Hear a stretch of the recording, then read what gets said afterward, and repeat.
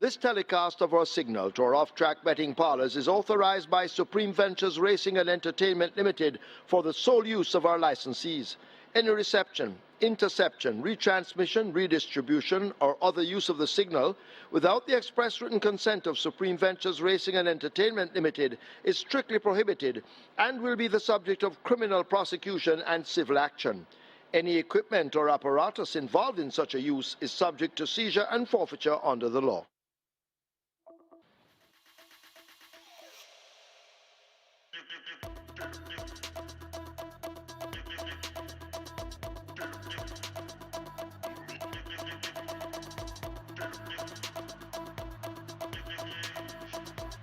A field in 9 for the first of 9 thereof. Ruby's Light just a bit slowly out with Chief Dissident. Also toward the back, Golden Lawyer as they charge down the back stretch. Adira picks up that lead and opens up more than a length. Don't Tell Lulu, Ruby's Light recovering as they leave the 6. Himaya racing on the outside, these separated by maybe 4 lengths. Toward the outside, Spragger in the new colours now beginning to move down into 5th. Chief Dissident and Papidon race together. Another mission on the outside, and Golden Lawyer right against the rail. These in a very tight clump. They're the back markers as the field head toward the half mile. Ruby's Light right there on the fence. Ruby's Light showing on that lead as they come flashing past the 7/16th. Don't Tell Lulu on the outside. These two bobbing heads. Adira right in their footsteps as they make their way flashing past the 3. Spragger toward the outside. Also there, that is Golden Lawyer in the red cap. A break back to another mission. Then comes Chief Dissident, Papidon and Himaya now the trailer as Ruby's Light will bring them into the lane. Tested all the while by Adira racing out in the center of the course. Ruby's Light giving way narrowly. Adira now moves on into that lead. It is Adira picking it up from Ruby's Light. Over against the fence, that's Golden Lawyer trying to come with a run. Here is another mission also now beginning to make late progress, but it is Adira who has that lead. Another mission trying to close up. Golden Lawyer is also finishing with a bit of a flourish, but it is Adira. Watch Golden Lawyer and another mission coming at her, but Adira last. Beats another mission, Golden Lawyer. Then Don't Tell Lulu, Chief Dissident back in 5th.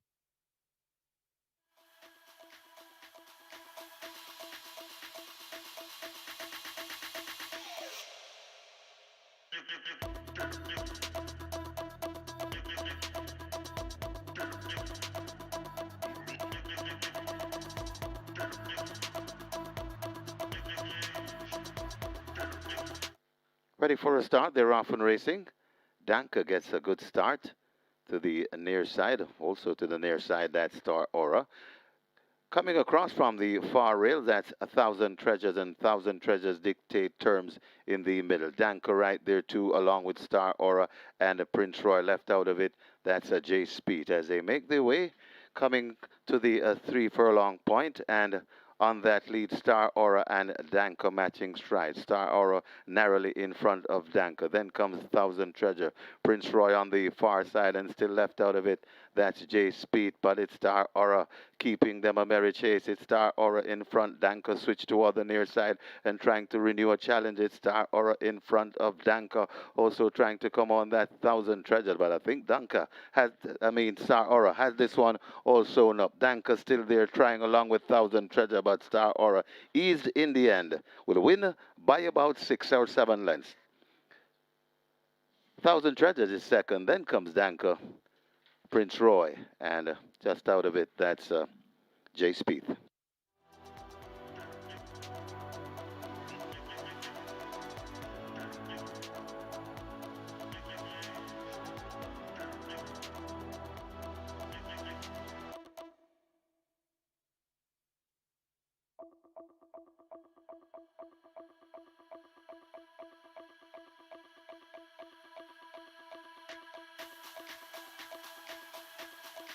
They're off. Posing already, checked and left at the back of the field. The hot dancer gets off quickly on the outside, followed closely by Bobby Too Bad. Right there on the inside, that's Blood Moon racing in 3rd as they go slipping past the half mile. Now caught by Quantum Star and narrowly overtaken. Blood Moon now a very narrow 4th. Manny Slam in the blue races in behind them. A gap opens up to Posing already, and Gelroy is last of all. They come flashing past. The 5/16th, it's the favorite, the Hot Dancer in control. Coming into the top of the lane. Bobby Too Bad now taking aim. Blood Moon is further back with Manny Slam and Quantum Dancer, but they're racing now inside the final 3/16th, and it is the Hot Dancer who holds the advantage. The Hot Dancer out in front. They race inside the final furlong. They can't catch the Hot Dancer at the moment. Blood Moon is in the center. Manny Slam toward the outside and Bobby Too Bad on the rail, but it's the Hot Dancer in complete control, driving to the wire. The Hot Dancer and Real Lewis win by maybe 5. Tight. It's a head bob between Blood Moon and Manny Slam, then posing already.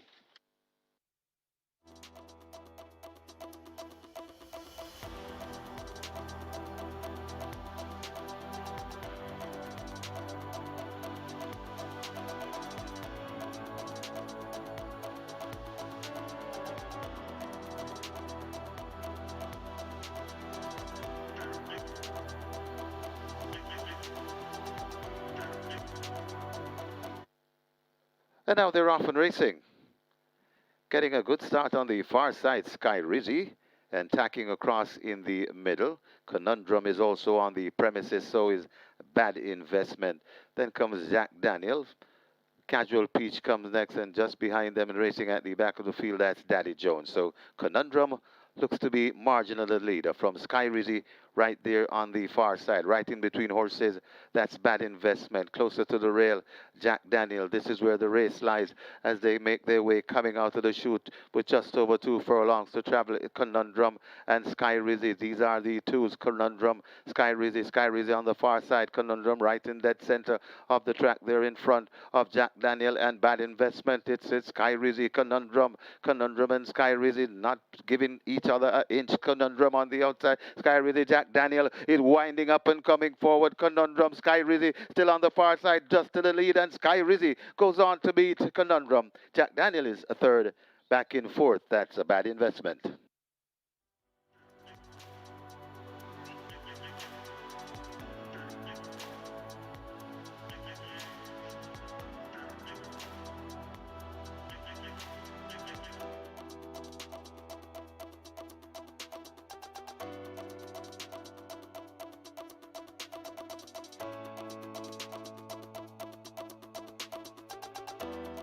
They're off. First start. Secret Sensation running in the center. Toward the far side, the Queen's Bee. My Eclipse is in the yellow sleeve. Native Flyer racing nearest to us. Bubbling Warrior has attacked across. Goose Pimples running in behind that group. Lauren Secret in the blue toward the middle of the track with a Big LA in the yellow sleeves. But Bubbling Warrior and a Native Flyer, the two going at it. Lauren Secret in the blue, more toward the center, along with a Big LA. On the far side, that's a My Eclipse, as they're inside now, the last quarter, and it's still wide open. Bubbling Warrior may just have the lead over Native Flyer. Lauren Secret is on the premises and now shaken up and put to the right-hand stick as Bubbling Warrior continues to fend them off inside the final furlong. It is Bubbling Warrior now put to the left-hand stick and asked for all, as they're inside the final 16th. Bubbling Warrior coming away from them. Richie Shakes will have a fine double. They win by 3 or more over Lawrence Secret. Then Native Flyer, Secret Sensation, Big LA is back in 5th.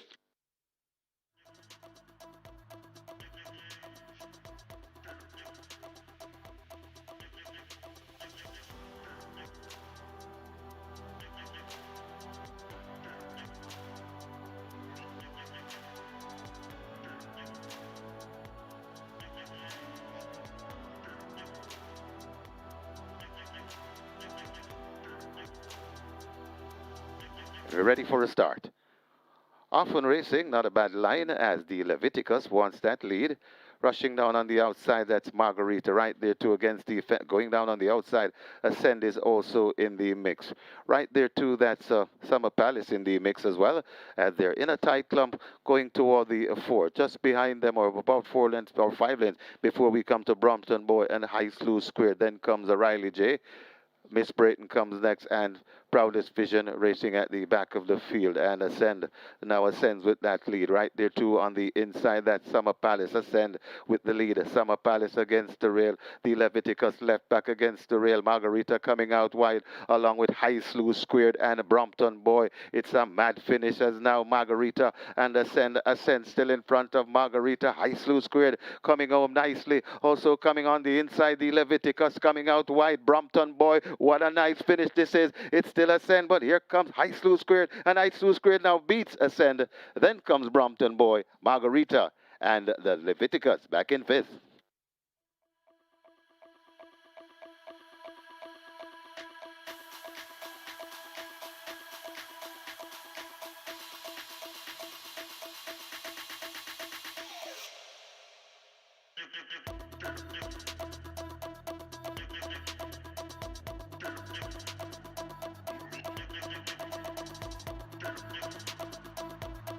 Allegiance is the troublemaker. They're off for the St. Cecilia, and Allegiance, giving the trouble, came out at the back of the field as the rest jet away now toward the 6.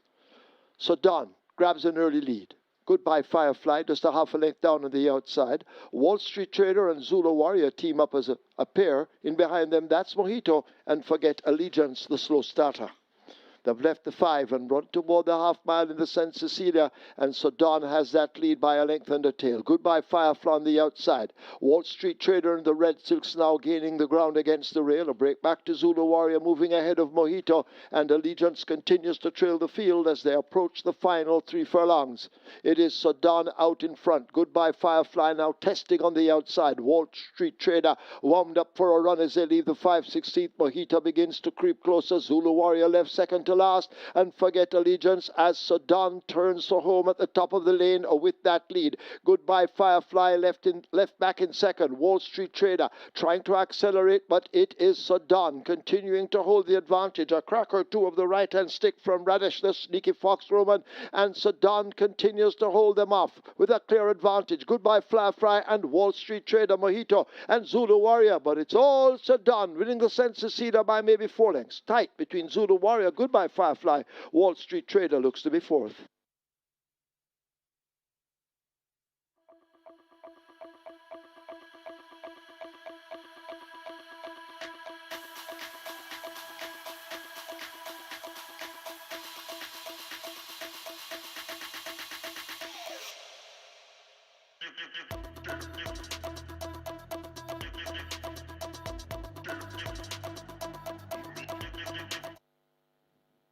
Now they're off and racing.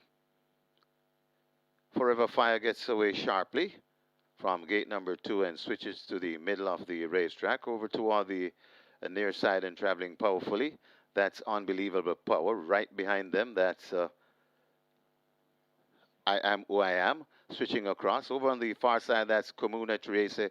Closest against the fence, that's Tom Strong. And left out of it, that's Water Spun. They come towards coming out of the chute to the 2 furlong point, and it is on that lead. Forever Fire in front and looks to have this one all won. Comuna Trace trying to put in a challenge on the far side. It is Forever Fire, Comuna Trace. I Am Who I Am, rather, coming on the outside. So now I Am Who I Am and Forever Fire, these two battling it out. I Am Who I Am, Forever Fire. This is where the race lie. I Am Who I Am. Just the lead of Forever Fire coming back. What a good looking one. Forever Fire might have gotten it from I Am Who I Am.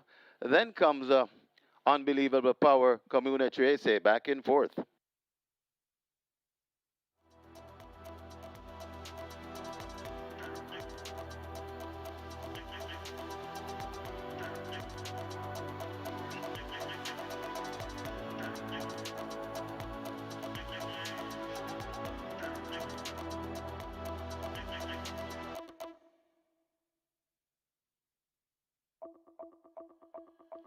Starter ready? They're off.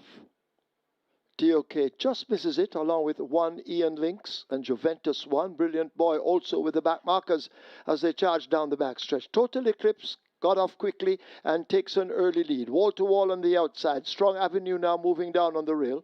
Hooray Henry racing on the outside of I Love Birdie. My Friend Mickey races up next. The pair of 1 Ian Lynx and Juventus 1 team up in behind. A gap to Brilliant Boy and DOK struggling at the back. They've left the half mile and the 7/16th, and it's Strong Avenue who leads the field along. Wall to Wall has made good gains on the outside and looks very threatening. Total Eclipse has backed out into third spot. Here's Hooray Henry now beginning to make some ground along with My Friend Mickey. I Love Birdie is racing up next. Juventus One racing toward the back as they come thundering into the top of the lane, and out in front it is Strong Avenue drifting just toward the center of the course. Hooray Henry is the one widest of them all. Wall to Wall now running on the spot, but it is Strong Avenue responding to cracks of the right hand stick and continues to hold the lead, a 3 or 4 length advantage. Hooray Henry is in hot pursuit, but it's Strong Avenue and devastating Dane Dawkins. They take the 9th and final by maybe 3.5 over Hooray Henry. I Love Birdie is third. My Friend Mickey is fourth. Wall to Wall is fifth.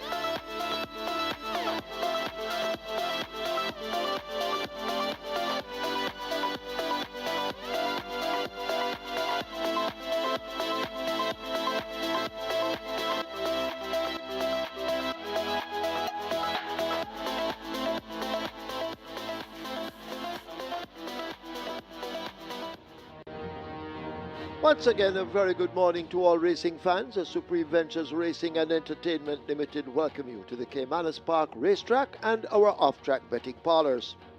Having a look at the program, today's first offers high five wagering, Reggae 6 and Catch 9. The Reggae 6 has a single winner bonus in excess of 4.6 million. The Catch 9 in excess of 765,000. Race 2. That's where we have Play Spot 8 and Quick 4 wagering.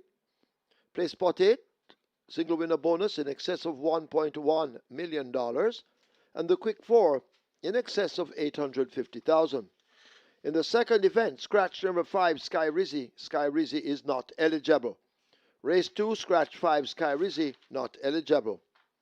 Race 3, that's where we have the mandatory payout in the early 5-star single winner bonus becoming a carryover in excess of $2 million. Scratch 4, Warrior Stomp. Warrior Stomp, not eligible. That's in the third event. Scratch 4, Warrior Stomp, not eligible. A race 4, high five wagering. Twilight 6 begins. Scratch 5, Big Pop. A Big Pop, not eligible. In the fourth event, scratch 5, Big Pop, not eligible. Race 5, high five wagering. And the start of the late 5-star. Race 6, high five wagering. That's where the strike 4 begins with a single winner bonus in excess of 795,000. Race 7, the late triple begins. Race 8 offers high five wagering. So too race 9. That's it for the moment. Myself and Kevin, as usual, will be back with you when the real action begins. It's now time to go over to our racing analyst, Mr. Michael Kane. Michael will try to assist you with your selections, hopefully allowing you to leave here with a bag of cash. Just before I go over to Michael, Alfred Davidson wanted in the stewards room. Trainer Alfred Davidson, you are wanted in the stewards room.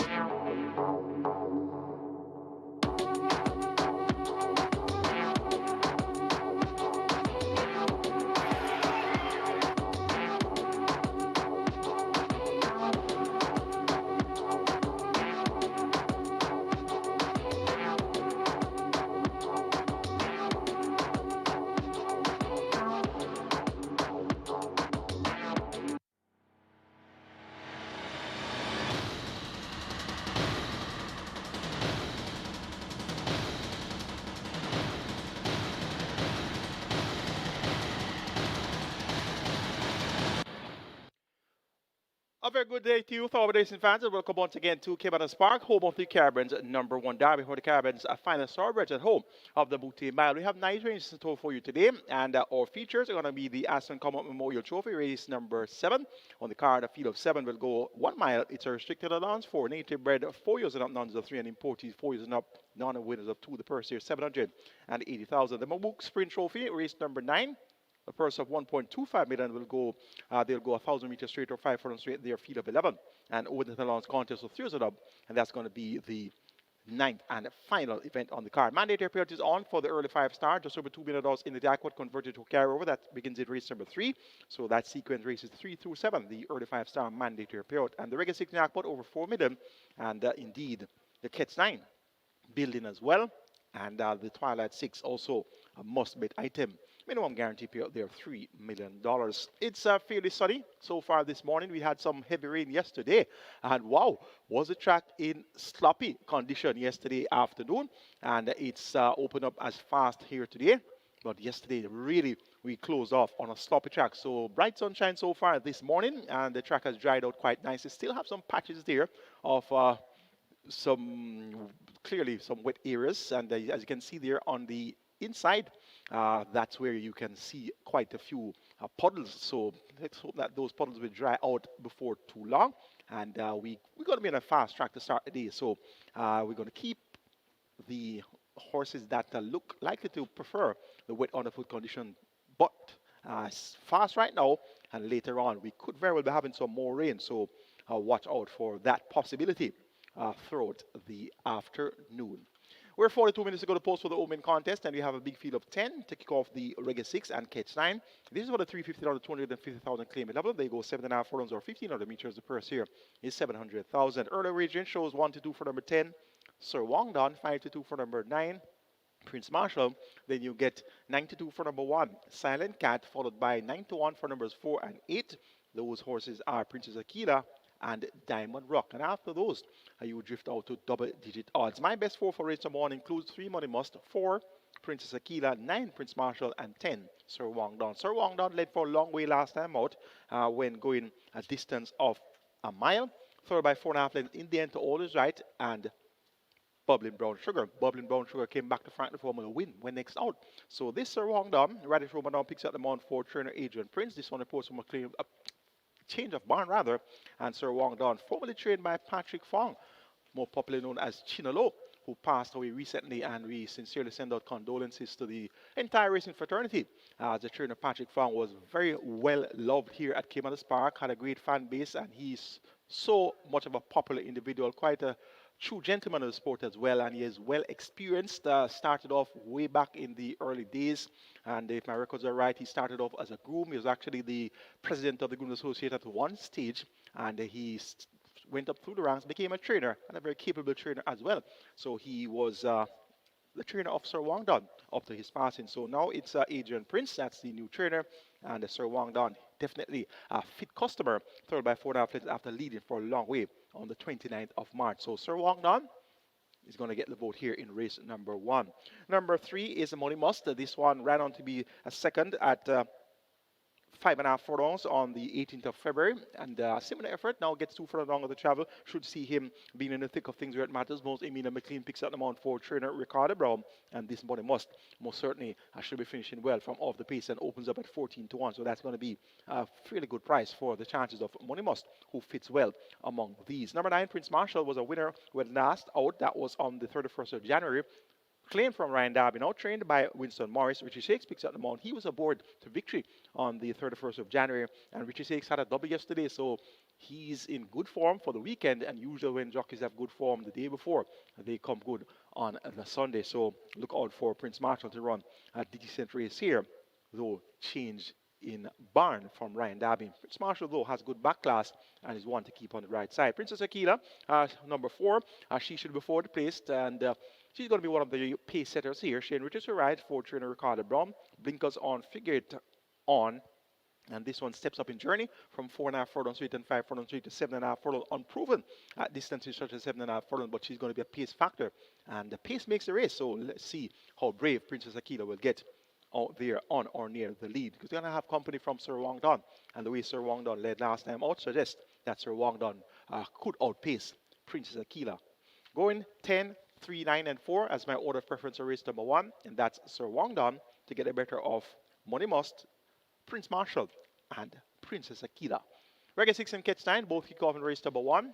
Let's now take a look at both my tickets for the Sunday card. Starting off in race 1 with the banker, number 10, Sir Wangdon. So singly number 10, Sir Wangdon, taking the bull by the horns right away for this Reggae 6. Race number 2, kindly know that number 5, Skyreezy, is another runner. Skyreezy won yesterday and was claimed, so not eligible to run today. Numbers here 1, 3, and 6, Generational, Fly Blue Jet, and Rejected Raja. Race number 3, kindly note that number 4, Warrior Stomp, is a non-runner. Meet the numbers here 1, 2, 5, and 7, Prince Daniel, CW Treasure, Sweet Burn, and Time Bomb. Race number 4, please note that number 5, Big Pop, is out. So Big Pop is non-runner out of race number 4. We're down to a field of 11. Make the numbers 1, 2, 6, 7, and 10. Buzz Assault, Mo Aviator, JJ Warrior, Galway Bay, and Muscatoon. Race number 5, we're going 3, 5, 6, 11, and 12. Captain Fantastic, Solace, Bays Agree, Cherry Blossom, and Tornado Steel. And race number 6, the cash out leg of the Reggae 6, taking 8 and 10, Goodness Gracious versus Prince Zayden. 6,000, the square price there for my Reggae 6 ticket. And we had a winning Reggae 6 ticket yesterday, paid over 12,000. So let's see if we can take the Saturday, Sunday Reggae 6 double. On the Catch 9 side of things, maintaining that single of number 10, Sir Wangdon. So I'm all in race number 1 with Sir Wangdon. Now the 1 to 5 favorite in a new flash in the betting. So banking number 10, Sir Wangdon on my Catch 9 as well. Race number 2, taking a chance and banking number 3, Fly Blue Jet. Fly Blue Jet being ridden by Radish Roman. So Radish Roman, he's aboard Sir Wangdon for race 1, and he's also aboard Fly Blue Jet for race number 2. So I'm banking on the champion jockey Radish Roman to get the job done on the first 2 legs of the Catch 9. Race number 3, maintaining that quartet of interest, 1, 2, 5, and 7. Prince Daniel, CW Treasure, Sweet Burn, and Time Bomb. Race number 4, once again, please note that number 5, Big Pop, is a scratch. Race 3, number 4, Warrior Stomp, a scratch. Race 2, number 3, number 5, Skyreezy, a scratch as well. So race number 4, not a looking contest. Going 2, 6, and 7 though. It's only 3 furlongs straight, so you don't have much time. Hopefully, one of these 3 horses can come out on top. Mo Aviator, JJ Warrior, and Galway Bay. Race number 5, make it 5, 6, 11, and 12. Solace, Bays Agree, Cherry Blossom, and Tornado Steel. Race number 6, taking that match race, 8 and 10, Goodness Gracious versus Prince Zayden. Race number 7, 1, 5, 6, and 7, Bob the Builder, Lockdown, Alchemy of Souls, and Brahma Bull. Race number 8, going to take a chance and bank on number 8, Imaginarium. And race number 9, the cash out leg of the Catch 9, 1, 2, 5, Mighty Gully, Rico, Rico, Rico, and another one. Cost of that Catch 9 is 5,760. And remember, the minimum guarantee period is 500,000, and that's going to be worth your wager. Yesterday, my Catch 9 came down to the last race, 8 of 8, and had a banker by the name of I Love Birdie. And I Love Birdie did not deliver, but had excuses there. Had a look at the replay. I Love Birdie, a furlong and a half from home, was somewhat beaten down towards the rail under constant right-hand whipping, and then made a bad step and stumbled. And then I Love Birdie gathered himself and ran on to be a fairly strong third. So things didn't really go the way of the banker there in the last race yesterday on the Catch 9, I Love Birdie. But make a note of that one. Have a look at the replay. That one could have done a lot better. We're 34 minutes to go to post for the opening contest, and gave you the order of preference there, 10, 3, 9, and 4. Sir Wangdon to get the better of Money Must, Prince Marshall, and Princess Aquila. On to race number 2, which starts off place spot 8 and quick 4, both have a minimum guarantee period of a quarter of a million, and they both have a jackpot that's increasing quite exponentially. Well over $1 million in the place spot 8 jackpot, and the quick 4 jackpot is also climbing very fast. Scratch number 5, Skyreezy, race yesterday and won, was claimed from that event, so Skyreezy not eligible to race here. And as such, we're down to a field of 5. They go 1,000 meters around the 5 furlong zone. It's for the 1,000,000 out of 800,000 claimers. And the purse here is 860,000. Number 3, Fly Blue Jet, reports first out the claim, now trained by Carlton Cunningham for owners O&S racers of O&S Stockroom fame. And of course, when you see a horse claimed by owners O&S Stockroom, you know that means that O&S racers, you know that O&S Stockroom is going to be coming into play there. And these horses definitely get the best supplements that are available in the island. So this is going to be a vastly improved Fly Blue Jet. And she had fairly good form in recent outings, was 6th, 5th, so thereabouts. 3 starts back was second balance in the quarter with the Emperor of the Cats, going 5 straight in 59-1. So Fly Blue Jet, I'm expecting this one to be bouncing back to good form. And Radish Oman, he is aboard. And this one gets a vote here in race number 2. Number 1, Generational Runner-Up, when reporting first off the claim, trained by Gear Sabrati. This one was claimed in December, raced without the claiming tag, having sat out the 60 days, so raced with the waiver claim option in the gates. First time out for new connections. Ran second behind Smart Trick, who was down in class, so lost no marks in defeat there, being second behind the down in class Smart Trick. Now back among 1 medal claimers. Dane Dawkins picks up the mount, and he replaces Javelin Patterson. And this Generational, blessed with good out of speed and pace. This one is out of a prolific dam. Electrifying was produced multiple winners. So Generational most definitely has to be respected here. And from the 1 draw, could make the lead. And if he makes the lead and gets to be comfortable on the lead, he could prove to be hard to tag. Now, number 6, Rejected Raja. This one steps down from $1.5 million claimers, now down to $1 million. And he has been running some useful races here and there. Harder wins as backers would like, but usually gives an honest effort. Philip Partridge rides from Marlon Addison, and owner Yehert Miller look for Rejected Raja to turn in one of his better efforts here. Of the others, it's going to be between Catawba and Mineola for 4th as far as the numbers are concerned. And that's going to be a toss-up, giving Catawba number 4 the edge just over Mineola. So we're going in race number 2, 3, 1, 6, and 4. And that's Fly Blue Jet, but only just over Generational, then Rejected Raja and Catawba. On to race number 3, which begins the early 5-star mandatory payout. And we have just over $2 million in that jackpot, automatically converted to a carryover. So that's going to be a must-bid item on the Sunday card. A field of 7 declared to go postwards. Scratch number 4, Warrior Stomp, went down to a field of 6.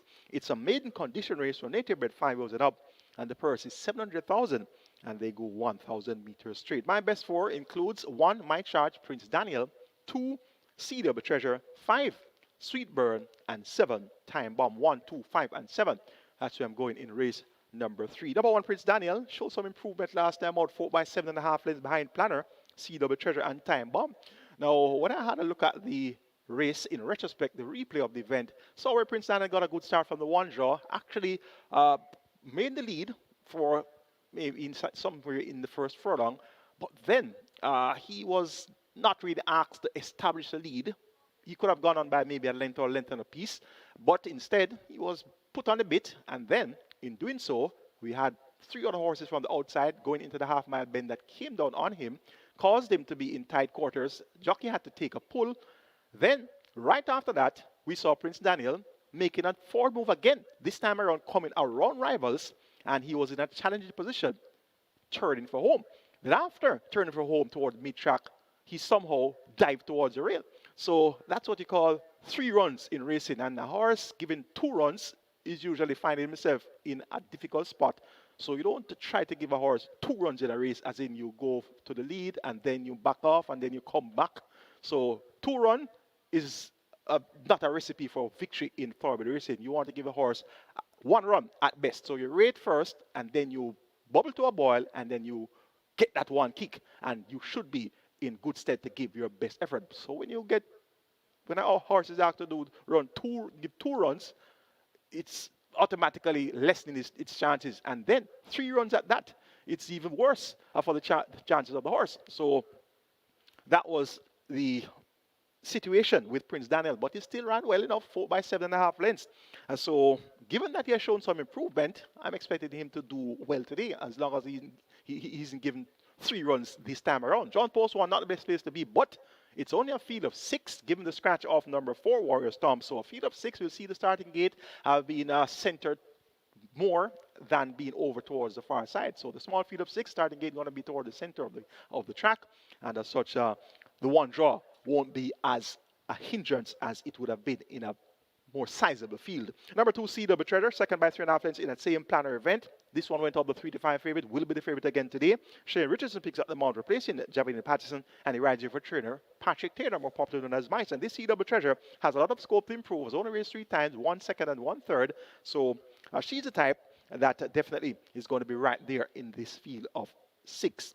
Number 5 is Sweet Burn, has raced 23 times, 2 seconds and 6/3. So this one has been around the track quite a few times, yet to release a maiden tag, but usually gives that honest effort. Tevin Foster rides for Lawrence Mantle. You can look forward to the usual honest effort here from Sweet Burn. And number 7, Time Bomb, followed by 4.5 lengths in that same race, won by a planner over CW Treasure, and that was a good enough effort.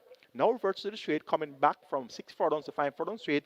Did run some useful races over the straight course in a not too distant past, but isn't quite consistent. But the presence of Demar William, the champion apprentice, that should make a world of a difference, and he rides here for trainer Ryan Darby. An interesting looking third event. The other 2 entries, Toby number 3, has only raced twice, hasn't done much on both starts, and number 6, Midnight Storm, has raced 8 times and hasn't raised a serious gallop as yet. So these are 5-year-old maidens, a couple of 6-year-olds in the lineup. So let's see how this race will unfold. Going for the favorite, CW Treasure number 2, over number 5, Sweet Burn, then 7, Time Bomb, and my charge number 1, Prince Daniel, which he shakes at a double yesterday. So I'm hoping that he can continue the good form today, and he'll be aboard Prince Daniel. Race number 3 kicks off that early 5-star with the mandatory payout, 2 million plus up for grabs, plus of course new money wagered, so get your early 5-star bets on. On to race number 4, which starts out at 6, minimum guarantee payout 3 million. We have a field of 12, declare to go poster. They go 1,000 meters straight or 5 furlong straight. Scratch number 5, Big Pop, we're down to a field of 11. And this is only 600 meters straight or 3 furlong straight, so this is a quick dash. 11 horses, 3 furlong straight, 200,000 claimers, 30-something seconds. That's going to be the estimated, expected final time, so they don't have all afternoon. So a good break, speed are going to be assets here. And number 6, JJ Warrior, reports first off the claim, now trained by Adrian Prince, more popular known as Dan Dan, in-form apprentice. Jaheim Addison picks up the mount, and JJ Warrior has good form to recommend. Third is last outing, 9 lengths behind Absolute Blue. Prior to that, 4 by 6 1/4 to Tapperdine, Stormboy, and Steen. Prior to that, 4 by 5.5 lengths behind Prince Marshall and company. So appears to be in a field who where has nothing to fear here. This is for horses who have not earned 180,000 since the 19th of December. So not earned 200,000 claimers. It doesn't get cheaper than that. So JJ Warrior most definitely is going to get the vote here. Number 7 is Galloway Bay. This one is quite capable at this level. Now Galloway Bay's major issue is swerving to the inside rail. And he has been doing this for several occasions, drifting quite badly towards the inner rails. If Galloway Bay can keep a straight course, Galloway Bay will win. But that's going to be a very big if, based on the recent performances. This Galloway continues to drift quite significantly towards the inner rail, and that's going to be a lot of ground to be lost here. But if some way, somehow, Galloway Bay can keep a straight course in this 3 furlong straight dash, Galloway Bay will make all the running. And it's a toss-up between JJ Warrior and Galloway Bay. And Galloway Bay, based on this negative tendency, I wasn't convinced to give this one as my top selection. But if Galloway Bay can keep a straight course, Galloway Bay will certainly win. Number 2, Mo Aviator, showed good speed last time out. That was over 6 furlongs, chased the likes of Splendid Vision and Stormboy, passed a half-mile second by head, came to the goal post second by 2 1/4, and then finished up third by 5 lengths. So Mo Aviator having displayed that he's back to some good amount of form. Look for another encouraging run here. Emilio McLean picks up the mount for Ricardo Brown. Mo Aviator from this 2 draw should run well at 3 furlongs straight. Buzz us all, John Post 1. Joanna Forbes rides for trainer Alfred Brown and owner Michael Mattis. Not the best place to be in an 11-horse field. At 3 furlongs straight at that, so you'd have to show some blistering speed at 3 furlongs straight to be able to come out on top from the 1 draw in a sizable field of 11. But Buzz Salt has the capabilities of being quite prominent here. And last time out stepped down to 200,000 for the first time and was well bet at 92, expected to go places, but really did not deliver. 6 by 11 3/4 behind Southern Flight, Stormboy, and The Love of God. So Buzz Salt, if able to be sharp today, he could also make his presence fairly well felt. It's a not a looking 3 furlong dash, not earned 180 claimers, make that not earned 200,000 claimers, not earned 180,000 since December 19th, 2025. I'm going 6, 7, 2, and 1 as my order of preference. JJ Warrior to get the better of Galway Bay, Mo Aviator, and Buzz Assault. Let's now take a look at my Twilight 6 ticket for the Sunday card. Starting off in race number 4 with 1, 2, 6, 7, and 10. So in addition to the aforementioned quartet of Buzz Assault, Mo Aviator, Galway Bay, and JJ Warrior, added number 10, Muscatoon, to the mix as well. So 1, 2, 6, 7, and 10. Race number 5, make the numbers 3, 5, 6, 11, and 12. Captain Fantastic, Solace, Bays Agree, Cherry Blossom, and Tornado Steel. Race number 6, going for a match race here, 8 and 10, Goodness Gracious versus Prince Zayden. Race number 7, the ASTON COMMOCK Memorial Trophy, going 1, 5, 6, and 7, Bob the Builder, Lockdown, Alchemy of Souls, and Brahma Bull. Race number 8, banking on number 8, Imagineering. And race number 9, the MABROUK Sprint Trophy, make it 1, 2, and 5, Mighty Gully, Rico, Rico, Rico, and another one. Square price of 6,000 will get you my Twilight 6 ticket, best of luck wager, or Twilight 6. We're 23 minutes to go to post for the opening contest. Regular 6 pool at 3 bidden. Catch and pool is at 500,000. Not much change in the betting. Still firm favorite number 10, Sir Wang Don. Clear second favorite number 9, Prince Marshall, at 3 to 1. On to race 5, which starts the late 5-star. Once again, it's a mandatory payout in the early 5-star. Kindly note that's in the early 5-star, a mandatory payout. Late 5-star, minimum guarantee payout, 300,000. A field of 12 declared goal posters. They go 1,100 meters or 5.5 furlongs. It's a restricted allowance for native bred 5 years up, nuns of 3, and importees 5 years up, nuns of 2. The purse is 750,000. My best 4 includes 5 Solace, 6 Bays Agree, 11 Cherry Blossom, and 12 Tornado Steel. 5, 6, 11, and 12. That's where we'll go in the 5th event. It appears to be a race that is packed with early speed, a lot of early speed. We're going to have the likes of Linseed Market, John Post 1, possibly Noble Monarch, John Post 2. There's also the possibility of seeing speed from Global Machine, John Post 4. There's Bays Agree, who has shown some speed over the street. We also have Pope's Ladies possesses speed as well. There's also Miss Linton, who packs a lot of speed towards the outside. Cherry Blossom, number 11, packed with speed. Number 12, Tornado Steel, also has a lot of speed. So it's going to be a torrid pace today here in race number 5. And who's going to lead? Your guess is as good as mine. But whosoever leads should have the other speed of their legs. But if there's going to be not a clear leader, and we have alternating, several horses alternating on the lead, that's going to play into the hands of a horse from off the splits. And that horse from off the splits for me is number 5, Solace.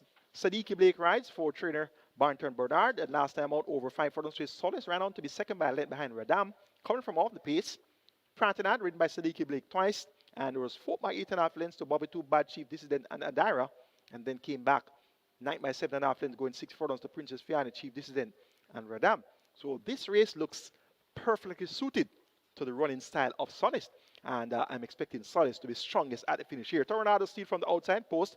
She has a lot of early speed, and she's definitely going to try to make the lead here. She led the last time out, going 6 furlongs, led for the first 3 furlongs in that same Princess Fiana event. Came to the quarter pole 2 1/4 lengths clear. Passed the furlong pole a length and a quarter clear, and then weakened a bit to finish 6th by 3 1/4 lengths. We'll have company from the likes of Cherry Blossom, John immediately to her left. There's also Miss Linton, John Post 10. You also have Post Lady, John Post 7. There's also the other speedsters such as Bays Agree, Noble Monarch, and Linseed Market. So coming down from the outside post at post position 12 won't be as easy as a feat for Tornado Steel. She's going to have to use up that much more energy to be able to clear the other speedsters to her inside. And once she can do that and be able to relax at least at the midway point of the contest, she could prove to be a lot more resolute. But that's going to be a lot that will have to happen in order for Tornado Steel to be able to hold on from the late run of Solace. Cherry Blossom, John Post 11, Tyrese Anderson rides for Colin Ferguson. Third in that same event, won by Radam over Solace, going 5 furlongs straight, where she showed good enough speed to lead up to the furlong pole by half length, but was just run down in deep stretch. Cherry Blossom reports fitter for the assignment. Her last win came at distance of 5.5 furlongs on the 6th of July, where she made all the running ridden by Clive Lynch, to beat Military Light and Never. So a similar tactic, more than likely, is going to be employed here. Cherry Blossom will have Tyrese Addison. He is a 3-kilo claimer, so he should be able to chip off 3 kilos of the allotted 53-kilo weight, and that could be 50 kilos for Cherry Blossom, and that should see Cherry Blossom getting at least 4.5 kilos from Tornado Steel. Tornado Steel, Robert Halliday has declared at 54.5. So Cherry Blossom, in that matchup with Tornado Steel from the 2 outside draws, she could get the upper hand there, and that's going to be an interesting pace scenario to look forward to. Basically, one going 5 furlongs straight at last. Her 2 wins to date have been at 5 furlongs straight, and she has still some pace coming around the bend. Therefore, we'll definitely keep Basically on the right side. Doesn't appear to be the type that has to lead. Is not a must-lead type. She can stalk. She started from third on 2 occasions coming around the bend, going 6.5 furlongs and 5.5 furlongs, and she was in a challenging position at the quarter pole and furlong pole, and finished just 3.5 lengths in arrears on both occasions. So Basically is going to be the type that can stalk, and she could very well get first run on Solid. So Solid is going to be more of a deep closer, while Basically is going to be more of a stalker. So Basically should get the run in the catbird seat behind Tornado Steel and Cherry Blossom, and possibly Instant Market as well as Noble Monarch. So this Basically certainly must be respected. Trader Patrick Lynch, more popularly known as a professor, he had a double yesterday, and he could very well continue the good form onto the Sunday card. An interesting looking 5th event to begin the late 5-star. I'm going 5, 12, 11, and 6 as my order of preference. Solace to get the better of Tornado Steel, Cherry Blossom, and Basically. On to race number 6, which starts our strike 4, minimum guarantee paid 500,000. We have a field of 14 indicator go postwards. It's a maiden specialty event for native bred 4 years and up. The purse is 730,000. They go 1,300 meters or 6.5 furlongs. My best 4 includes 8 Goodness Gracious, 10 Prince Zayden, 11 Modern Monarch, and 12 Round the Twist. 8, 10, 11, and 12, and incidentally, that's my order of preference as well. Goodness Gracious, well fancied on debut at 92, going 5 furlongs straight on the 7th of March, was fought by just 2.5 lengths to Raging River, Aladdin, and Superstorm. Would have gained immensely from that exposure on debut, gets a 4.5 longer to travel. Champion apprentice Demar Williams maintains the mount for trainer Wayne Binns and Odo Mycross. Goodness Gracious, based on the strength of the confidence on debut, certainly Goodness Gracious will have that backing once again today, and as such, I'm giving this one the edge. Number 10, Prince Zayden, has been quite expensive to follow. He has raced 7 times, 1 second and 3/3. Last time out raced on a sloppy track and was third by 6 lengths, made late game there behind Great Magnum and Humility. Humility has come back to win since, so Prince Zayden certainly want to keep on the right side. The customer equipment, figure 8, has been removed by trainer Lou Richards, and Shane Richardson picks up the mount. Let's hope that Prince Zayden can put it all together today and make his presence well felt. Modern Monarch will be coming on from off the pace, sorry, by 9 lengths behind Humility, going 4 furlongs straight in 46.4. Tevin Foster rides here for trader Carl Anderson. He's also the owner.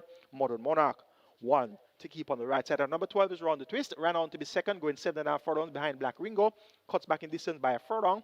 Doesn't have the requisite early speed to go with the leaders, but if the pace comes back significantly inside the final 4.5, we could see Round the Twist being strongest at the finish. 8, 10, 11, 12 for me in race number 6. Goodness Gracious to get a better of Prince Zayden, Modern Monarch, and Round the Twist. Race number 7 kicks off the late triple. Minimum guarantee paid for your late triple is 400,000. We have a field of 7, the critical postwards. It's the ASTON COMMOCK Memorial Trophy. It's a restricted allowance 4 for native bred 4 years and up, none of 3, and imported 4 years and up, none winners of 2. The purse here, 780,000. My best 4 for the ASTON COMMOCK Memorial Trophy includes 1, Bob the Builder, 5, Lockdown, 6, Alchemy of Souls, and 7, Brahma Bull. 1, 5, 6, and 7. Lockdown, now trained by Ryan Darby, a change of barn, and this Lockdown has been thereabouts throughout several of his last 10 races. Last time out, third by 8.5 lengths, showed absolutely no action early in the contest, going a mile, but then made good ground, third by 3.25 at the furlong pole, and finished up third by 8.5 lengths to Benison and Brahma Bull. Was 5.5 lengths in arrears to Brahma Bull. 2 starts back at 8 to 5. Was 5 by 7.75 to Star Aurora, Bob the Builder, and Starcrest. And I had a look at that replay, and I found it quite interesting. The running pattern of Lockdown on the 15th of March was well fancied at 8 to 5. Star Aurora from the Jason DaCosta camp 1 over Bob the Builder. And the other Jason DaCosta runner was third. That was Star Quest. So I'm drawing a line through that run of the 15th of March. I wasn't convinced at all. Prior to that, on the 14th of February, second by length and a half, the Pretty Brown Thing, coming from way off the pace, had no action early, 6 by a distance, and made rapid headway.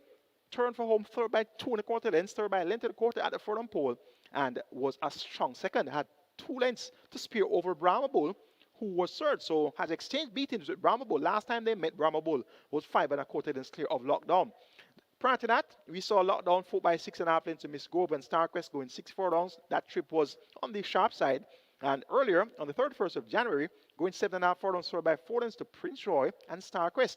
A pair of Jason DaCosta runners there, first and second.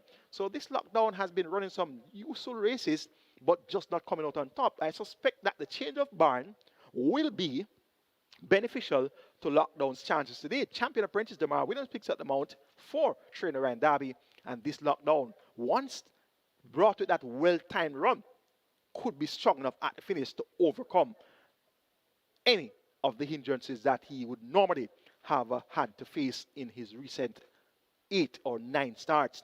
Number 1, Bob the Builder. 5th by 12.5 his last time out, when sent off favorite behind Benison, Brahma Bull, and Lockdown. So this one will be well fancied once again. Radish Rowan picks up the mount. He was aboard when finishing a strong second to Star Aurora on the 15th of March. So Bob the Builder from the 1 draw. Look for this one to run big, owned by Owen's Racers of Owen's Tack Room fame.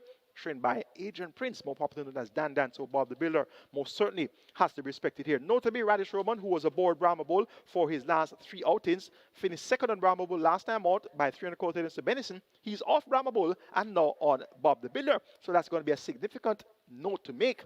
And Bob the Builder, let's see if Bob the Builder is going to finish in front of Brahma Bull. Because last time when they met, Brahma Bull was second by 3 1/4 lengths behind Benison, and Bob the Builder was 5th by 12.5 lengths. So that's going to be a lot of lengths to make up here for Bob the Builder to turn the tables on Brahma Bull. So very interesting scenario here in the ASTON COMMOCK Memorial Trophy. Brahma Bull will be ridden by Taji Sekou, the informed apprentice, chipping off 2 kilos of the allotted 55 kilo weight.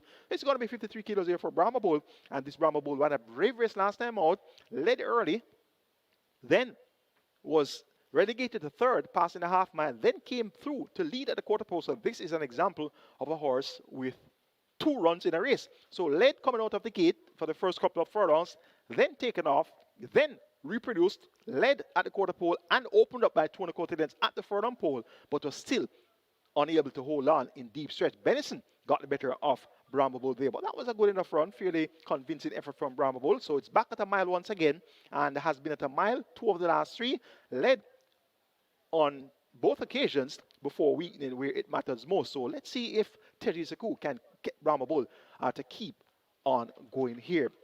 My other horse of interest is number 6, Alchemy of Souls. Now this is an interesting entry. Reason being, he has raced among much better horses in his last 2 races. The likes of the Importees, the Teacher, and American Aviator, as well as Mulligan Man. Those are Importees that have been ahead of Alchemy of Souls in his last 2 races.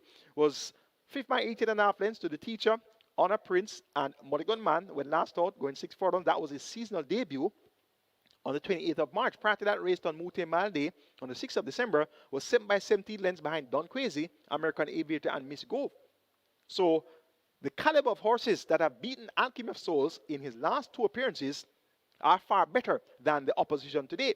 Clive Lynch picks up the mount for Jason DaCosta. Alchemy of Souls most certainly has to be respected. Was second by half a length in the Winston Final Game, his OD Classic last season behind Pretty Perfect, going 9.5 furlongs. Was 4 by 5 3/4 lengths in the Jamaica Derby, ridden by Clive Lynch, the comeback kid. That effort came behind I Dream Again, Burning Heads, and Pretty Perfect.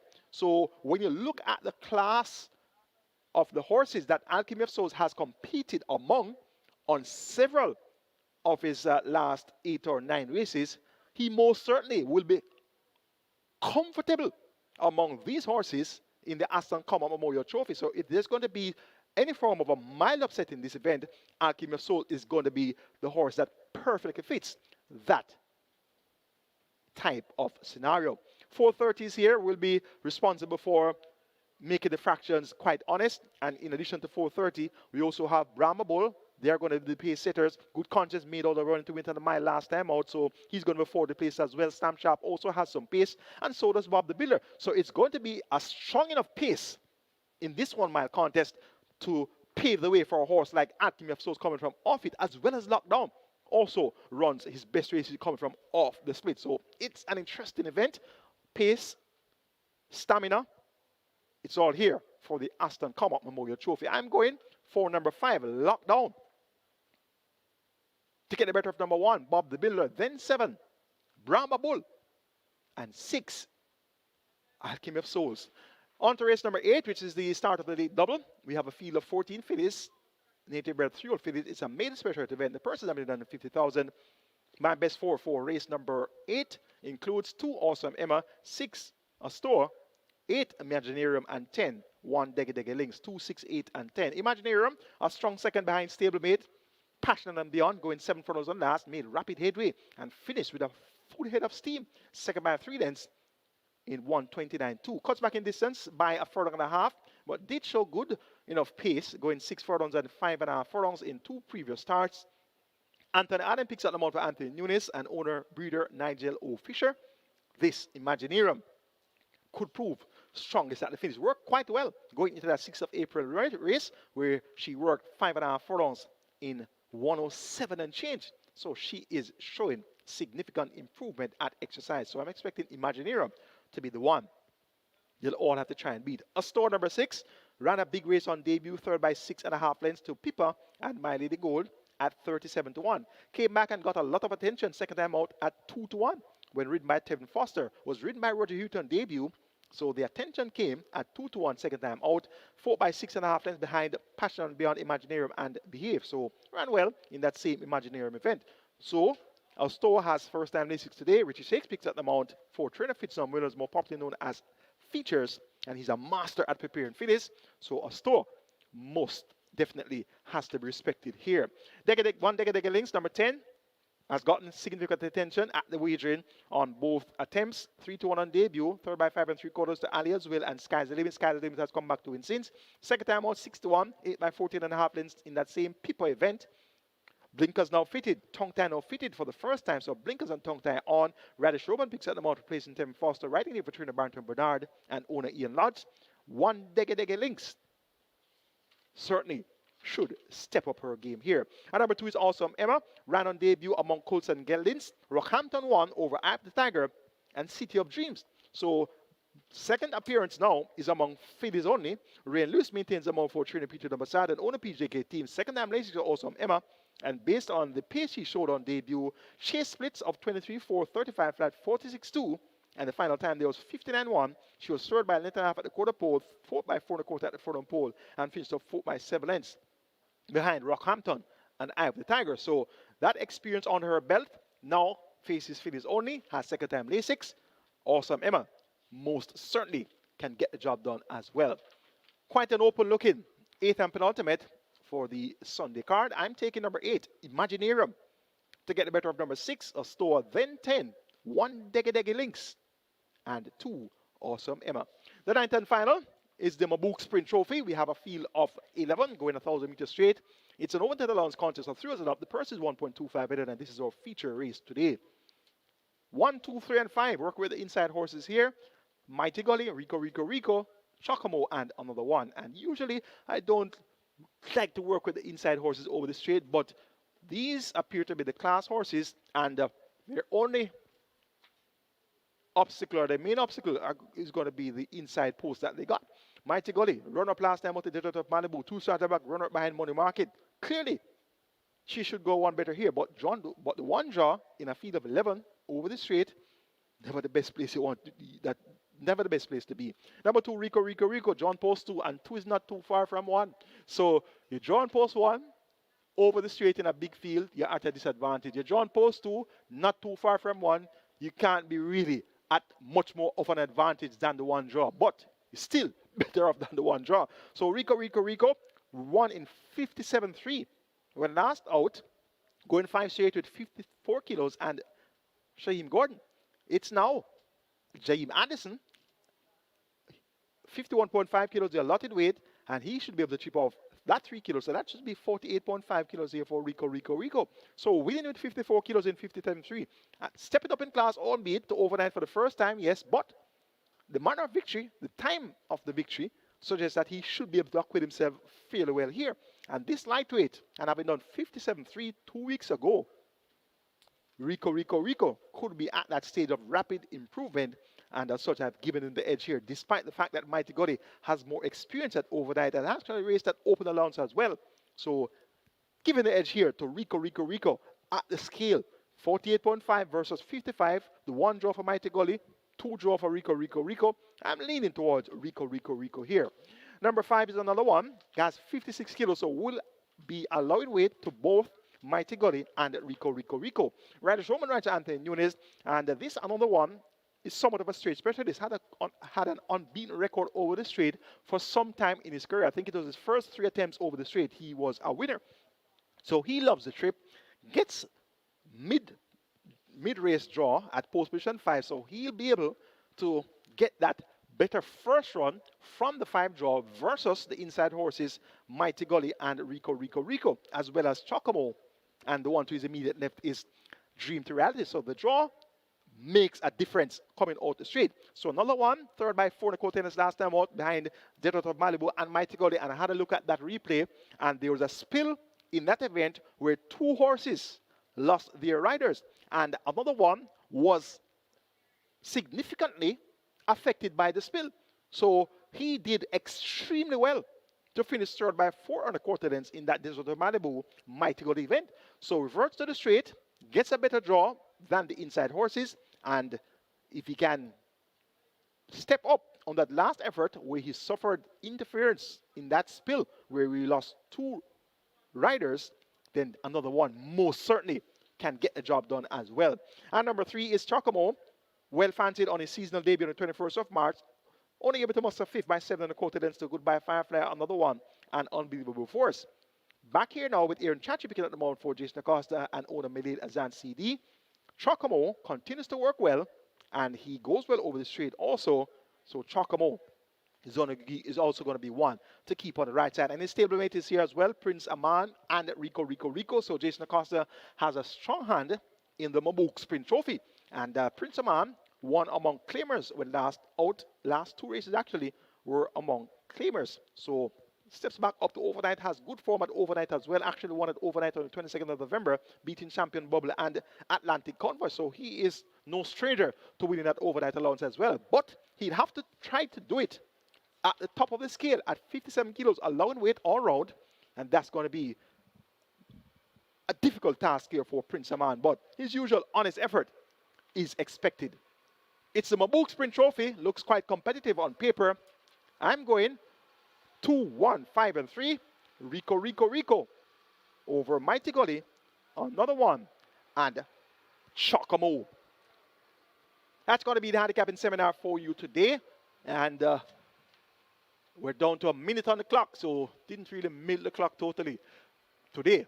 Didn't have any replays. But imagine if we had some replays. We'd have had to certainly go a little bit longer. So I sincerely hope that that analysis would have been a good enough guide for you when making your decisions and comprising your permutations. You saw my tickets, Regular 6, Catch 9, Twilight 6 tickets, and you can extract the mandatory period early 5-star from those tickets. So of course, races 3 through 7, you have the Catch 9 and you have the Regular 6 and you have the Twilight 6. So you can extract the numbers there and comprise an early 5-star ticket for yourselves. Have a great day wagering Caymanas Park Racing right here at the track, Caymanas Park in St. Catherine, Jamaica.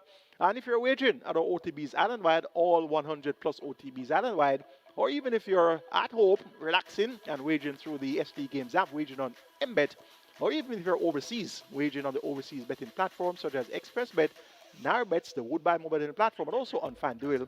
Have a great day wagering Sunday racing at Caymanas Park.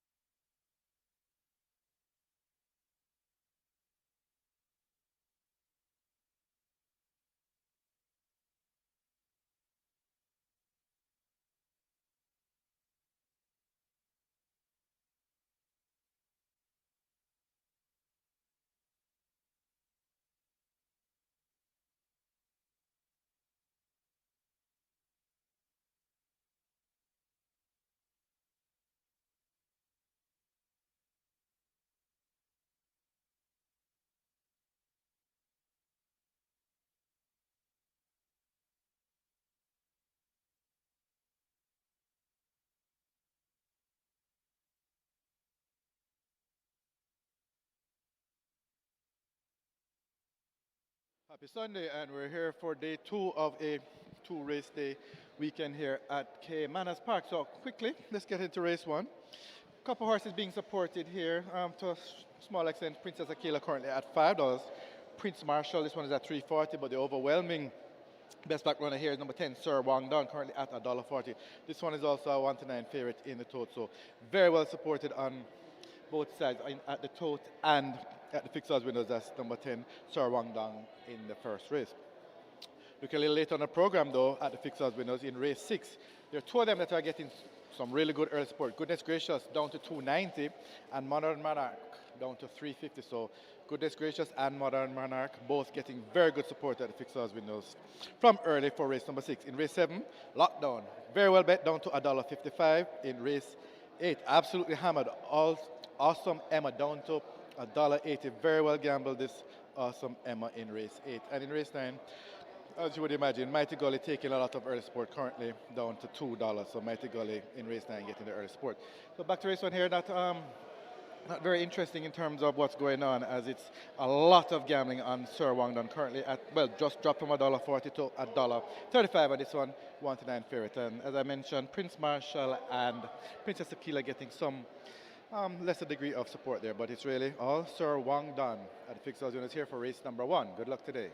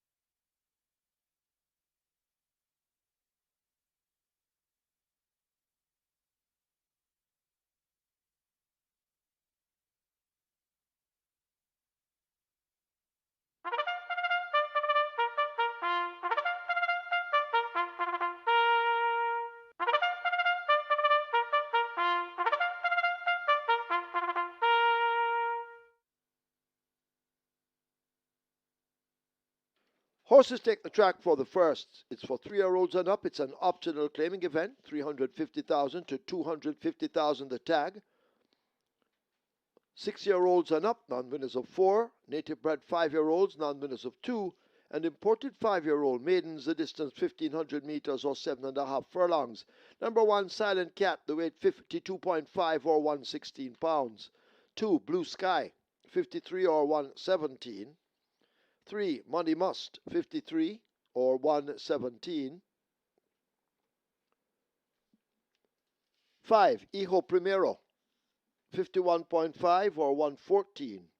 6, Victoria's Medallion, 52.5 or 116. 8, Diamond Rock, 55 or 121. 9, Prince Marshall, 53.5 or 118. Wagering on double event, exacta, Quinella trifecta, superfecta, high 5, rolling triple, high 5 on its way to 300,000. Reggae 6 and Catch 9, they both begin here. Reggae 6 has a single winner bonus in excess of 4.6 million. Catch 9 in excess of 765,000. Catch 9 on its way to 600,000. Reggae 6 knocking on the door of $6 million. Runners make their way to post. Get your wagers on.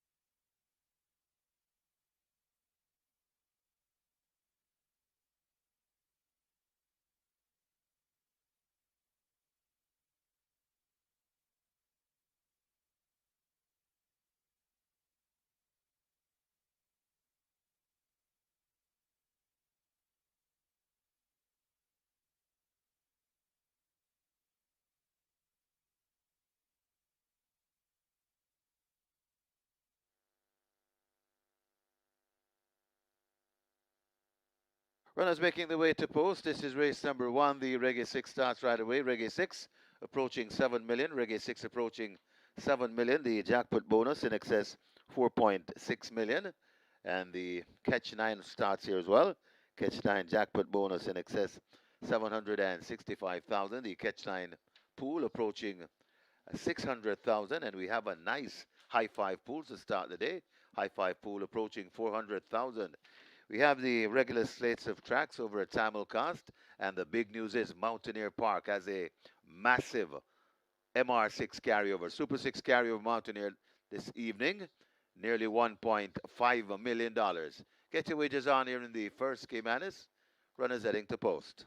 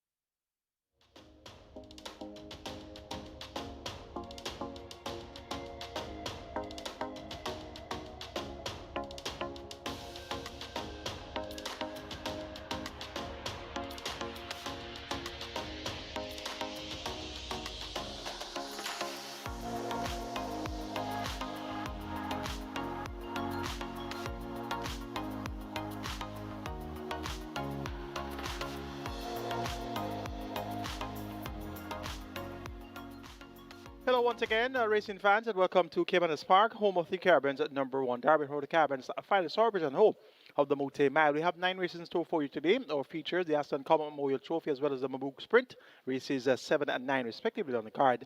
And we have today a mandatory appeal to the Earl 5-star, kicking off at race number 3, jackpot over 2 million, and that's going to be a must-bet item. Must-bet item as well as the Reggae 6. Reggae 6 pool approaching 7 million, and the jackpot is over 4.6 million, minimum guaranteed payout 3 million, and our catch time also kicks off in the first catch time is at 600,000.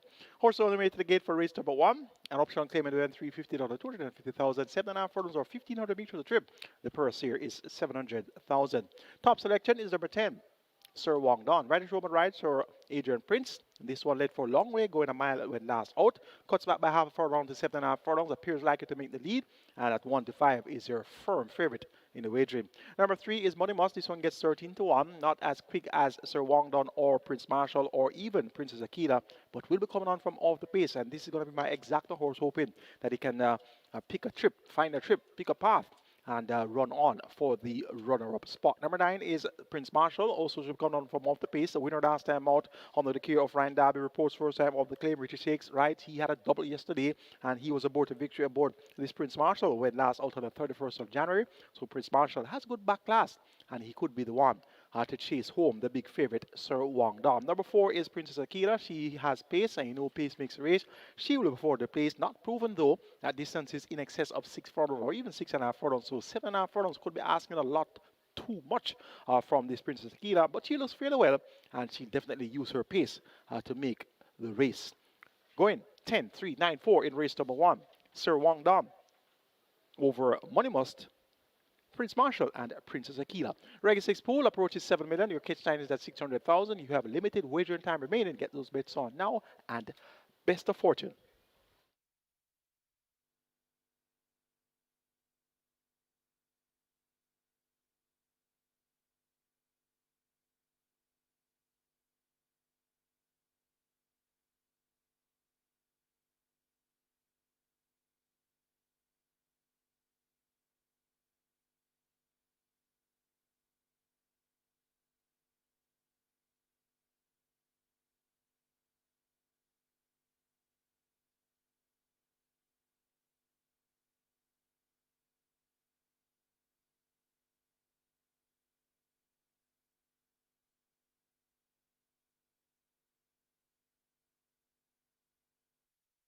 Closing up the front of the gate as the runners are arriving at the post. Runners have arrived at the post. Race number 1, the Reggae 6 now approaching 8 million. Catch line approaching 800,000. High five, close to 400,000 and climbing fast. Don't forget we have a mandatory payout today on the early 5-star. Mandatory payout on the early 5-star, which starts race number 3. Jackpot bonus carryover in excess $2 million. Get your wagers on, and we have some mandatory payouts all week this week on the simulcast. I'll tell you a bit about that later on. Looks as though the runners are starting to load. Horses loading for the first.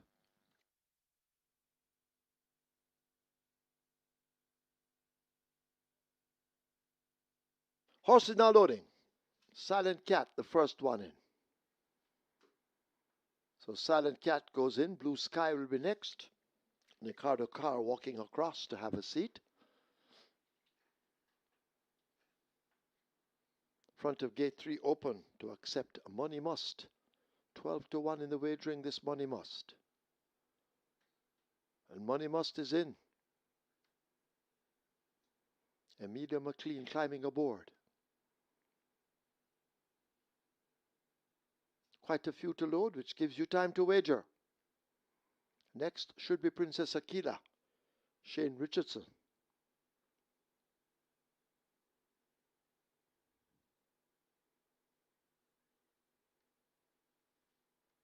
Princess Aquila goes in. Hijo Primero loads at 5.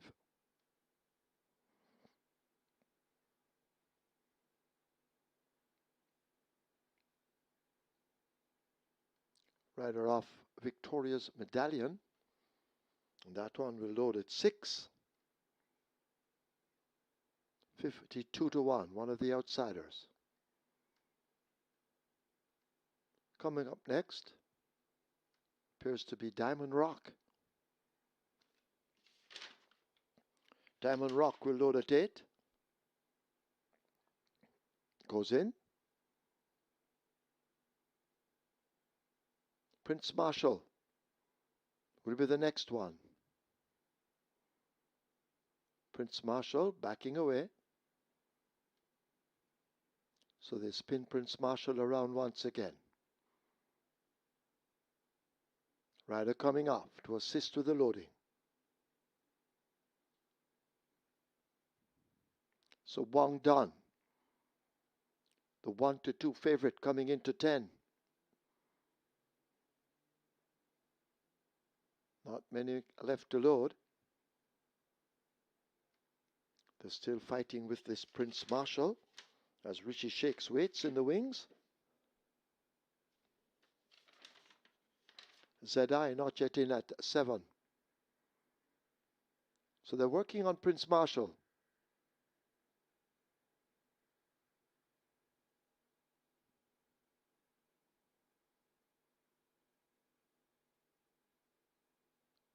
So Prince Marshall proving a handful to load gate 9. They've opened the front of 9. And here comes Prince Marshall now. Locked away at 9, Prince Marshall. ZI the Grey will be the final one to load at 7.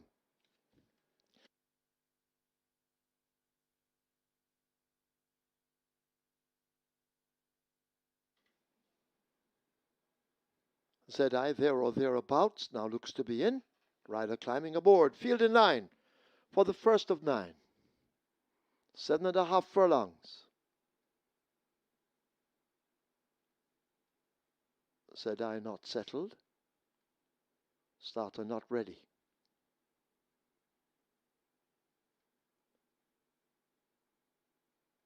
They're off for the first. Coming off slow, that was Diamond Rock left at the back. So Wang Dun, the favorite, grabs an early lead. Prince Marshall in between horses. Princess Aquila is the one running close to them down against the rail. These three have drawn away. A gap of some 5 lengths opens up to Blue Sky and Silent Cat. They team up as they leave the 6. Victoria's Medallion races up next, being caught now by Hijo Primero in the yellow silks. A break back to Money Must. Another gap opens up to ZI. And last of all, the slow starting Diamond Rock. The field make their way toward the final half of a mile in the first event. And the favourite Sawang Don now canters along with a 1.5 length advantage. Prince Marshall in hot pursuit. Princess Aquila now driven down and asked to make up a 5 length deficit. A gap opens up to Ejo Primero, racing down against the rail. That is a Blue Sky. Victoria's Medallion and Silent Cat team up. Money Must has a mountain to climb. A long, long way as they leave the 3 back to Diamond Rock, improving ahead of only one, ZI. The new trailer as the field come thundering into the top of the lane. They've got to catch this Sawang Don. Sawang Don showing them a clean pair of heels. Prince Marshall continues the pursuit but needs to find 3, maybe 4. Princess Aquila is another 2.5 to 3 lengths back on the outside, but Sawang Don controls the speed up front as they're arriving inside. The last furlong, it is Sawang Don. Prince Marshall chasing. Silent Cat making ground against the rail. Princess Aquila out wide. Sawang Don now beginning to tie up just a bit. Here is a determined Prince Marshall now launching a charge. Sawang Don hanging tough, just gets there. Prince Marshall and Silent Cat in a photo. Then Princess Aquila. Muddy Musk coming from way off it is 5th.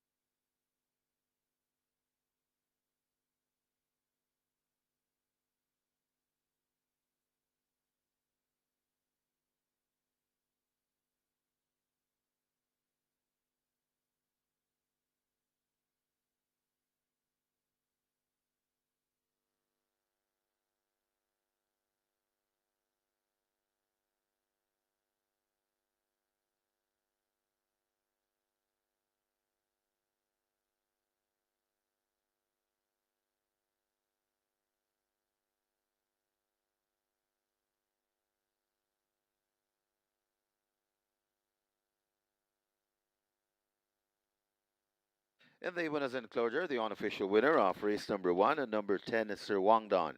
6-year-old chestnut horse by Hedge Fund. Empress Cheyenne by Stormcraft. Bred at Super Kids Racing Stables. Owned Felix Oakley. Trained Adrian Prince, the winning rider. The Sneaky Fox, the champion jock Radish Roman. And of course, Radish is sponsored by True Shake, Nutrition Shake, the groom Cecil Hardware. Cedric Hardware, rather. Second, number 9, a Prince Marshall.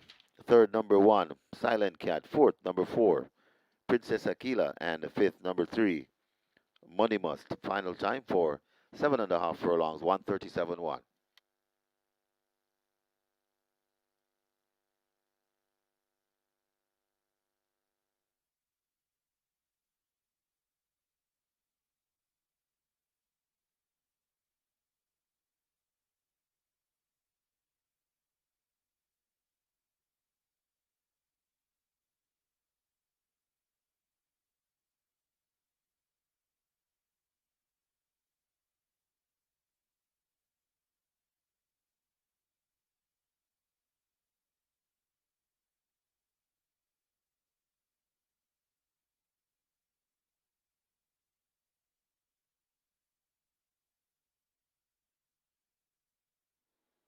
They're off for the first.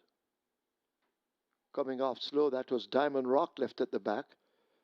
So Wang Dan, the favorite, grabs an early lead. Prince Marshall in between horses. Princess Aquila is the one running close to them down against the rail. These three have drawn away. A gap of some 5 lengths opens up to Blue Sky and Silent Cat. They team up as they leave the 6. Victoria's Medallion races up next, being caught now by Hijo Primero in the yellow silks. A break back to Money Must. Another gap opens up to ZI, and last of all, the slow starting Diamond Rock. The field make their way toward the final half of a mile in the first event.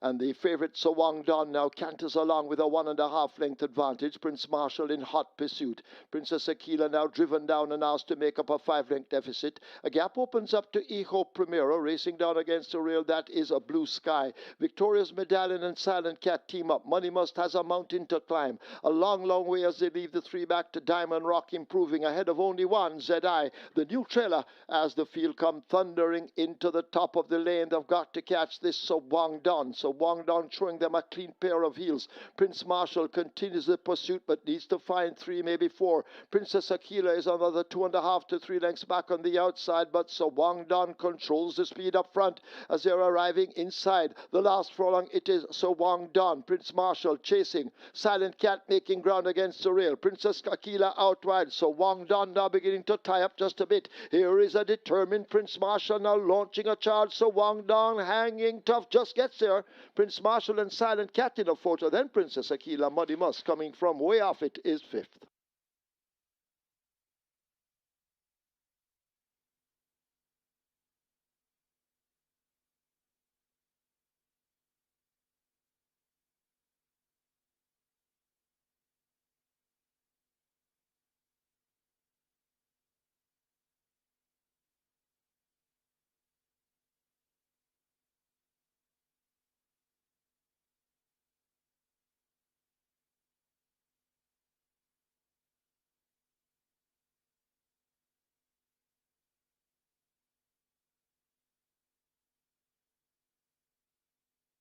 Result of the first now official. Horses to the testing barn. 1 Silent Cat.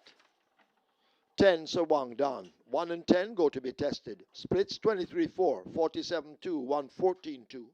7.5 furlongs raced in 137-1. The margins are neck by a half a length.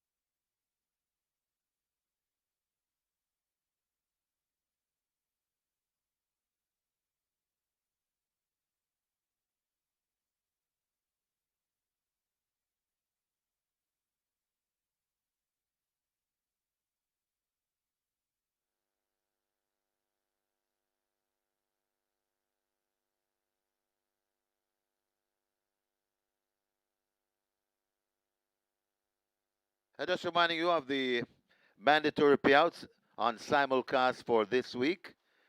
On Monday, the 20th of April, it's a Turf Paradise, the pick four.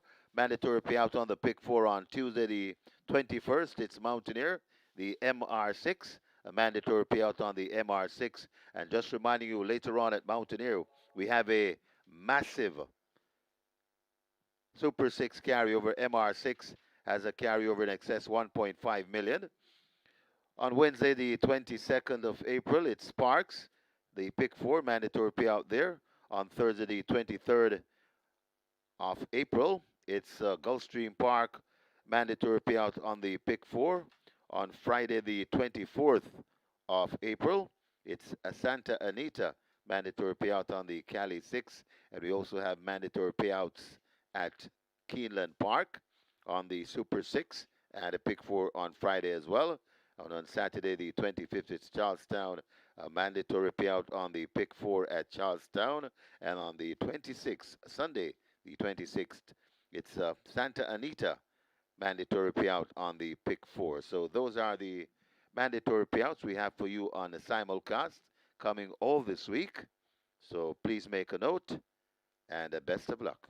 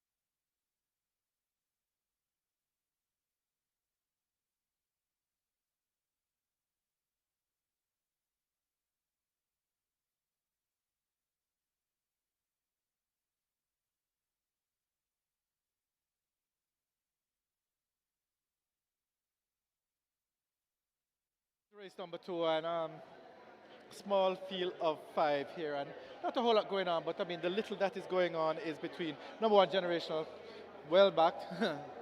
Well, that's relative, but generational currently at $1.28 and Fly Blue Jet at $1.95. Those are the two that are really taking it, and then a little bit more is there. Rejected Raja number six at 250, but like I say, it's not really a high volume betting race, such a small field, and not apparently not a lot of interest in the race, but the little interest that is there, Generational and Fly Blue Jet are the ones that they're going for. But hopefully we'll have a better contest for race number three. So good luck for race number two.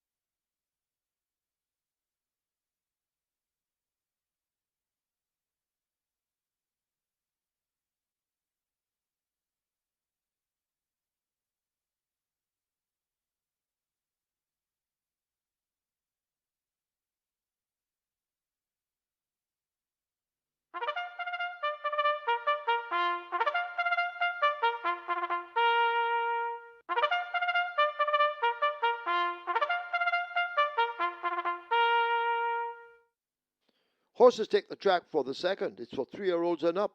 It's a claiming event, 1 million to 800,000 the tag. The distance 1,000 meters or 5 furlongs round. Number 2, Mineola, 52.5 kilos or 116 pounds. 4, Cataba, 52 or 115. Scratch 5, Sky Rizzi not eligible. 6, Rejected Raja, 55 or 121. Wagering offered on double event, exacta, trifecta, rolling triple. Play spot 8 and quick 4, they both begin here. Single winner bonus on the play spot in excess 1.131 million. On the quick 4 in excess of $850,000. Quick 4 on its way to 400,000. Play spot 8, 600,000. Runners go to post. Get your wagers on.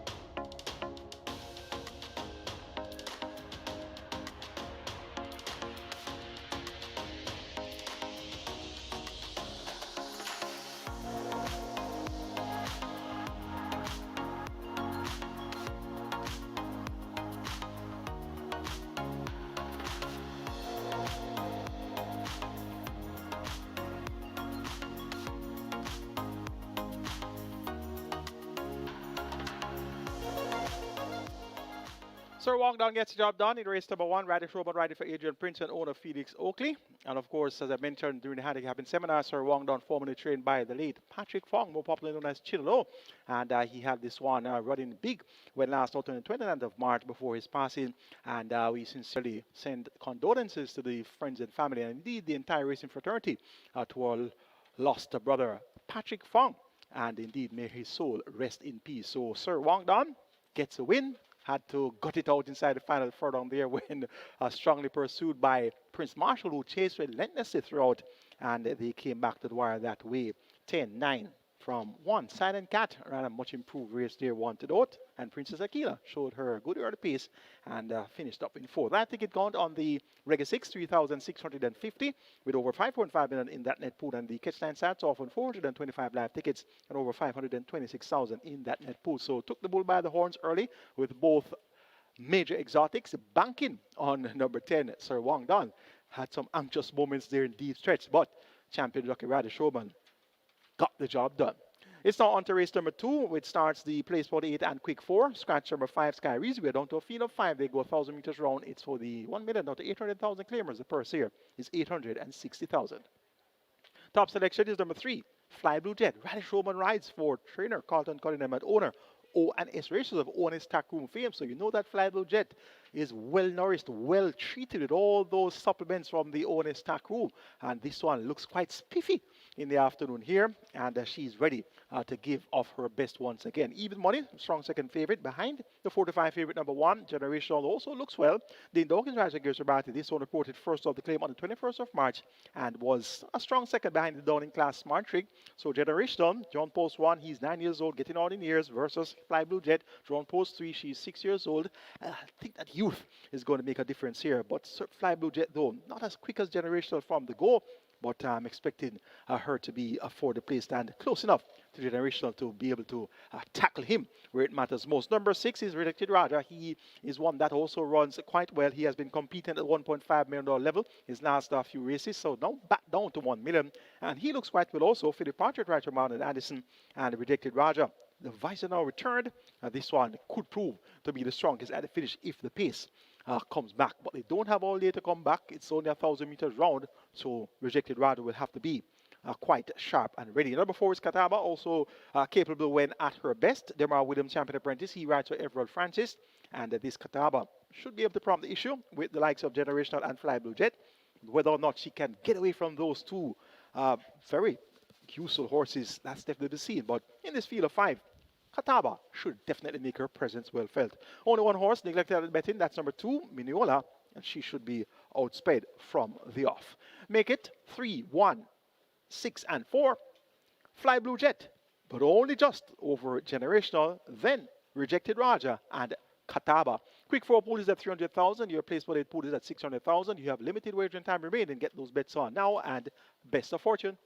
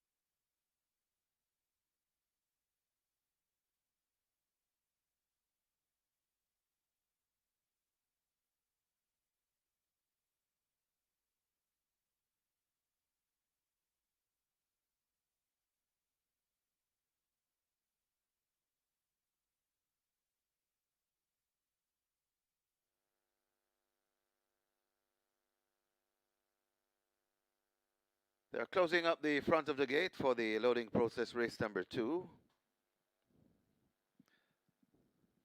Place spot 8 approaching 600,000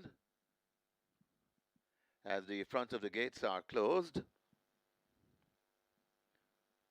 So the loading up about to start. Even money on 1 Generational and a 3 Fly Blue Jet. Then we get 5-2 Rejected Raja, horse number 6. Get your wagers on. This is the one before we start the early 5-star mandatory payout today. Jackpot bonus carryover in excess $2 million. Looks as though the loading up about to start as Generational heads to gate number 1. Generational goes in. Horses loading. Loading for race number 2. Mineola is next, gate 2. Fly Blue Jet will be next, gate number 3. Catawba, gate 4. And Rejected Roger to complete the line. 5 furlongs round the trip. Rejected Roger coming up to gate number 6. Up and in. Starter Michael Sims is ready. And we are ready for a start.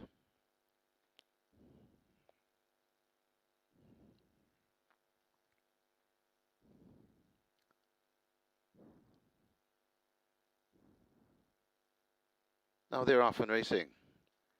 Generational goes for that lead early. So 2 on the outside, that's Fly Blue Jet. So Fly Blue Jet and Rejected Roger mixing it up on the front end, closely followed by Catawba. And now Fly Blue Jet goes on from Catawba. Racing back into third, that's Generational.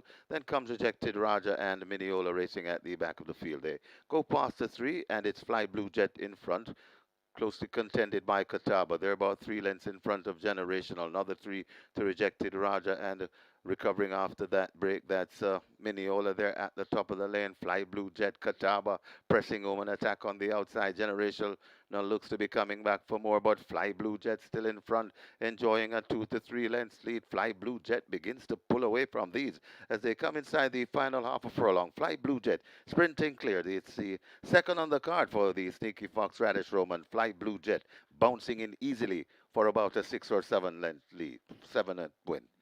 Generational fought back for second, then comes Catawba. Rejected Roger back in fourth.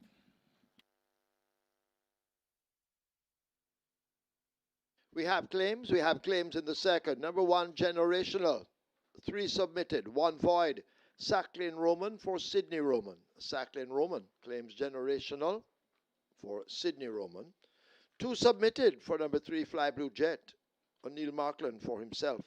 O'Neill Markland claims Fly Blue Jet. 6, Rejected Roger, 1 submitted. Anthony Nunes for Andrew Donalds.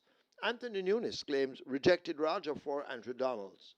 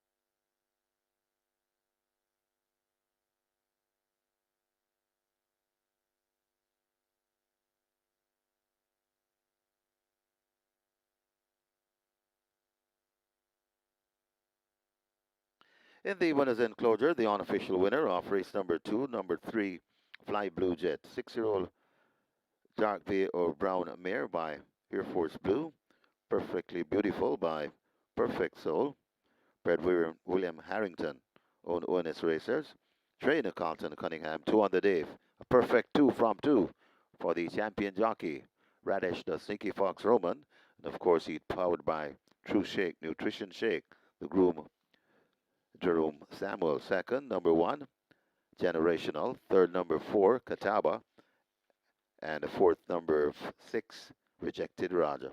Final time for 5 furlongs round, 1 minute and a 3/5.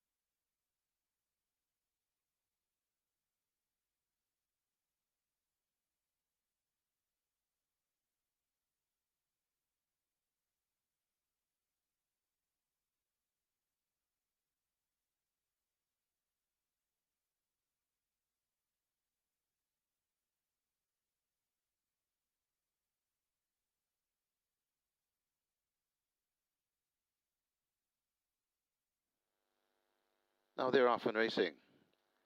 Generational goes for that lead early. So 2 on the outside, that's Fly Blue Jet. So Fly Blue Jet and Rejected Raja mixing it up on the front end, closely followed by Catawba. And now Fly Blue Jet goes on from Catawba. Racing back into third, that's Generational. Then comes Rejected Raja and Mineola racing at the back of the field. They go past the 3, and it's Fly Blue Jet in front, closely contended by Catawba. They're about 3 lengths in front of Generational. Another 3 to Rejected Raja, and recovering after that break, that's Mineola there at the top of the lane. Fly Blue Jet, Catawba pressing home an attack on the outside. Generational now looks to be coming back for more, but Fly Blue Jet still in front, enjoying a 2 to 3 lengths lead. Fly Blue Jet begins to pull away from these as they come inside the final half a furlong. Fly Blue Jet sprinting clear. It's the second on the card for the Sneaky Fox Radish Roman. Fly Blue Jet bouncing in easily for about a 6 or 7 length lead, 7 win. Generational fought back for second, then comes Catawba.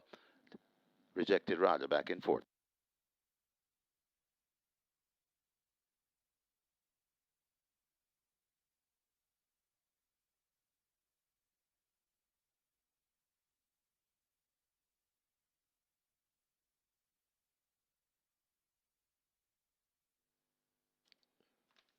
Result of the second now official. Horses to the barn. 3, Fly Blue Jet. 6, Rejected Raja. 3 and 6 go to the testing barn. Splits 23-2, 47-4. Final time, 5 furlongs round, 1 minute and 3. The margin's 8 by a half a length.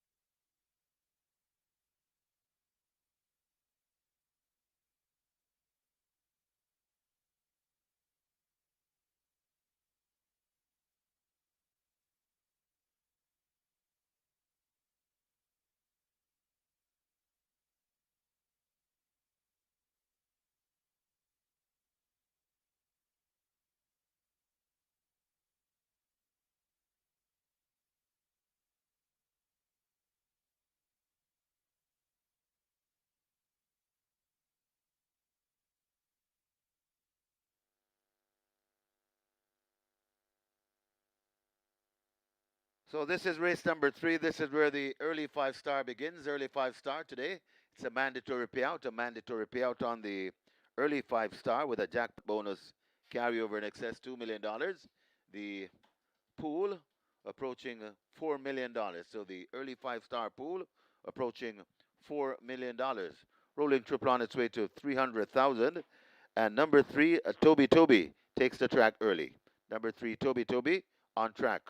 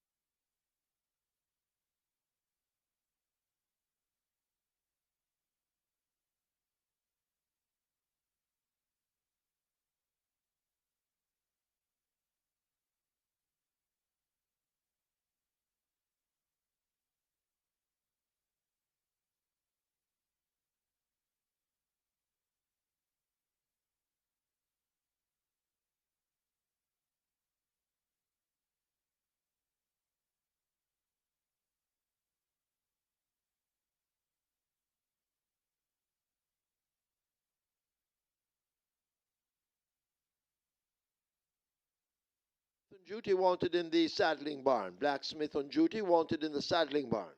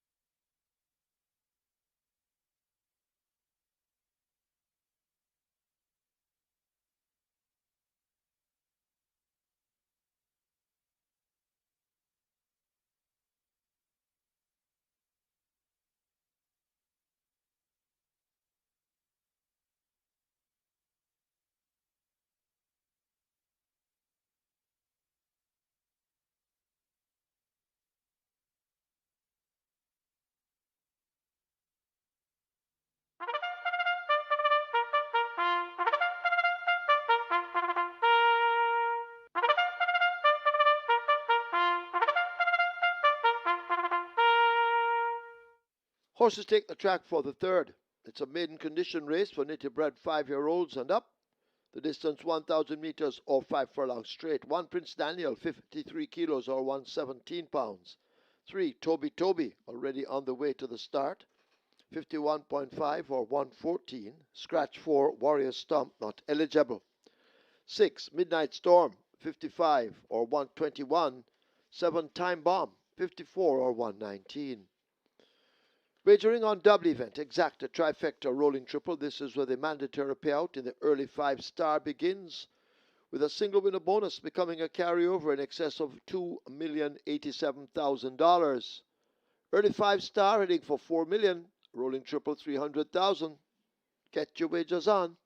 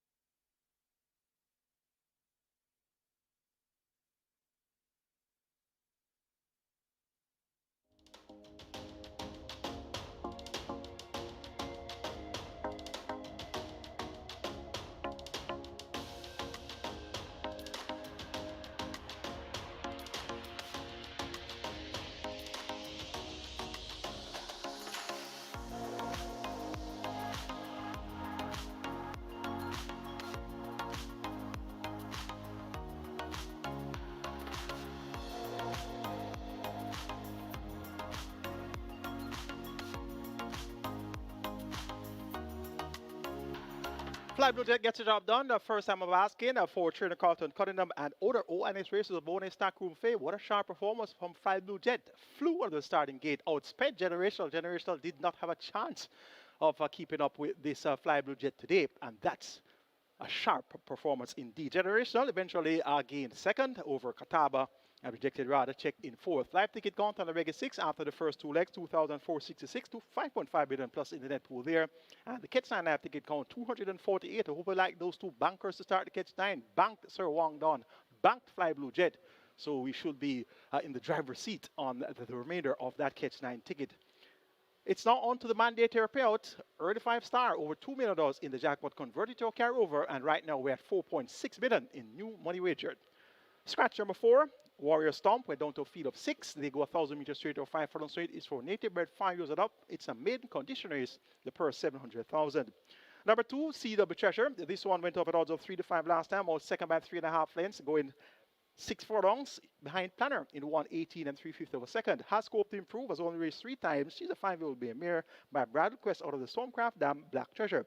Now has second time lane 6. Shane Richardson picks up the mount for trader Patrick Taylor, more popularly known as Mice.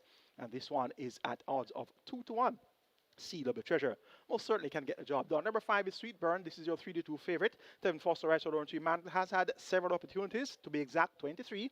2 seconds and 6 thirds, has been thereabouts for 4th and 5th as well. So hardly ever off the frame, hardly ever off your exotic. So Sweet Burn indeed is a must use here, and this is your 8 to 5 favorite in a new flash in the betting. Number 7 is Time Bomb. This one gets 5 to 2. Like the way this one looked when saddling. Demar Williams, the champion apprentice, right through trader Ryan Darby, and this Time Bomb was sold by 4.5 lengths last time. Showed late interest behind Planner and CW Treasure. Reverse to the straight, and once able to put together back-to-back good runs, Time Bomb can definitely get the job done. And my charge number 1, Prince Daniel. He is the longest shot on the board at 11 to 1. Richie Shakes rides. He had a double yesterday, and he rides here for Only the Seeker, and he was with Michael Caine.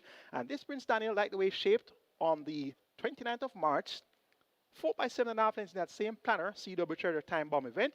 John Post 1, but it's a field of 6. Starting gate will be more towards the center. So Prince Daniel should be on basically level terms with the horse to his immediate right, CW Treasure. Then you have Toby number 3. Not really much to write about as yet. So small field of 6, and they're going to be in close proximity of each other coming out of the starting gate. So I'm expecting a decent enough effort here from Prince Daniel with Richie Shakes in the saddle. Make it 2-5-7-1. CW Treasure over Sweet Burn, Time Bomb, and Prince Daniel. Early 5-star pool now 5.2 million and climbing. Your triple is at 350,000. You have limited time remaining. The horses are paraded behind the starting gate. Best of luck.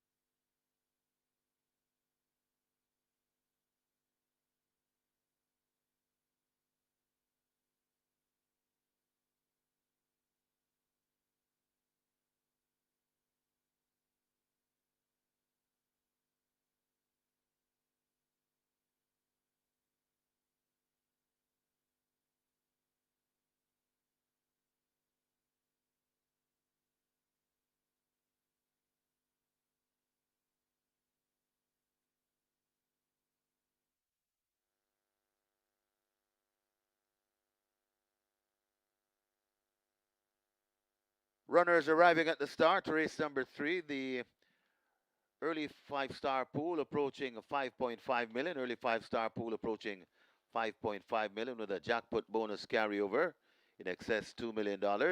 It's a mandatory payout today, so do not be left out. You got to get a ticket in hand, get your wagers on. You're running out of wagering time for sure, and the rolling triple on its way to 400,000. Make your wagers.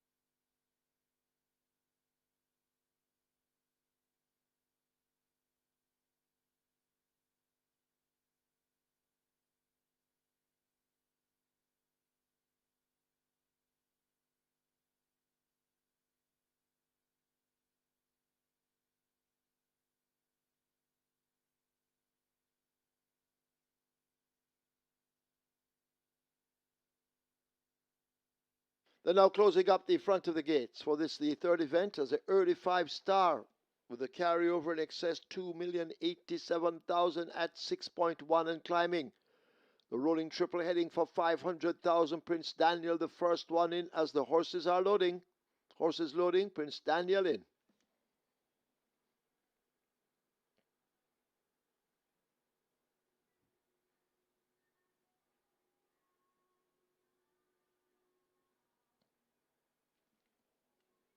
Toby, they try with it, 3.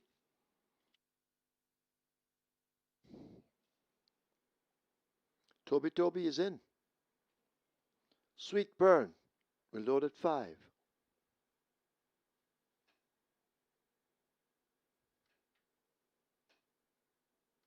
Sweet Burn is in. A Midnight Storm will load at 6, Philip Parchment. Midnight Storm looks to be in. We wait on CW Treasure, 2-1. And Time Bomb also 2-1. CW Treasure in. Time Bomb in. Field in line for the third. The third of 9. 5 furlong straight. They're off. Fair start. Toby running fast just in the middle of the racetrack. Prince Daniel driven along and asked to quicken up. CW Treasure left in behind them over on that side. To the near side, Sweet Burn leads that group from Midnight Storm and a Time Bomb. They're charging up now toward the final quarter. And it is Toby and Prince Daniel matching strides. These two going at it. Sweet Burn is right there in contention and close enough to strike as you're approaching the final quarter. Toby in the center. Prince Daniel just toward the middle of the racetrack. Nearest to us, that is a Sweet Burn. Time Bomb has made some ground along with Midnight Storm, and CW Treasure struggling a long way last. But up front, Prince Daniel has now taken charge. A crack or two of that left-hand stick, and Prince Daniel is leaving this field for dead. They're inside the final furlong. It is Prince Daniel and the apprentice Richie Shakes coming away as poached a magnificent lead and won't be stopped. Prince Daniel romping the third event and takes it easily for trainer Michael Caine. Prince Daniel by double digits, close. Sweet Burn and Time Bomb flashing by, noses apart. Midnight Storm is back in fourth.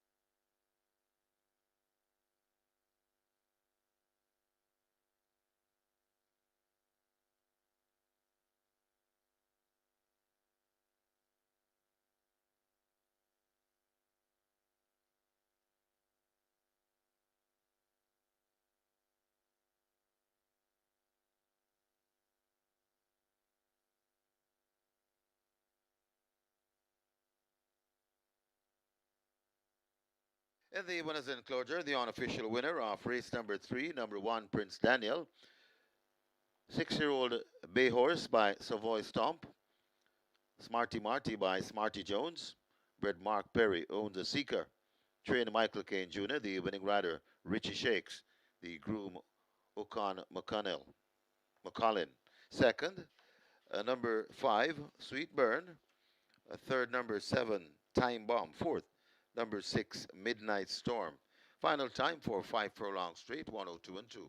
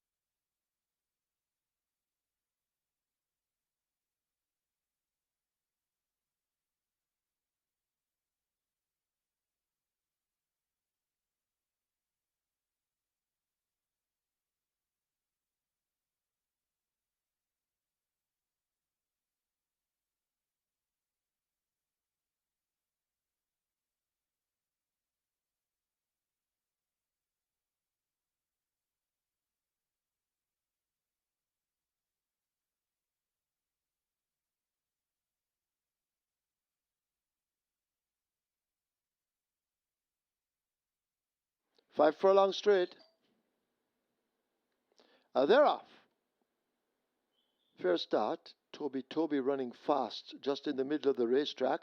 Prince Daniel driven along and asked to quicken up. CW Treasure left in behind them over on that side. To the near side, Sweet Burn leads that group from Midnight Storm and a Time Bomb. They're charging up now toward the final quarter. And it is Toby and Prince Daniel matching strides. These two going at it. Sweet Burn is right there in contention and close enough to strike as they're approaching the final quarter. Toby in the center. Prince Daniel just toward the middle of the racetrack. Nearest to us, that is a Sweet Burn. Time Bomb has made some ground along with Midnight Storm and CW Treasure struggling a long way last. But up front, Prince Daniel has now taken charge. A crack or two of that left-hand stick, and Prince Daniel is leaving this field for dead. They're inside the final furlong. It is Prince Daniel and the apprentice Richie Shakes coming away as poached a magnificent lead and won't be stopped. Prince Daniel romping the third event and takes it easily for trainer Michael Caine. Prince Daniel by double digits, close. Sweet Burn and Time Bomb flashing by noses apart. Midnight Storm is back in fourth.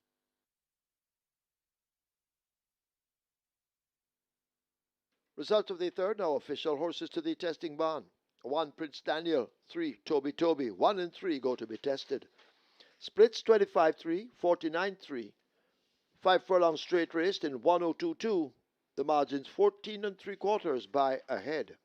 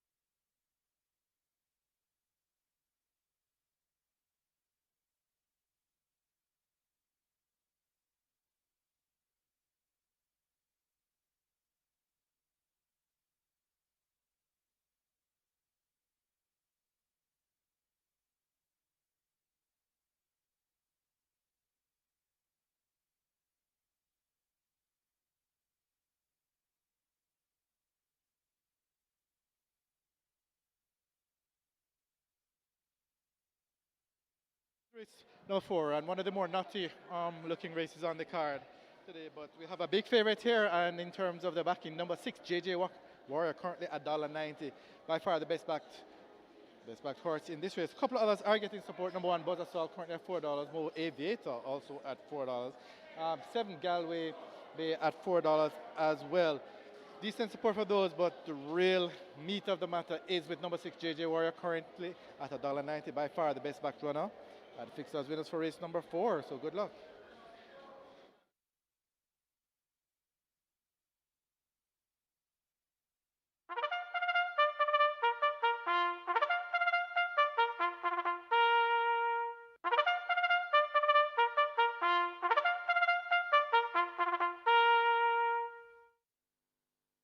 Horses take the track for the 4th. It's for 5-year-olds and up, an optional claiming event, $200,000 only. Also, who have not earned $180,000 since December 19, 2025. The distance 600 meters or 3 furlongs straight. 1, Buzz Assault, make the weight 52.5 or 116. 2, Mo Aviator, 50.5 or 111. 3, Senior Kwanzi, 52.5 or 116. 4, XY Soul, 52 or 115. 5, Big Pop, not eligible, scratched. 6, JJ Warrior, 51.5 or 114. 7, Galway Bay, 50.5 or 111. 8, Golden Emperor, 54.5 or 120. 10, Musketoon, 53.5 or 118. Wagering offered on double event. Exacta, Quinella, Trifecta, Superfecta, High 5, Rolling Triple. Twilight 6 begins here, and the Twilight 6 is on its way to 5 million. The Rolling Triple, 300,000. High 5 on its way to 200,000. Get your wagers on.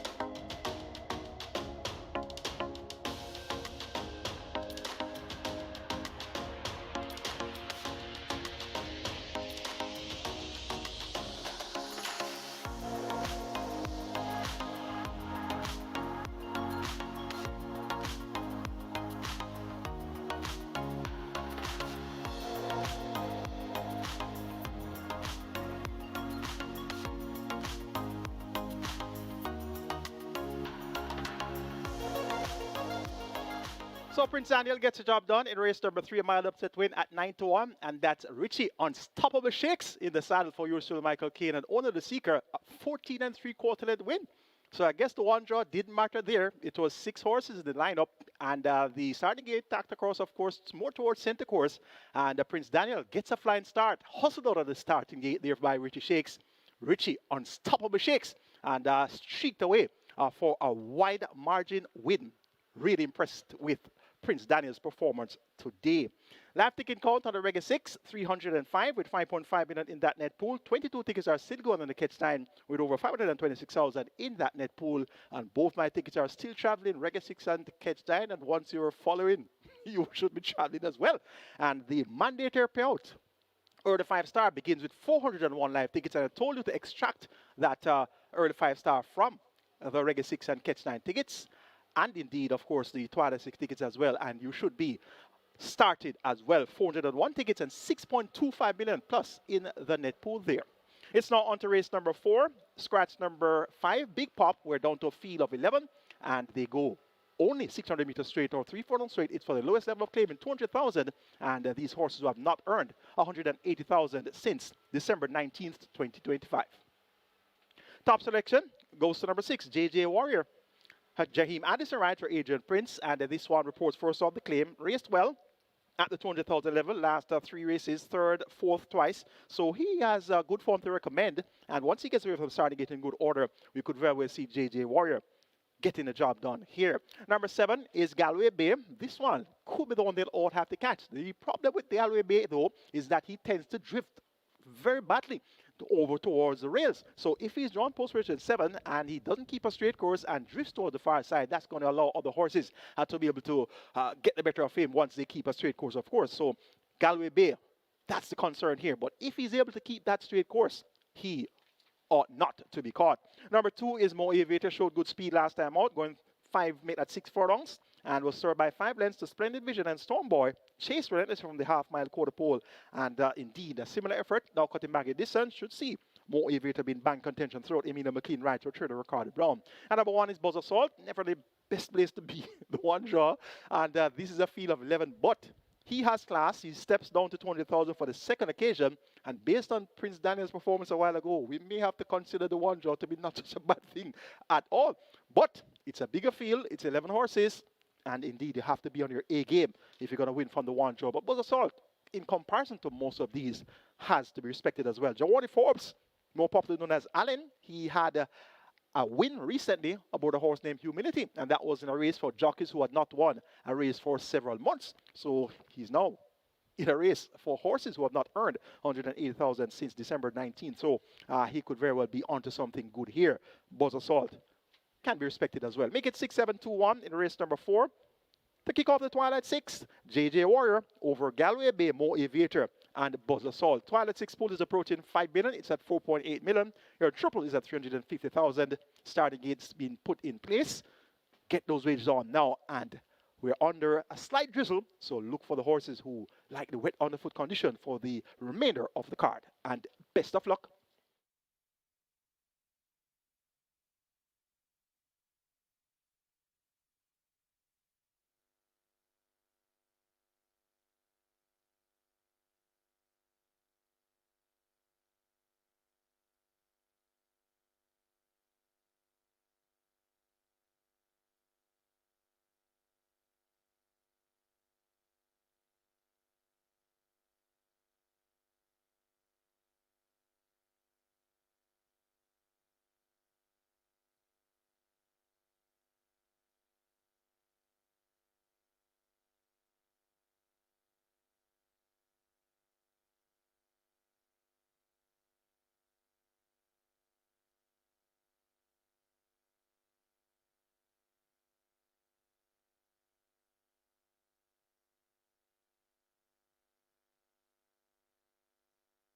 So the runners are arriving at the start. Runners arriving at the start. The Twilight 6 approaching $5 million. Twilight 6 on its way to $5 million.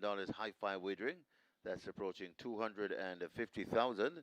And your rolling triple on its way to 400,000. Get your bets on as the runners are arriving at the start for race number 4.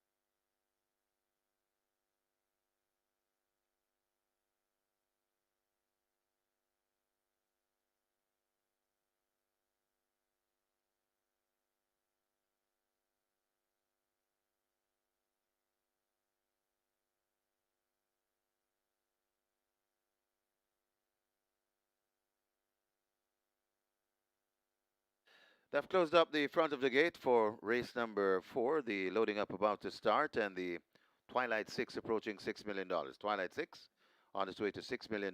The Rolling Triple on its way to 600,000, and a High Five Pool approaching 300,000.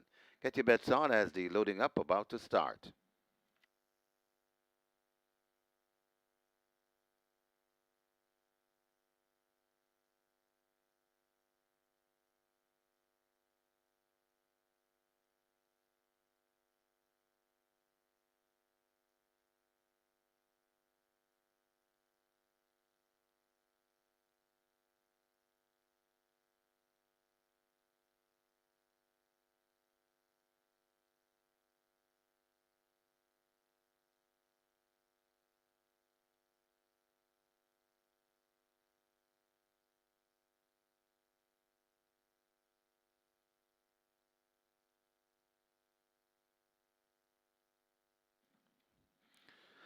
So the loading up about to start. Horses loading.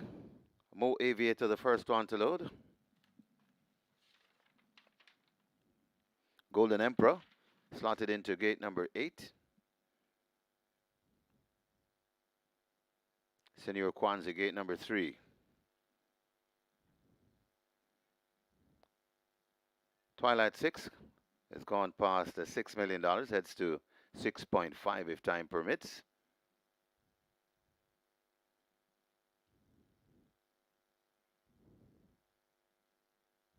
.600 meters are 3 furlongs straight.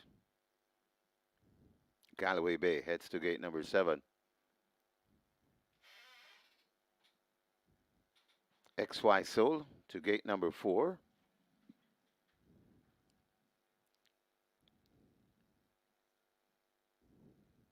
XY Soul is in. Big Man Biden, gate number 9.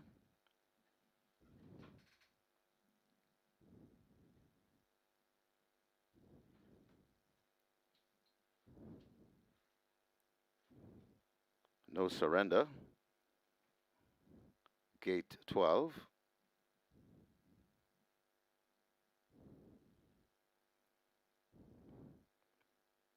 Mr. Wonderful, gate 11.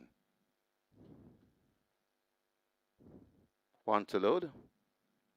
The even money favorite, JJ Warrior. That's the one we wait on.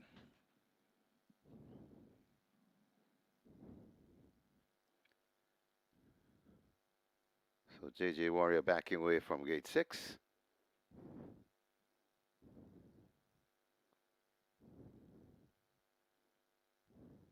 Working on a stubborn JJ Warrior. Still backing off from gate number 6. They've now opened the front of gate 6 to help with the loading process. JJ Warrior turning the back to the gate.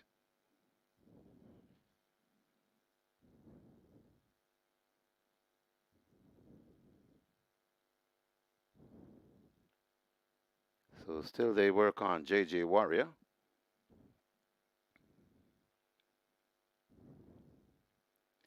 Now heading to gate 6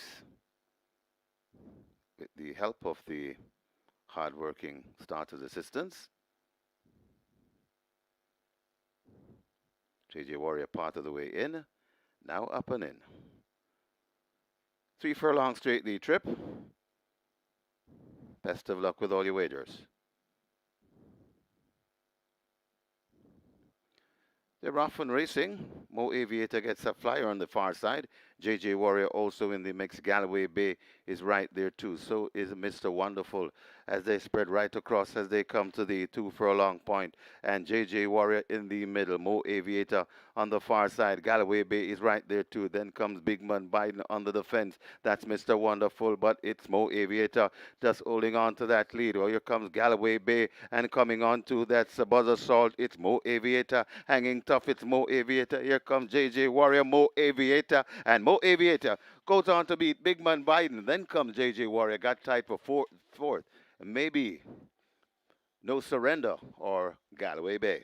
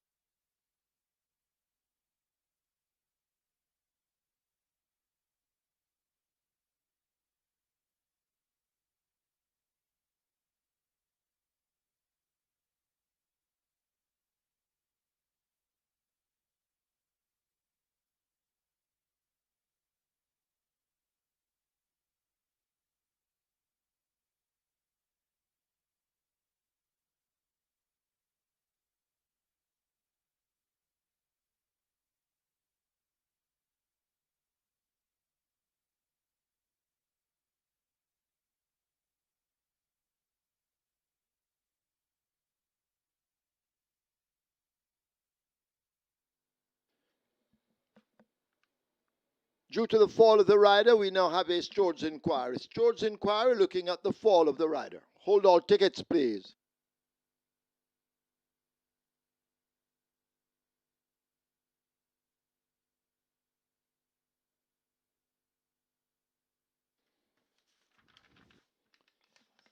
We have a claim. We have a claim in this, the fourth event, number 6, JJ Warrior. 11 claims submitted. Rowan Matthew claims a JJ Warrior for himself. JJ Warrior claimed by Rowan Matthew.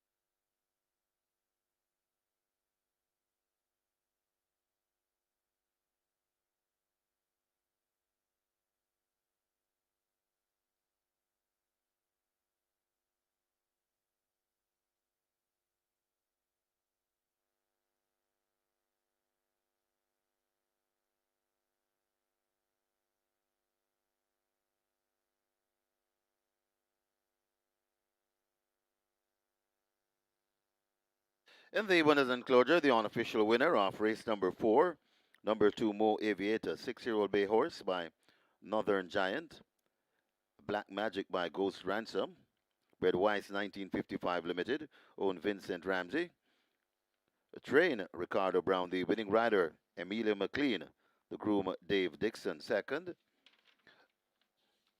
the number 9 Big Man Biden, third number 12 No Surrender, fourth number 6 JJ Warrior, and fifth number 7 Galloway Bay. Final time for 600 meters or 3 furlong straight, 36 and 1.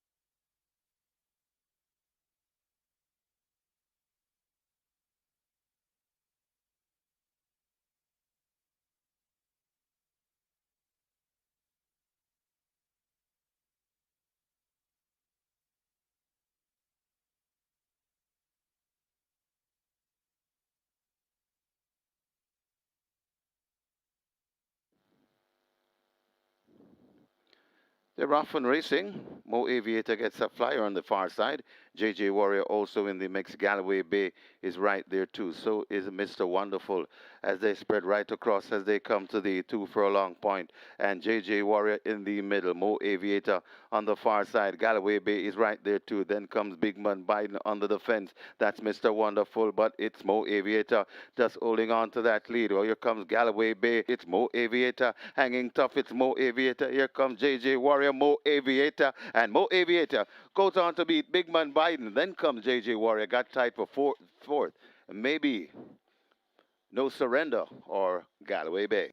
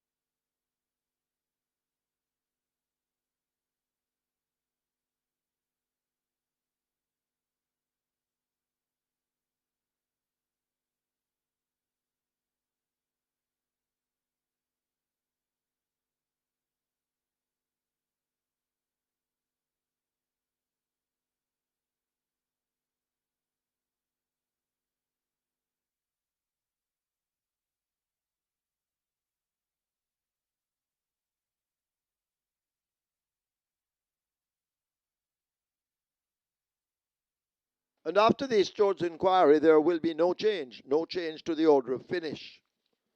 Result of the fourth now. Official horses to the barn. 2, Mo Aviator. 9, Big Man Biden. 2 and 9, both go to be tested. Awaiting splits, but the final time, 3 furlongs straight, 36-1. The margin's 1.5 by 1.25.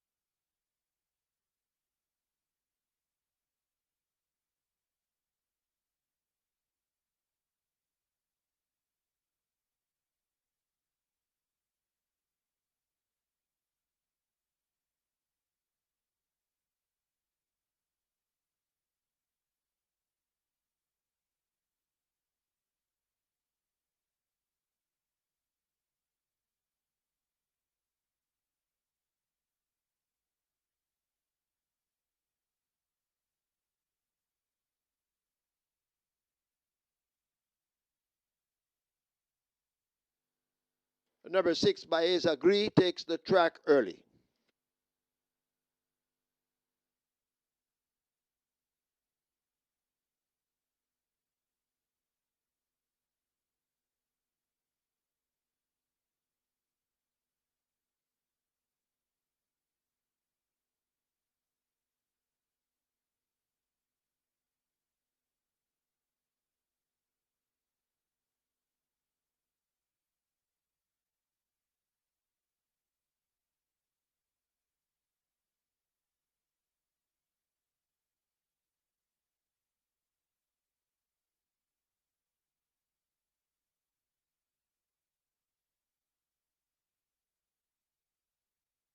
Number 5, and this one is another naughty looking event in terms of how the betting is. When you look in the total, there's a 5-2 favorite. So that alone tell you that's number 5, Solace. Solace getting some decent support here at the fixers windows. Now with number 12, Tornado still currently at 250. However, a big move was made on number 9, also smart at a big price. Well, that one, the price has dropped down to 320 now, but a big move was made on it at a big price earlier. And number 1, Linstead Market, is the one that's actually taking most of the betting as it is now. Linstead Market currently will just jump from $4.80 to $5. Linstead Market getting quite a bit of support. Actually, is the best back runner here at the fixed odds windows at the moment. So number 1, Linstead Market, 5 Solace, and 12 Tornado Steel, with Linstead Market being the best back runner for race number 5. Good luck.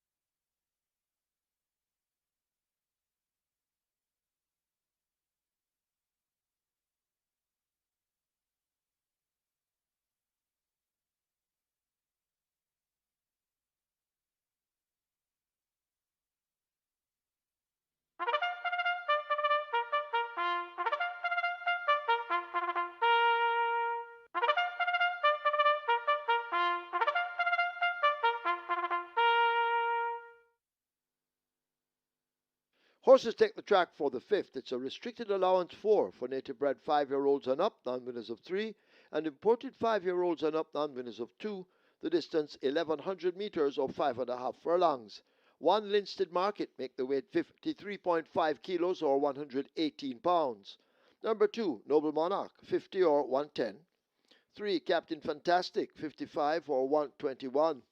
4 Global Machine 51 or 112. 8 Oh My Gosh 52 or 115. 9 Oh So Smart 54.5 or 120. 10 Miss Linton 54 or 119. 11 Cherry Blossom 52.5 or 116. Wagering on double event, exacta, quinella, trifecta, superfecta, high five, rolling triple. This is where the late 5-star begins, and the late 5-star is at 650,000 and climbing. Rolling triple on its way to 300,000. High five on its way to 200,000. Get your wagers on.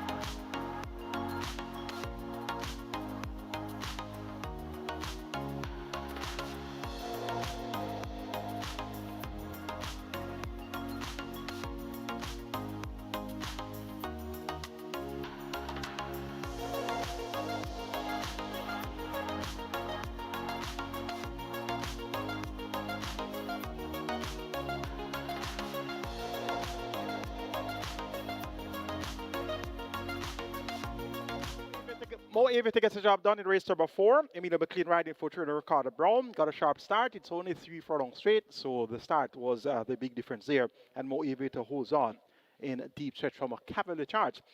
Live ticket count on the regular 6 coming into race number 5, the penultimate leg. 134 with 5.5 million plus in that net pool. 8 tickets are still going on the catch time. 526,000 plus in that net pool. And the mandatory payout or the 5-star is at 169 tickets at over 6.25 million in that net pool. And the twilight starts off on 907 tickets and 4.5 million plus in that net pool. So we're traveling strong all the way through the first 4 races. Let's see if we can get some winning bets today. Let's now take a look at race number 5, which begins our late 5-star. Minimum guarantee payout for the late 5-star is 300,000. A field of 12 packed with a lot of speed. Going 1,100 meters to 5.5 furlongs. It's a restricted allowance 4. Native bred 5 is an up 3s and imported 5 is an up 2s. Speed and more speed. The likes of Tornado Steel number 12 will be coming jetting away from those starting gate from the wide draw. Number 11 Cherry Blossom also has a similar running style. There's also the likes of Pope's Lady. That one has speed. Miss Linton has speed. There's also speed from Bays Agree. There's speed from Linstead Market, Noble Monarch. So things are going to be hot up front. And number 5, Solace is going to be the one that will get the run from off the pace. Sadiq Blake rides for Barrington Bernard. This one was a strong run-up, going 5 furlongs straight on the 4th of April behind Radam. And once he can get a clean trip behind these speedsters, I'm expecting Sadiq Blake to produce Solace at the right time. And this is your lukewarm joint favorite at 5-2. Number 12 will be coming down from the outside post. Tornado Steel clearly is going to be one of the front runners here. And so will be number 11, Cherry Blossom. 5 to the price Cherry Blossom. Tyrese Anderson rides for Colin Ferguson. And we also have number 6, Bays Agree. This one is going to get a nice pace-talking trip as well. Nicardo Carr rides for trainer Patrick Lynch and owner Joyce Racing. And they had a good day yesterday. A horse by the name of Heist 2 Squared. My top selection comes to mind immediately. So look for Bays Agree to be thereabouts at 8-1. As you can see, it's a wide open bet contest. Lukewarm favorites, joint favorites at 5-2, 5 and 12. And they're my top 2 choices. Coincidentally, numbers 5, make that number 5 Solace to get the better of number 12, Tornado Steel. For 3rd, make it number 11, Cherry Blossom. For 4th, make it number 6, Bays Agree. 5, 12, 11, and 6. And there's Bays Agree looking quite anxious at the moment at 9-1. Late 5-star pool, 850,000 and climbing. The triple is at 350,000 and climbing. Get your wagers on now. And best of fortune.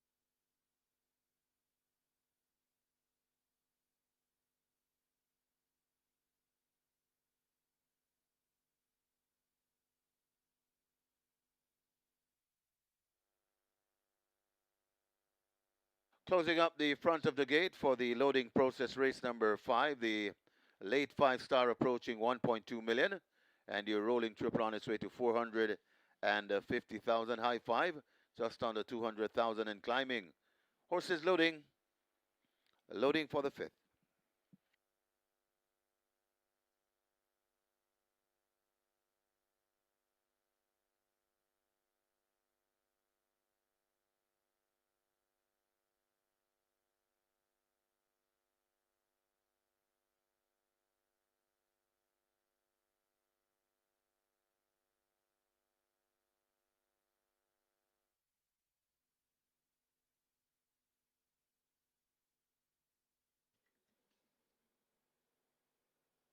So they try now with Global Machine, rider of Cherry Blossom.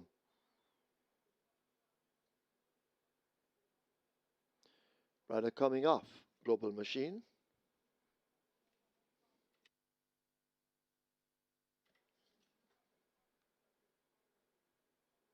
Global Machine up to 4.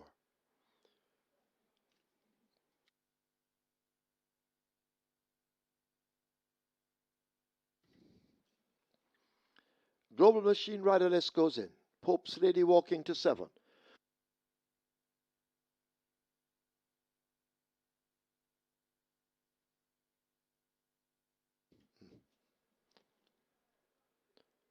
Pope's Lady in.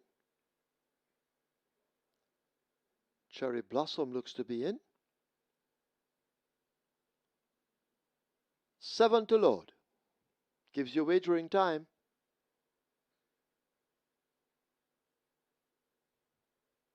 Miss Linton being led to 10.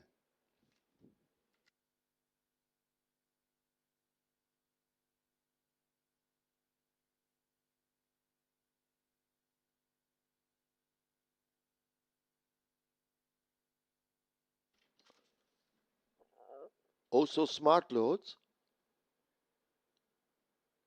5 to load. Toronado Steel heading to gate 12. Robert Halladine.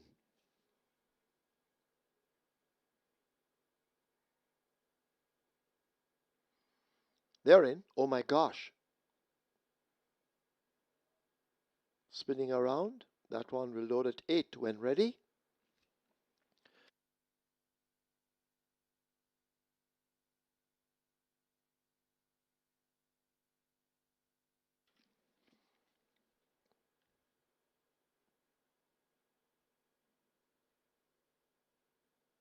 Rider off Linstead Market. That one will load at 1. Waiting on Linstead Market. Oh my gosh. Paez Agree and Solace. Linstead Market hesitates to load at 1. Mamdine walking across.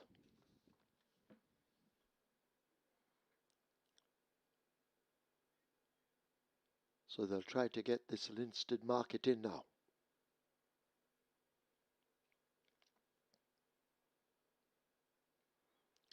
Linstead Market unsettled.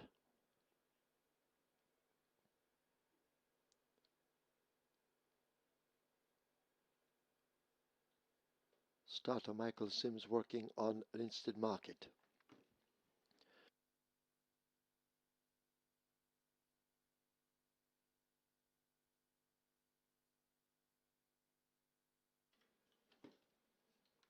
So Linstead Market giving you time to wager.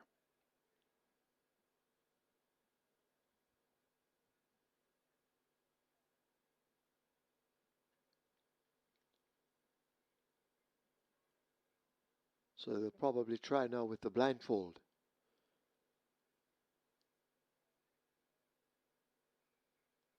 Linstead Market blindfolded.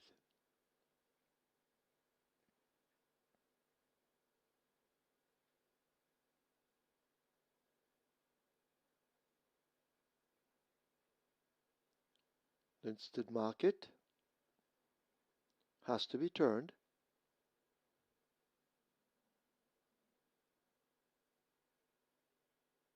So now they try once again.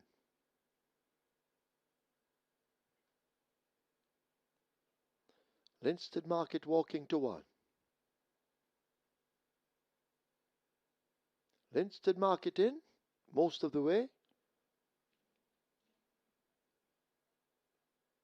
Now in, up goes Mamdine. Oh my gosh, we'll load at 8. Waiting on Solace and Paez Agree.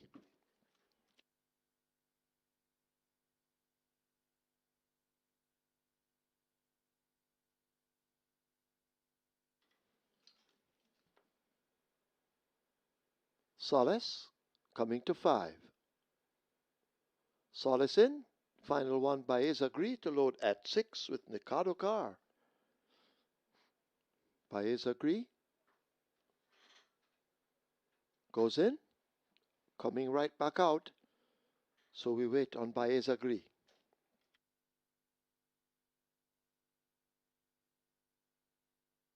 Paez Agree in. Field in line. This is the 5th. the 5th of 9. Baez agree backing out once again.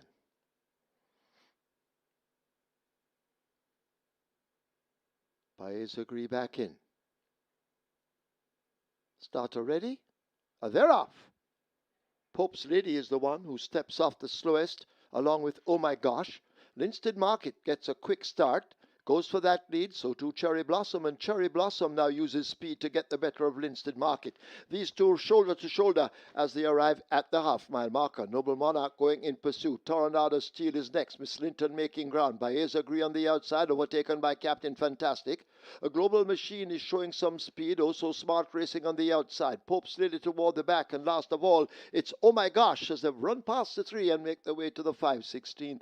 Linstead Market clinging on to that rail run, continues to lead, harassed all the while by Noble Monarch. Cherry Blossom is racing just in behind them. Miss Linton is the one down against the rail, but Linstead Market is in full flight with 3/16 remaining. It is Linstead Market and Christopher Mamdeen who will arrive at the furlong pole with the lead. Here comes Captain Fantastic down against the rail. Linstead Market being caught by Captain Fantastic, who finishing fast. They're inside the final 16. Captain Fantastic and Philip Parchment have blown them all away and will win by maybe 5 in the end over Linstead Market. Solace is next. Oh My Gosh is 4th. Global Machine hangs tough for 5th.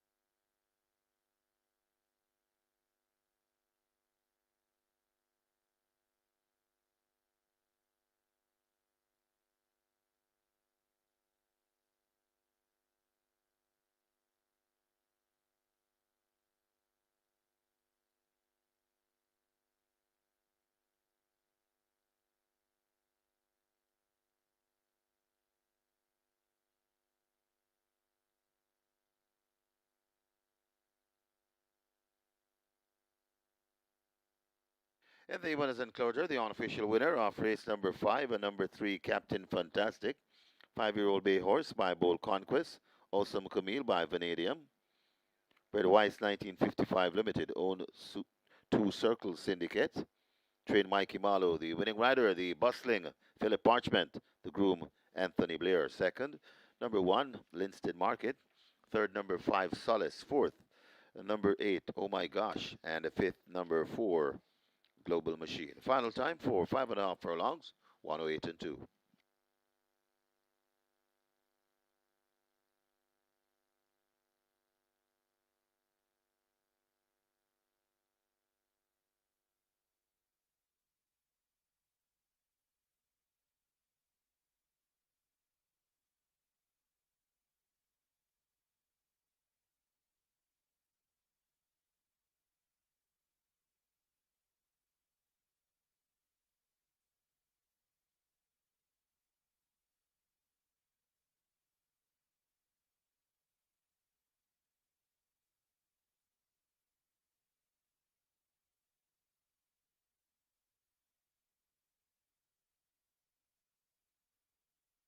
Back to race 4. The split was 24-1 for a final time. 3 furlongs straight, 36-1. The margin's 1.5 by 11 by 1.25.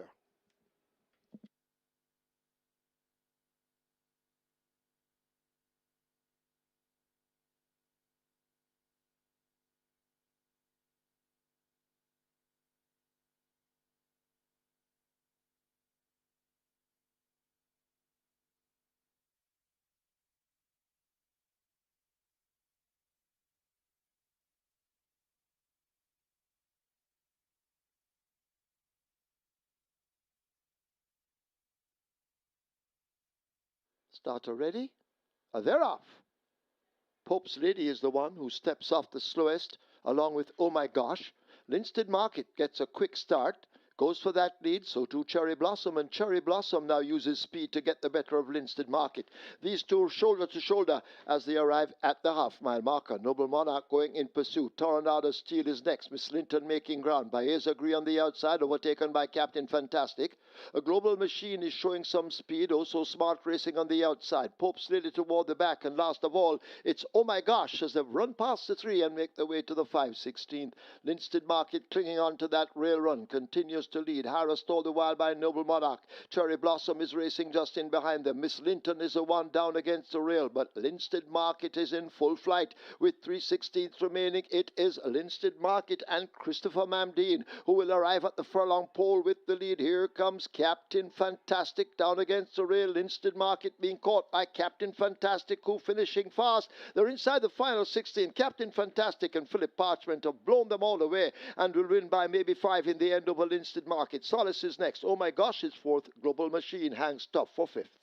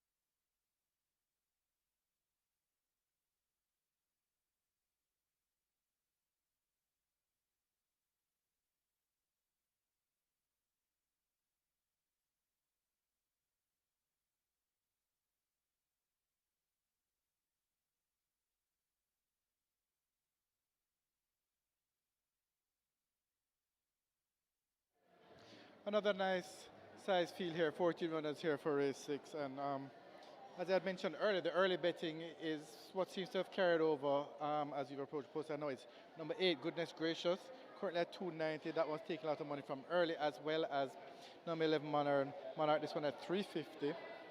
A little bit of support now for number 10, Prince Zayden at $6. So those are three that are really taking the money. And a little bit of has coming on number one code currently at 310. So number one code getting a little bit of attention late. This one 11 to 1 in total, but has gotten intention down to 310 at the fixed odds winners here. But it's really number 8, Goodness Gracious. That's the best back runner here, currently at 290. This one is a 2 to 1 second favorite in the total, but number 8, Goodness Gracious, 290, best back runner here at the fixed odds windows for race number 6. Good luck.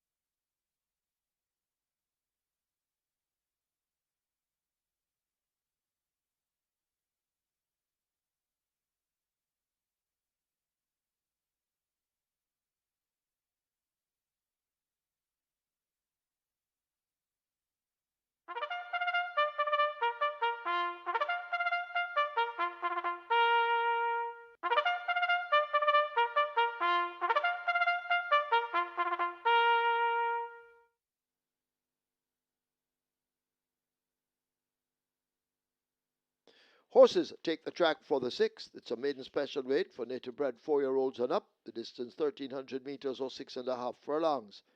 2 Delightful One. The weight 52.5 or 116 pounds. 3 Drop Off 53.5 or 118. 4 Cookie Ven 52.5 or 116. 5 Bad Bad Tanisha 51 or 112.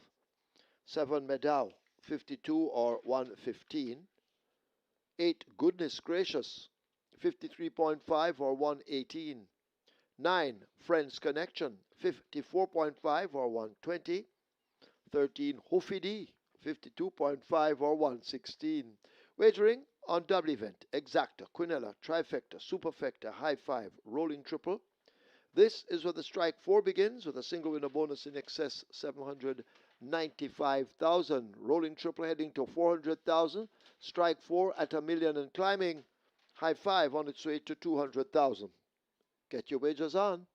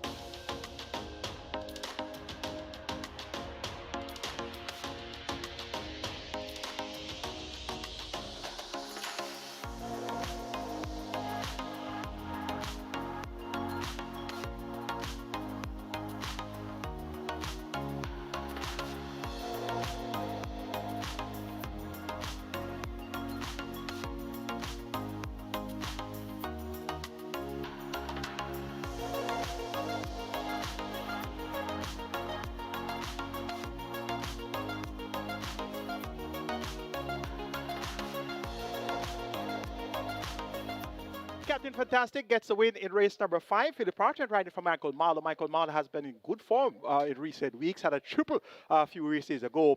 He lands Captain Fantastic at 16 to 1. And the way the race unfolded, I expected a lot of speed to be in play. And the inside horse, Linseed Market, was able to outspeed the others. The likes of Tornado Steel, Cherry Blossom, they're all left in the wake of Linstead Market, but Linstead Market did not have enough in the tank to hold on from one of the finishers, and that finisher that came to the fore was number 3, Captain Fantastic, at 16 to 1, shaking things up on all our exotics. Solis thereabouts, but just didn't have that kick as expected. Sadiq Blake finished up in third there aboard Solis. So we're still going on our Reggae 6. Live ticket count now 41 coming into the cash out leg, and we have 5.5 million plus in that net pool.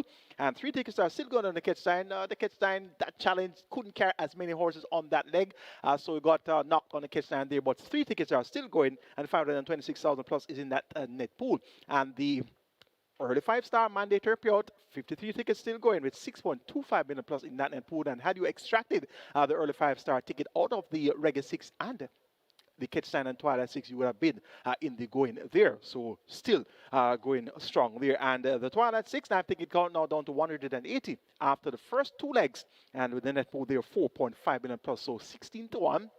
Shake things up there on those exotics. Let's now have a look at the cash out leg of the Reggae 6 and start of the late 5-star. Maiden special event, native red folios and up, going 1300 meters, those 6.5 furlong. Top selection goes to number 8. Goodness gracious. Champion apprentice Demar Williams ride to train away in bids at the owner Micross. This one got a lot of attention on debut at 92, going 5 furlongs straight, fought by just 2.5 lengths behind Raging River, Aladdin, and Supreme Storm. Steps up in distance to 6.5 furlongs, appear suited to the trip. And this one at 5 to 2 gets the vote. Number 10, Prince Zayden has had a lot of opportunities but had not gotten the job done as yet. Figure taken off. Shane Richardson picks out the mount for Louis Richards. 2 to 1. Joint favorite here with number 11, Modern Monarch. So these two are expected to do well. Modern Monarch, my third choice. Stephen Foster for Carl Addison, owner trainer. This one will be running on as well. And number 12, Round the Twist, gets 17 to 1. Philip Parton looks for the spanking double. Just scored at 16 to 1. So he's at 17 to 1, now 18 to 1 here aboard Round the Twist. And Round the Twist will be coming on from some way off the splits. Make it 8, 10, 11, and 12 in race number 6. Goodness gracious over Prince Zayden, Modern Monarch, and Round the Twist. Strike for opponent at 1.5 billion. Triple is at 500,000. Front of the gate closed. Get your wagers on now. You have limited time remaining, and best of luck.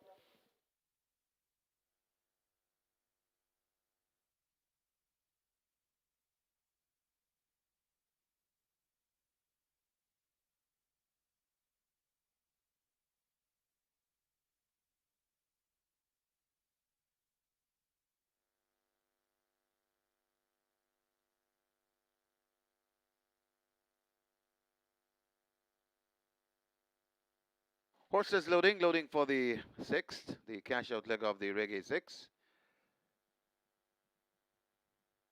Delightful one, the first one to load.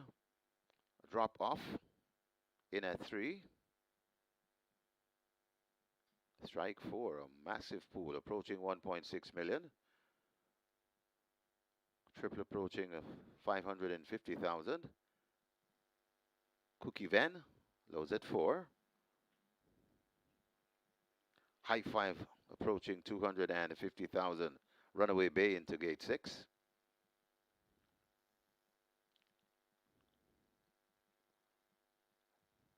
Medow to gate number 7. 1 of 2 from the Robert French barn. Medow is in.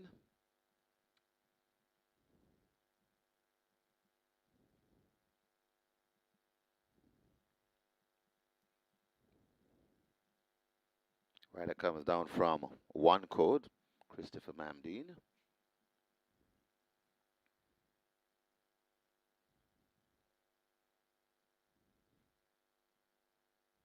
Working on the 10.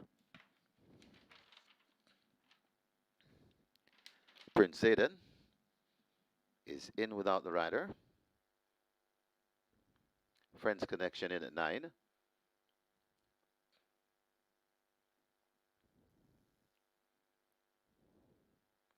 Strike 4 continues to roll along nicely, approaching 1.8 million. 1 code is in. Chris Mamdine now taking a seat.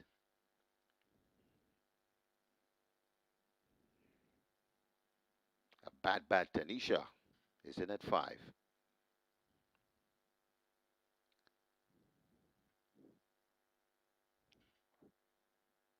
Round the twist. Looks to be in at 12.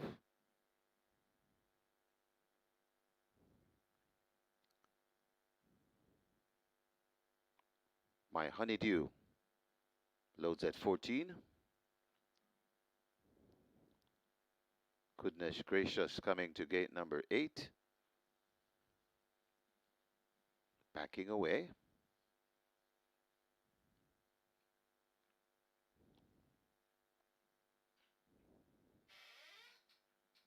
So they're working on goodness gracious.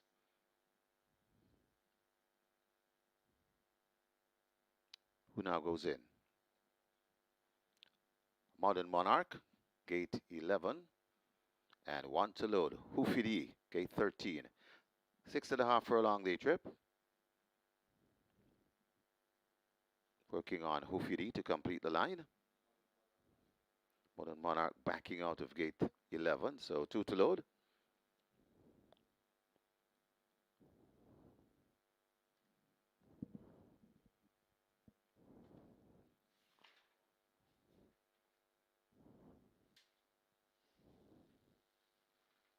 Modern Monarch looks to be part of the way in. Hoofity in as well. And I think we have a line. 6.5 furlong the trip. Best of luck with all your wagers. The cash out leg of the Reggae 6. And now they're off and racing. Meadow does everything wrong. Friends Connection didn't get away too good either. Neither did My Honeydew. As a Runaway Bay wants that lead and kicks away by 3 lengths. Chased all the while by Goodness Gracious. Going down into it, that's Modern Monarch. Out wide, Hoofity. Then comes a bad Tanisha as they go past the 5. Drop off is right against the rail, now overtaken by Cookie Ven.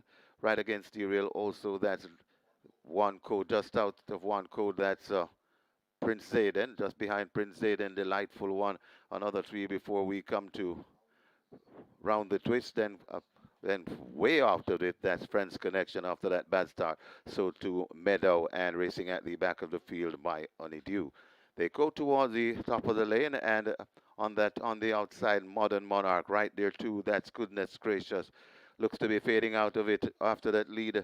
That's Runaway Bay. Coming on too, that's Bad Tanisha, but it is Goodness Gracious who now grabs a hold of Modern Monarch. Modern Monarch, Goodness Gracious, Goodness Gracious.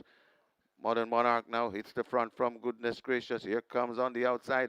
Bad Tanisha mowing them down. It's Modern Monarch in front. Bad Tanisha grabbing a hold of Modern Monarch who refuses to quit. But it's Bad Tanisha who now goes on. Bad Tanisha just beating Modern Monarch. Then comes Goodness Gracious. Drop off and one code back in 5th.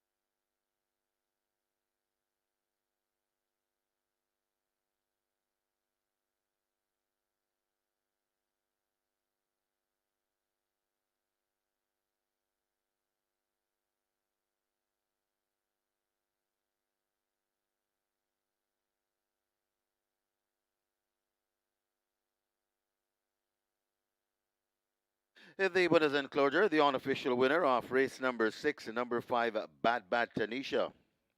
4-year-old Chestnut filly by Berlina the Tiger. Aguila by Patton Jack. Bred Edison Chai. Owned and trained Robert French. The winning rider, Richie Unstoppable Shakes. The groom, Alan Walker. Second. And it's 2 wins on the day for the Unstoppable one, Richie Shakes. Second, number 11, Modern Monarch. Third, number 8, Goodness Gracious. Fourth, number 3, Drop Off. And fifth, number 1, One Code. Final time for 6.5 furlongs, 1:23 and 4.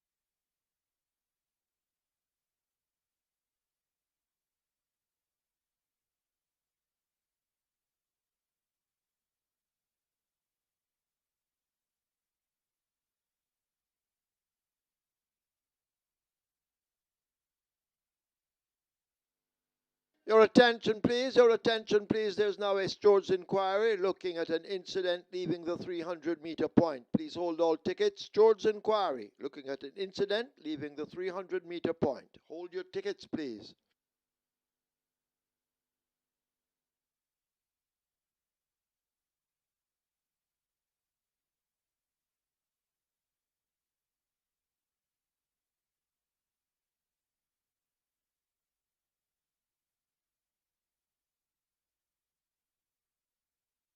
Good luck with all your waiters. The cash out leg of the Reggae 6. And now they're off and racing. Meadow does everything wrong. Friends Connection didn't get away too good either, neither did My Honeydew. As a Runaway Bay wants that lead and kicks away by 3 lengths. Chased all the while by Goodness Gracious. Going down into it, that's Modern Monarch. Out wide, Hoofity. Then comes a Bad Bad Tanisha as they go past the 5. Drop off is right against the rail, now overtaken by Cookie Ven. Right against the rail also, that's One Code, just out of One Code, that's Prince Zayden, just behind Prince Zayden, Delightful One. Another 3 before we come to round the twist, then way after it, that's Friends Connection after that bad start. So to Meadow and racing at the back of the field by Honeydew.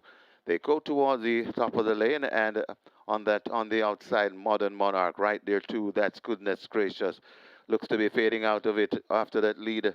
That's Runaway Bay. Coming on too, that's Bad Bad Tanisha, but it is Goodness Gracious who now grabs a hold of Modern Monarch. Modern Monarch, Goodness Gracious, Goodness Gracious. Modern Monarch now hits the front from Goodness Gracious. Here comes on the outside, Bad Bad Tanisha mowing them down. It's Modern Monarch in front. Bad Bad Tanisha grabbing a hold of Modern Monarch who refuses to quit. But it's Bad Bad Tanisha who now goes on. Bad Bad Tanisha just beating Modern Monarch. Then comes Goodness Gracious, drop off, and One Code back in 5th. As well as the George inquiry, there is now a jockey's objection. Demar Williams aboard 8, Goodness Gracious, lodging an objection against second past the post 11, Modern Monarch. So George inquiry, a jockey's objection, third past the post, objecting against second past the post.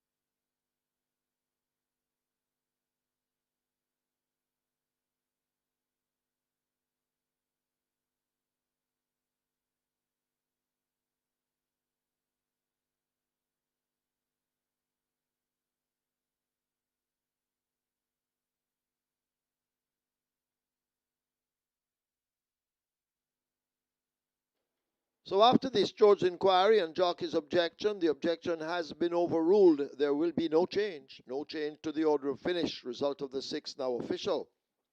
Horses to be tested. 3 drop off, 5 bad Tanisha. 3 and 5 go to the testing barn. Splits 24-1, 48-2, 116-3. 6.5 furlongs raced in 123.4. The margins are neck by 6.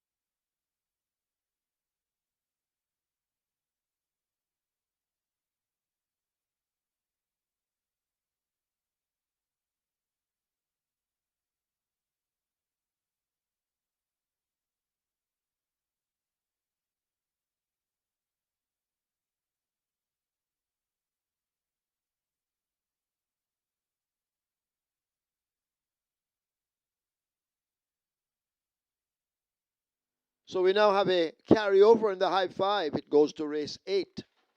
The carryover in excess of $151,000. So carryover in excess of 151,000 in the high 5 coming up race 8.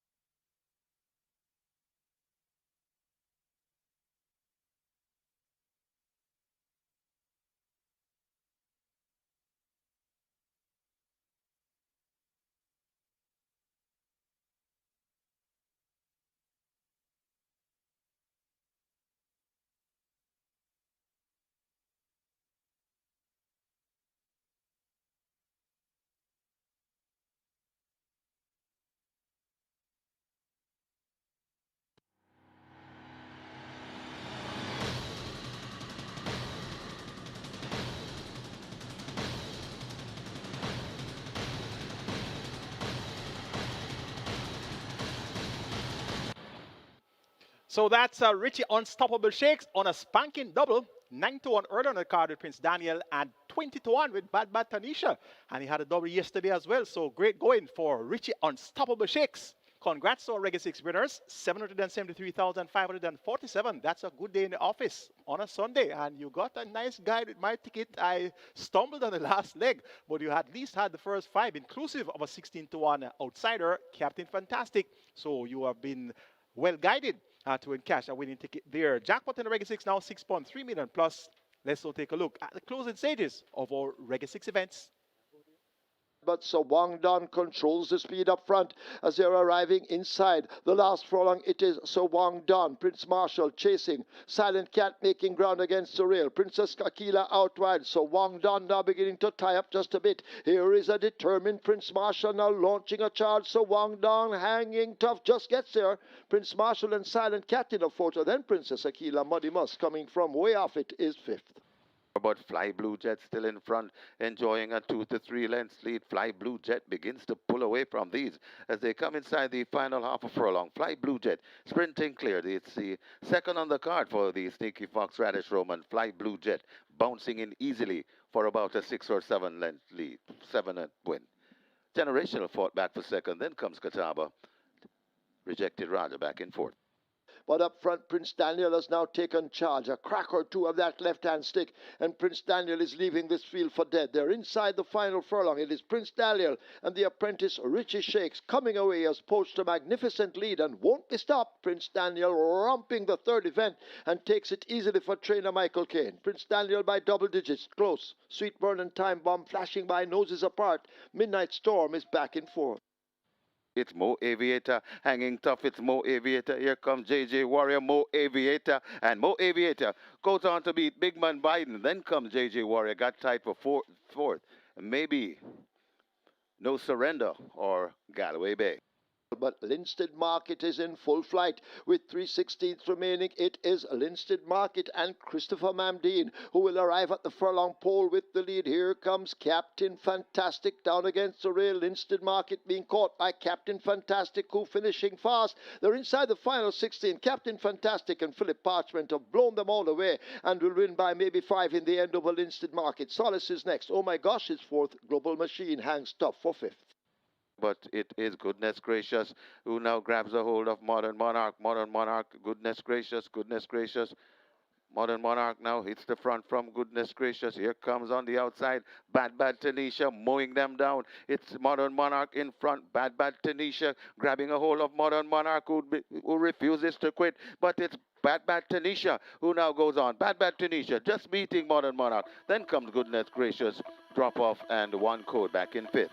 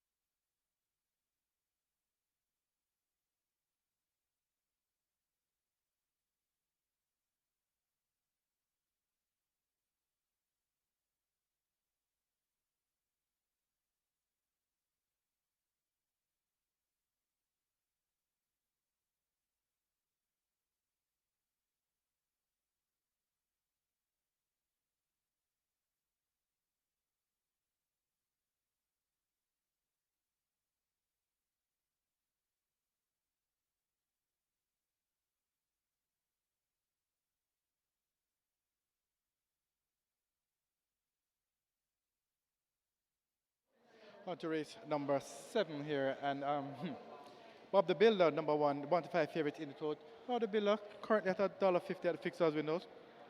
Some late money coming in for this one. However, it is number 5, Lockdown at $1.55. This was one they've been absolutely hammering from early at the fixers with it here. Number 5, Lockdown.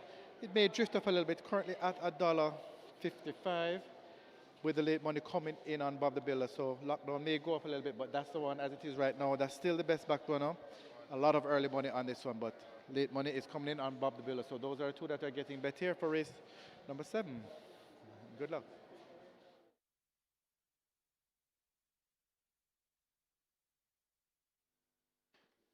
Your attention, please. Trainer Fitznaham Williams and groom Mark Walford both wanted in the storage room. Fitznaham Williams, Mark Walford, please go now to the storage room.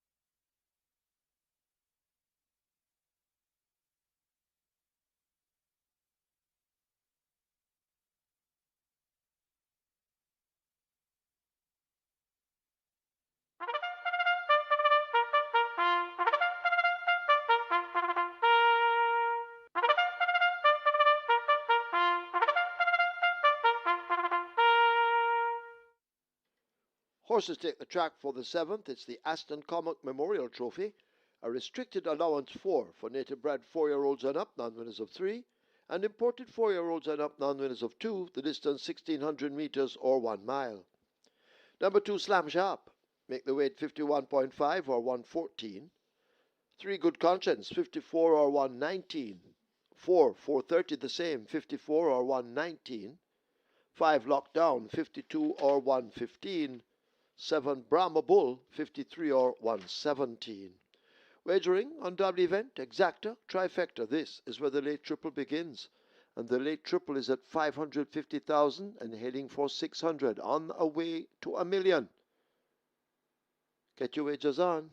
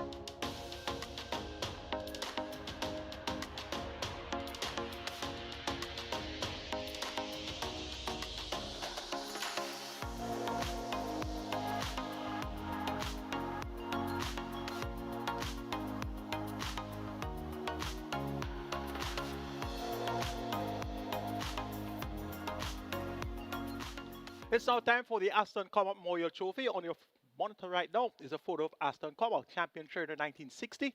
And the trophy, of course, honors Aston COMMOCK, and he's a racehorse owner, trainer, and breeder for over 50 years, and a former jockey as well. So an all-rounder was Aston COMMOCK, and he's a Hall of Fame inductee. He saddled 709 winners, and inclusive of Reprieve, Horse of the Year 1971, Father Christmas, Samures, Genevieve, Cardigan, Spur Tree, Zareba, Most Noble, Luminist, and Jobber Bill. And he also trained Appeal Court, a track record holder for 12 furlongs in 2 minutes 29 seconds flat. So we honor the great man, Aston COMMOCK, with the Aston COMMOCK Memorial Trophy. Live ticket count on the mandatory payout, early 5-star, down to 7, compliments of the unstoppable one, Richie Shakes, and that's a 20-1 upset win aboard Bad Tanisha on the cash out leg of the Reggae 6. And the Twilight 6 live ticket count now down to 27 after Richie Unstoppable Shakes upset win with Bad Tanisha, and 27 tickets with $4.5 million share, and we still have 3 legs remaining. So you know we're into some big bucks already. And whatever happens here on the final leg of the early 5-star, you're into some big bucks already. 7 ways to share 6.25 million. Let's take a look at the Aston COMMOCK Memorial Trophy. Top selection goes to number 5, Lockdown. Champion apprentice Demar Williams rides for Trader Ryan Derby. This one reports of a change of barn, and he has been thereabouts in his last 10 races among this level of competition. So he has caught the pace of the level. Tends to be lagging behind early, but I suspect that he'll be a little bit sharper first time out for Trainer Ryan Derby. And he has a good turn of foot. He'll get a strong enough pace chase here. The likes of Bob the Builder, John Post 2, Slam Sharp, John, make that Bob the Builder, John Post 1. Slam Sharp, John Post 2 with Richie Unstoppable Shakes. He should be a part of the pace as well. Good Conscious made all to win, going a mile last time out. So this one will be for the pace, and sold before 30. So there's enough pace in this race. Brahma Bull also included in that pace factor.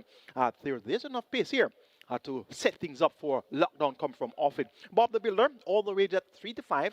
Last time out went up at 7-5, unable to justify the favoritism, 5 by 12.5 lengths to Benison, Brahma Bull, and Lockdown. So interesting to see this one so short at the tote at 3-5, with the presence of Lockdown, Brahma Bull, who were ahead of him last time out. So whatever went wrong last time around apparently has been corrected, and they're expected now a big effort once again. Was second by ahead to Star Aurora on the 15th of March at 7.5 furlongs. So look for a much improved run here from Bob the Builder. But 3-5 is way too short a price. Number 7 is Brahma Bull, will be for the placed, Tajisa Kufo and Anthony Nunes. And the one that will get a run from off the splits as well is number 6, Alchemy of Souls. This race can go many ways. My way is 5, 1, 7, and 6. Lockdown over Bob the Builder, Brahma Bull, and a dangerous looking Alchemy of Souls. Final triple is at 1.2 billion. Front of the gate closed. Get your bets on now if you haven't done so as yet. And if you even have had a bet already, you have more time to wager. Best of luck.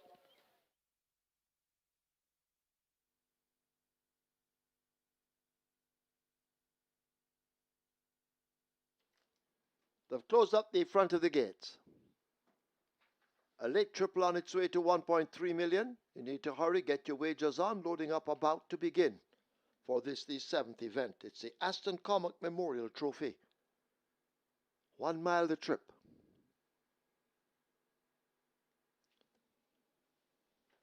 Bob the Builder at 4-5, the favorite.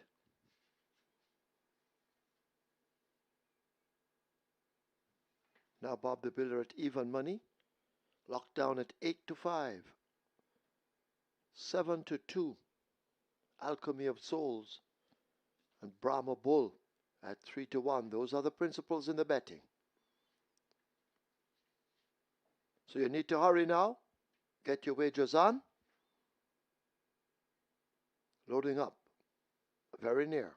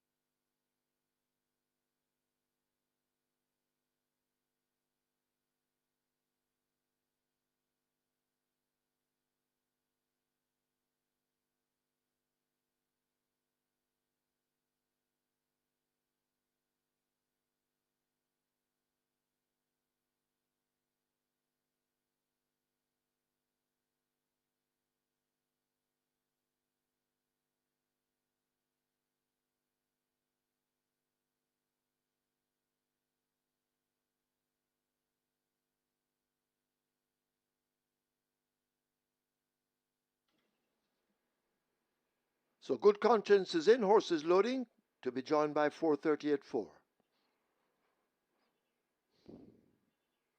So 4:30 in. Locked down. Coming into 5, now 2-1. Bob the Builder at 6-5. In at 1.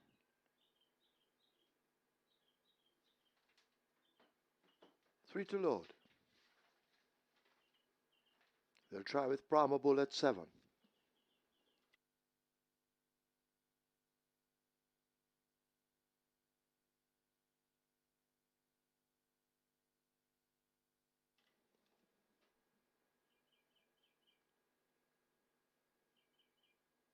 So Brahma Bull in at 7.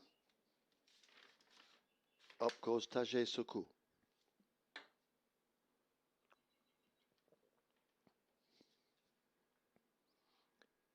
Alchemy of Souls coming into 6. And we wait on the final one, Slam Sharp, an outsider at 34-1.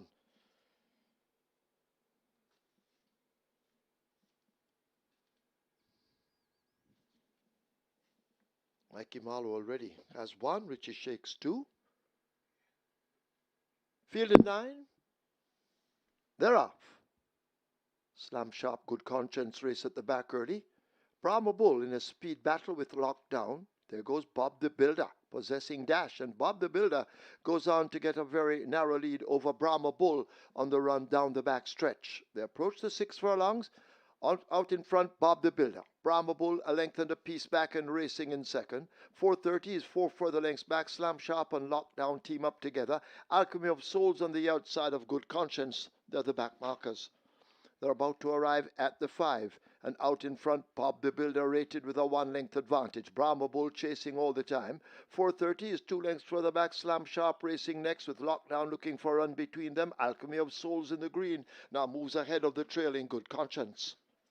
The half-mile behind them, they're arriving at the 7/16th, and Bob the Builder attempts to go all the way under Radish, the sneaky Fox Roman. 4:30 and Brahma Bull racing near. Lockdown now asked to make ground. Slam Sharp looking for a run against the fence. Alchemy of Souls is only 6 off that lead. Good Conscience hugging the rail as they come thundering into the top of the lane, and it is Bob the Builder now. Changing his hold, that's the rider, and Bob the Builder continues to lead them a merry chase. Brahma Bull trying to kick in on the outside. Slam Sharp between horses. Watch Lockdown sneaking up against the rail. They arrive at the furlong pole. Bob the Builder under tremendous pressure. Slam Sharp now looks to point. Watch Lockdown against the rail. It is Slam Sharp. Lockdown trying to get to Slam Sharp. They're in the final yardage. Slam Sharp and Richie Shakes. He'll have a triple. Marlowe a double.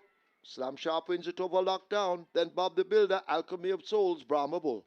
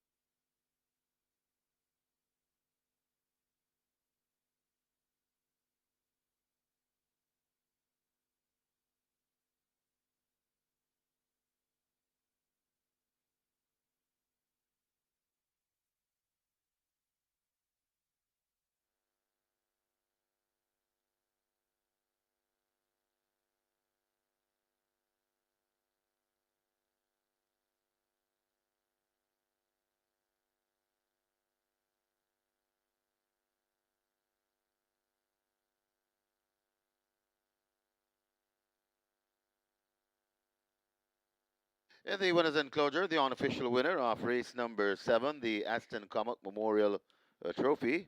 Number 2, Slam Sharp, 4-year-old Bay Colt by Sensational Slam. Peggy's Vision by Fearless Vision.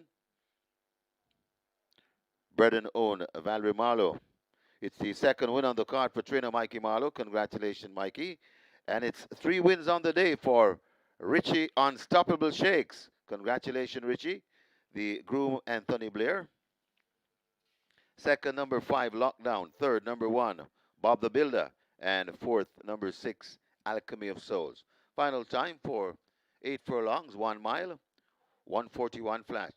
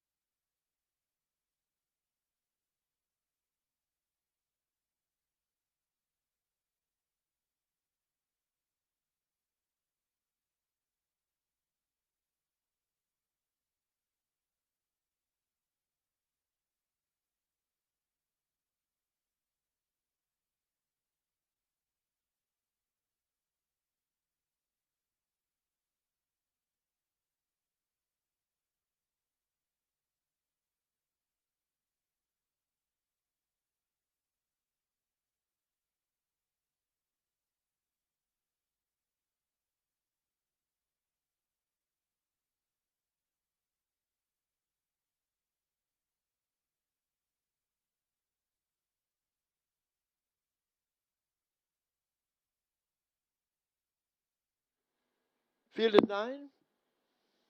They're off. Slam Sharp, Good Conscience race at the back early.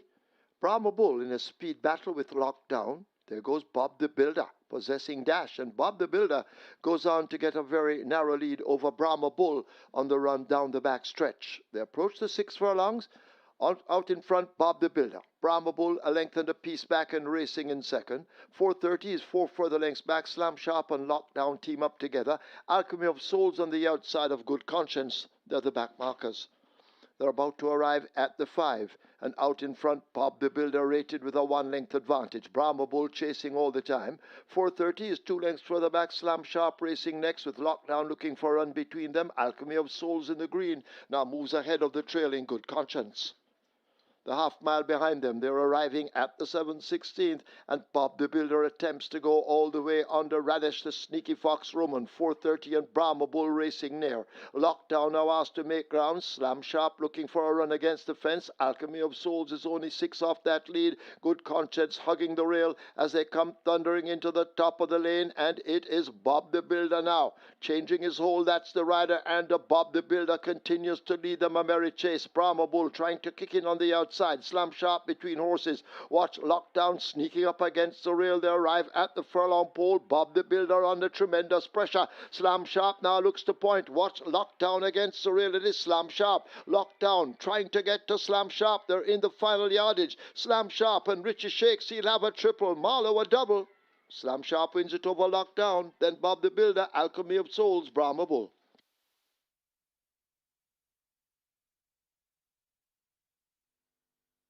Your attention, please. Jockey Clive Lynch has to go now to the storage room. Clive Lynch, you are wanted in the storage room.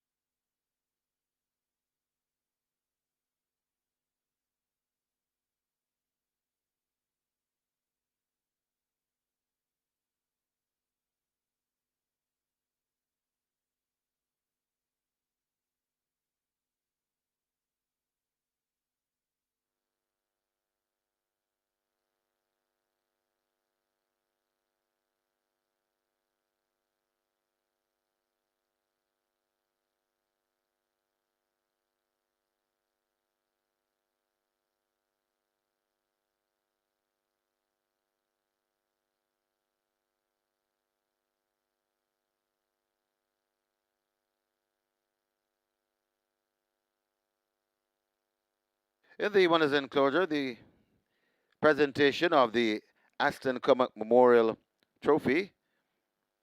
Making the presentation, Carol Waugh, and she makes it to the winning trainer, Mikey Marlowe, who has a fine double this afternoon. And Mikey represents Valerie Marlowe, the winning owner. Congratulations to the winning connections. Race number 7, the Aston COMMOCK Memorial Trophy.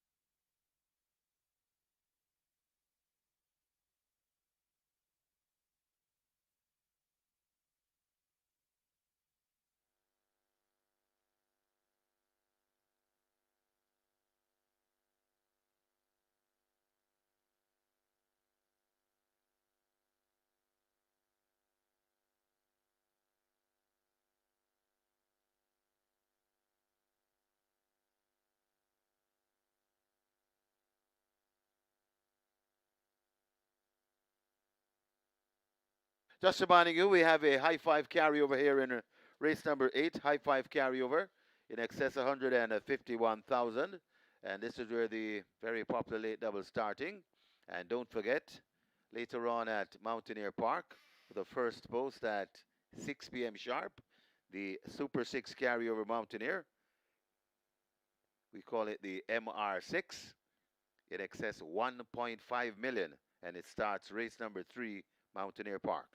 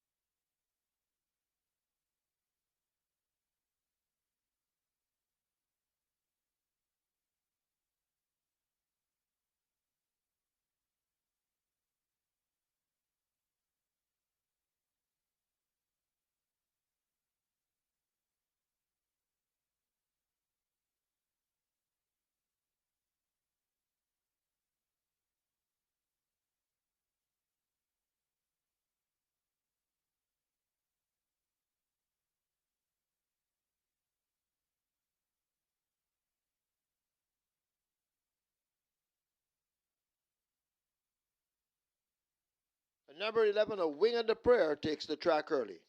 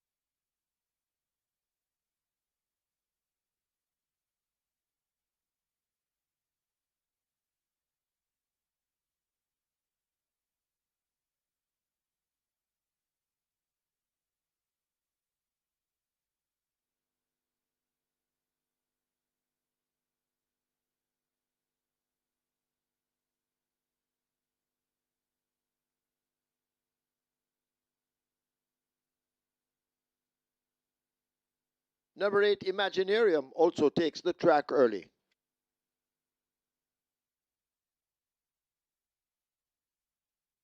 On to race number 8.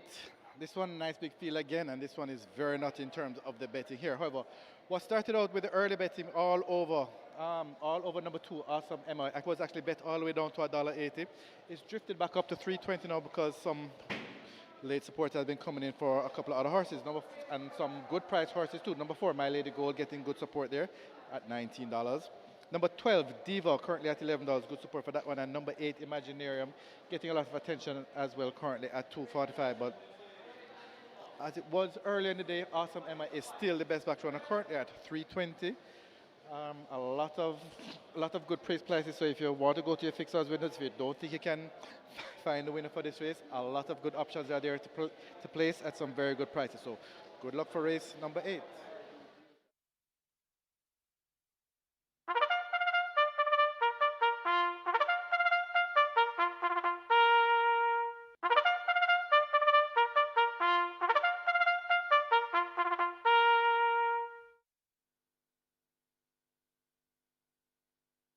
Horses take the track for the 8th. It's a maiden special weight for native bred 3-year-old fillies only. The distance 1100 meters or 5.5 furlongs. 1, Gulfstream Cat, 51.5 or 114 pounds.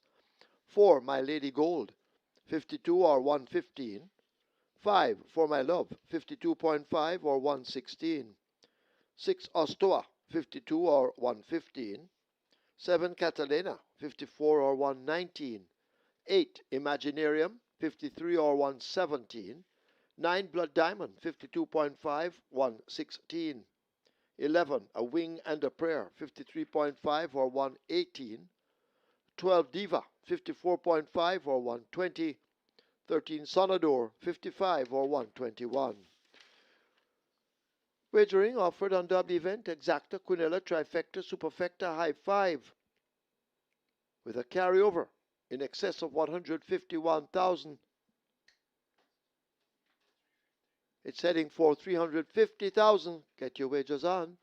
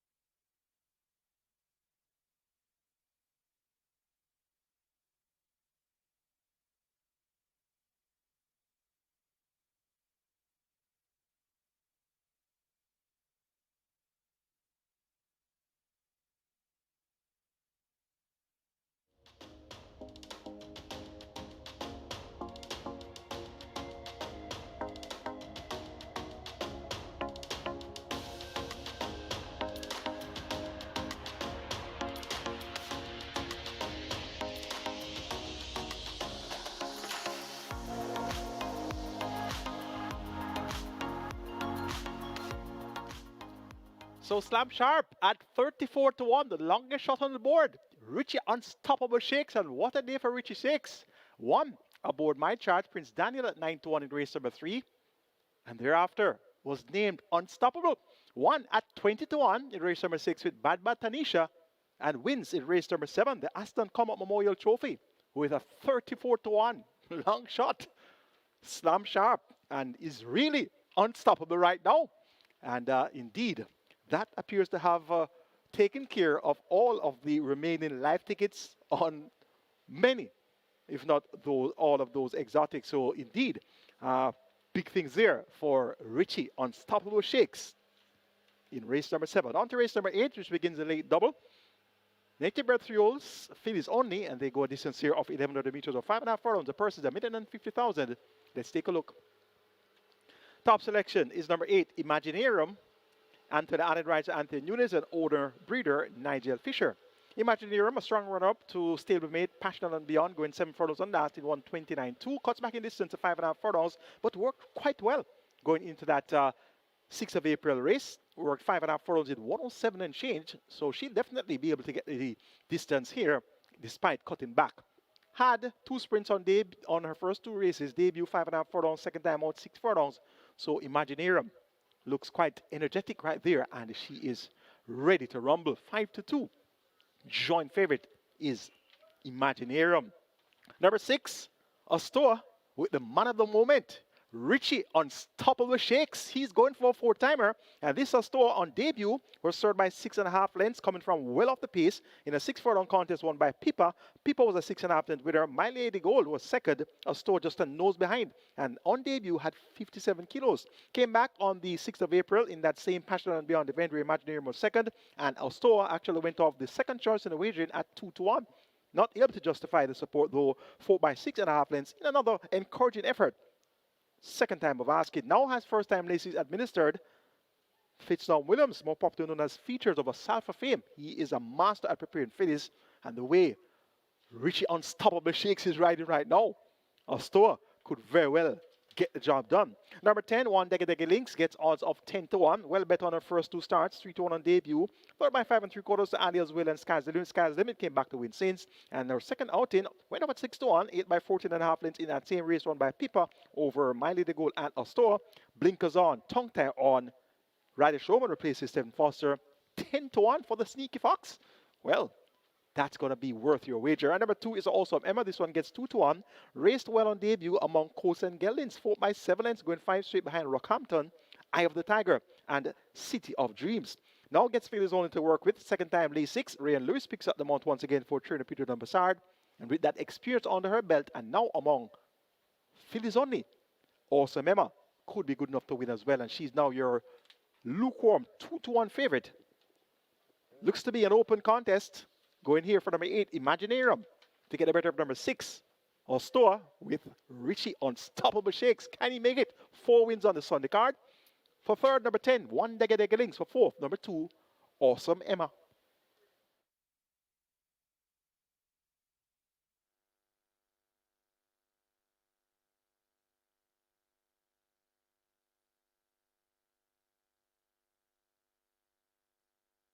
High five pool approaching 600,000. The high five pool closing in on 600,000. Remember the carryover in excess, 151,000. And your late double on its way to 1.3 million. Get your wagers on. Runners arriving at the start. They'll be closing the front of the gates shortly. So hurry and place your bet. Very big high five pool this with a carryover, nearly 600,000 and climbing.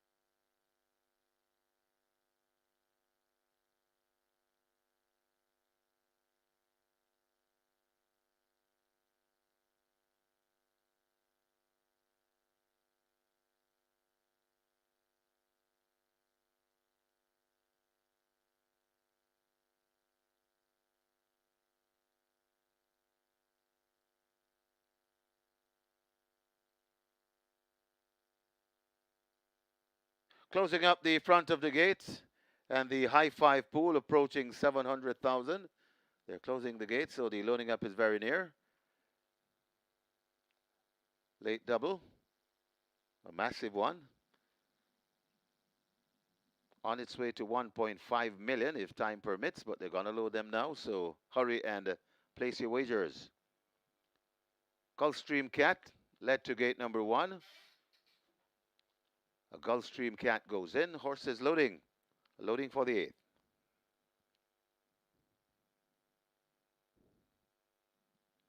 Got a 2-1 favorite. Horse number 2, Awesome Emma.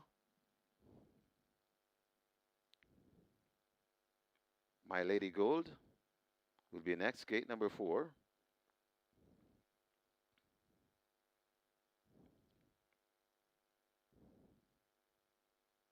My Lady Gold goes in. Catalina heads to gate number 7, goes in. Blood Diamond, gate 9. Black diamond is in. For my love heads to gate 5.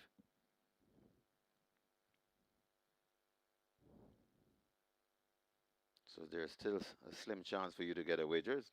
There's still quite a few to be loaded. For my love goes in at 5.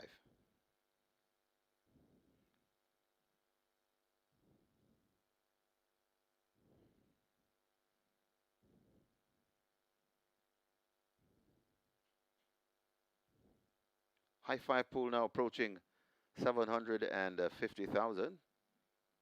Carryover in excess 151,000. So making way for a massive payout in the high 5.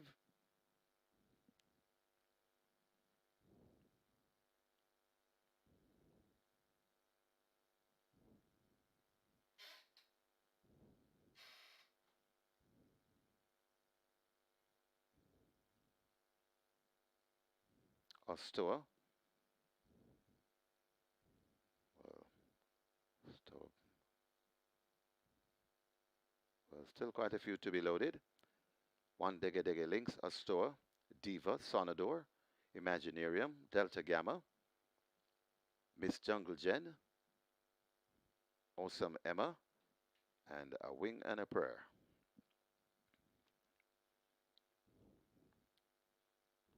Backing out For My Love.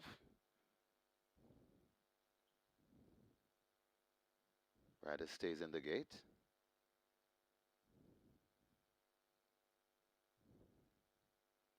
So could have been misbehaving in gate 5. That one is taken out. Diva heads to gate number 12.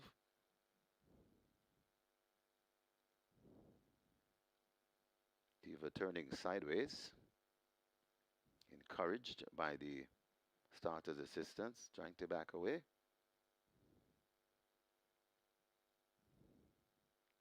Working on Diva to gate 12. Diva still stubborn. Diva goes in.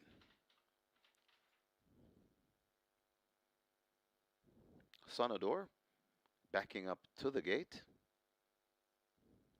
Could be next. Straighten that one out. Sonador straightened out to gate 13. Turning sideways once again.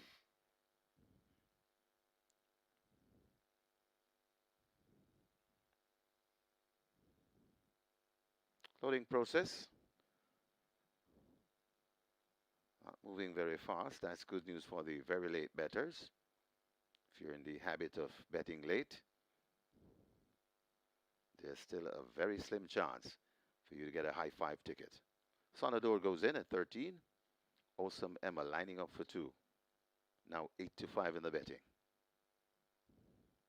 That's the favorite. Awesome Emma up to gate 2.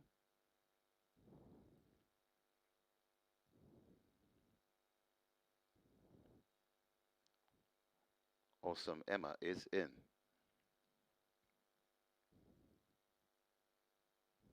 So still 7 runners to be loaded. Miss Jungle Jen, gate 3.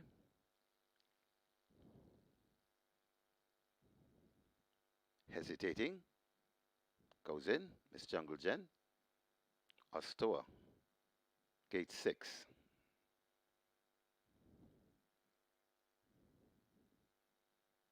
Imaginarium, 5 to 2 in the betting. Second choice. One Dege Dege Links heads to gate number 10.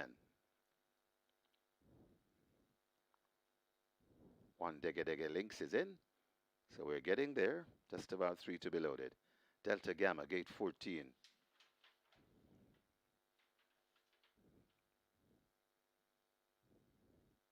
Delta Gamma goes in. For My Love, back in gate 5. 1 to load. A Wing and a Prayer. 5.5 furlong the trip. High 5 has gone past 800,000. A massive pool. 1 to load. Applying the blindfold. to a wing and a prayer. That's the one we wait on.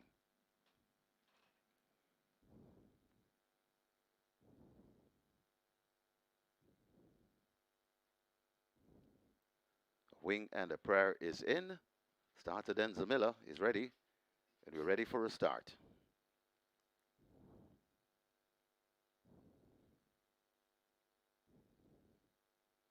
Often Racing.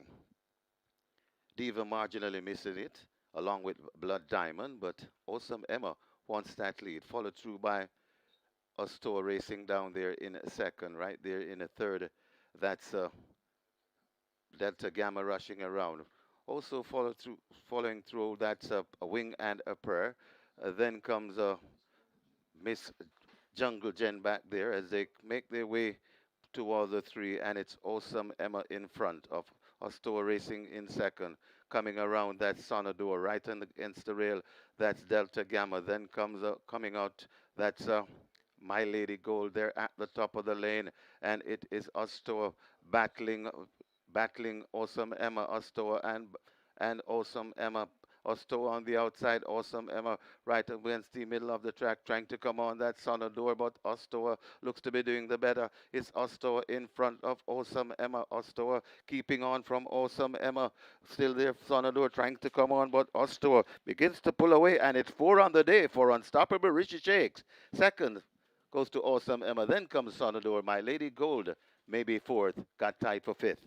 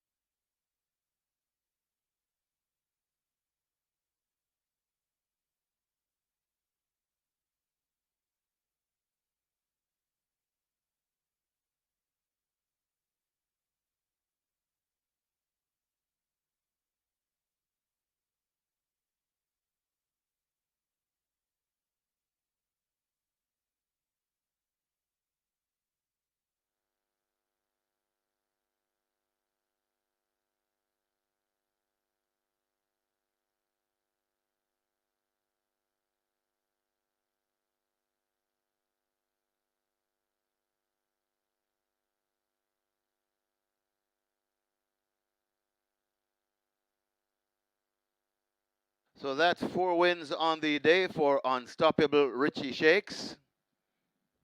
Riding brilliantly. 4 winners. Congratulations, Unstoppable Richie Shakes.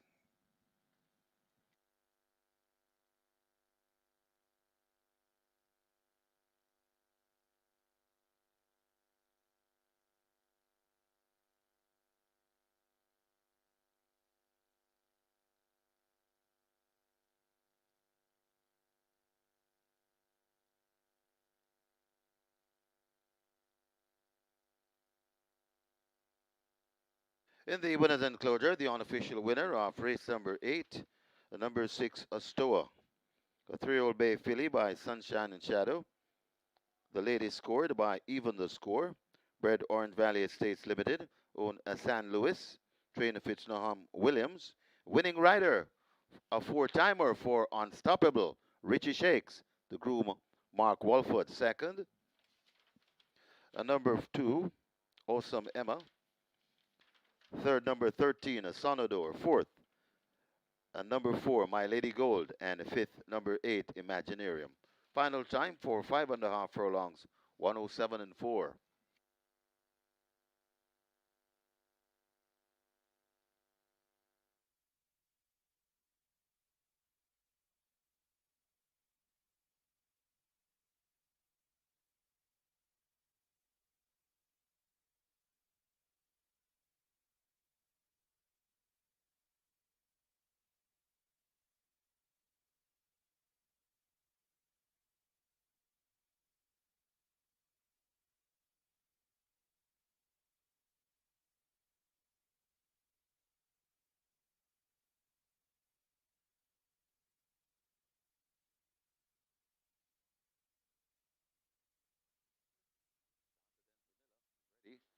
And we're ready for a start.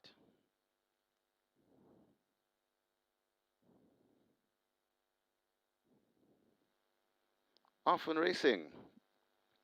Diva marginally missing it, along with Blood Diamond, but Awesome Emma wants that lead, followed through by Astor Racing down there in a second, right there in a third. That's Delta Gamma rushing around. Also following through, that's a Wing and a Prayer. Then comes Miss Jungle Gen back there as they make their way towards the three, and it's Awesome Emma in front of Astor Racing in second. Coming around, that's Sonador right against the rail. That's Delta Gamma. Then comes coming out, that's My Lady Gold there at the top of the lane, and it is Astor battling Awesome Emma, Astor and Awesome Emma. Osto on the outside, Awesome Emma right against the middle of the track, trying to come on that Sonador, but Ostoa looks to be doing the better. It's Ostoa in front of Awesome Emma. Ostoa keeping on from Awesome Emma. Still there, Sonador trying to come on, but Ostoa begins to pull away, and it's 4 on the day for Unstoppable Richie Shakes. Second,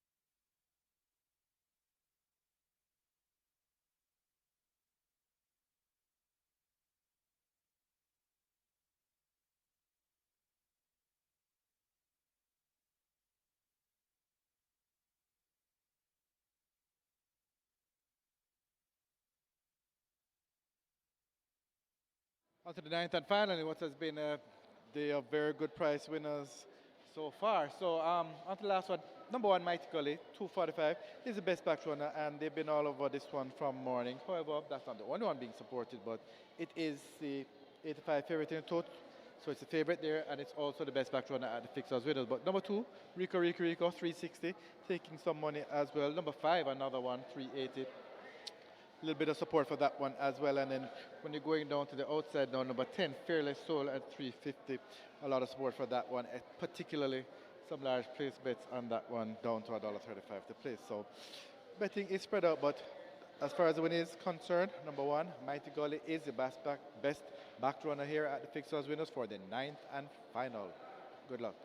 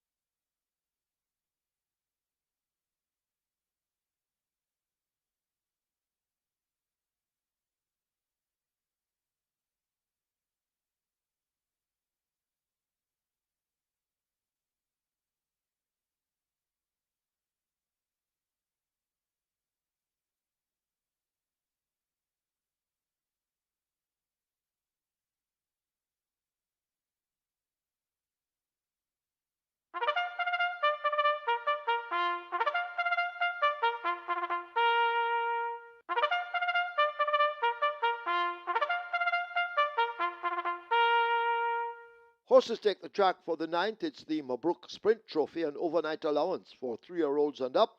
The distance 1,000 meters or 5 furlongs straight. Number 2, Rico, 49 kilos or 108 pounds. 7, King Pie, 48 or 106. 11, Ultimate Machine, 53 or 117. Wagering on Exacta, Quinella Trifecta, Superfecta, High 5. Get your wagers on.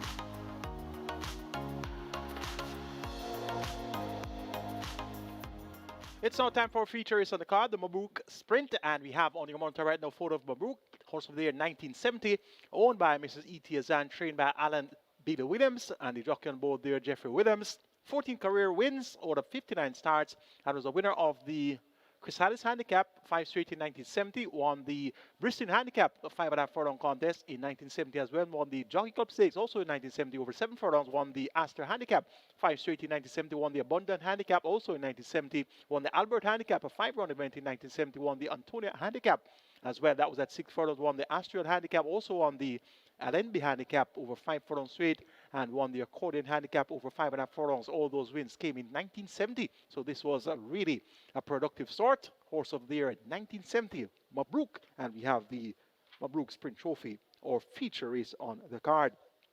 How about that man of the moment? Richie Unstoppable Shakes, a spanking 4-timer, 9-1 Prince Daniel, 20-1 Bad Tanisha, 34-1 Slam Sharp, and 4-1 ASTON. So once you're a Richie Unstoppable Shakes fan, you should be having a lot of money in your pockets today, because that's really a spanking 4-timer. And indeed, really turned up in a big way today. And remember, his first win on the card was my charge, Prince Daniel.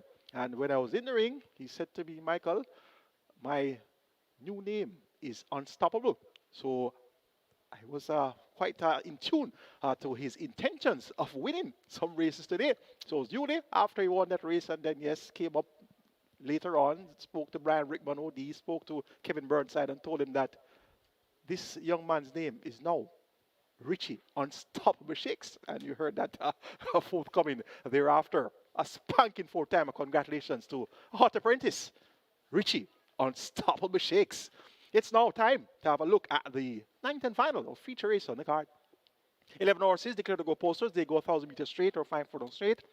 Top selection is number 2, Rico, up in class and gets a generous price of 7-2. Start the clock in 57.3 for 5 furlongs straight on the 4th of April. And beat Ralph's Treasure and Star Aurora. Not necessarily much to write home about in terms of real hard knocking over the talons horses, but lightly weighted, 51.5 kilos allotted weight. J.E. Madison should chip off some of that. So 57.3 is 57.3. And if you can reproduce an effort similar to that, now lighter at the scale, comes down from 54. Rico can certainly get the job done. Number 1 is Mighty Gully. Tevin Foster right over Pearson. This one, runner-up last time out to the classic Desert of Malibu. Prior to that, runner-up behind Money Market in 57.2 for 5 furlongs straight. So nothing really of the caliber of Desert of Malibu present here. And Mighty Gully, though John Post won, 55 kilos, will have to allow weight to several of her rivals. She could very well make it close throughout. Number 5 is another one. This is your favorite at even money. There was a spill in that last outing on the 6th of April and really was hampered badly and did extremely well to finish third by 4 1/4 lengths to Desert of Malibu and Mighty Gully. So it's just a half a length behind Mighty Gully after suffering interference throughout that spill. So once he gets a clear run today, he's reverting to the straight. He was a multiple winner over the straight. At one stage in his career was undefeated over the straight. So another one most certainly deserves respect here. But even money could be a bit too short. Radish Roman could be the reason for that support in the market. And number 3 is Chocomo. This one gets a big price of 14-2 on Aaron Chachi, Jason Acosta, and Milady Azan CD. 5 by 7 1/4 lengths on his seasonal debut on the 21st of March behind Goodbye Firefly, another one, and Unbelievable Force. Back over the straight once again, continues to work well. He could be a live outsider for all your exotics. Make it 2-1-5-3 in the MABROUK Sprint Trophy. Rico over Mighty Gully, another one, and Chocomo.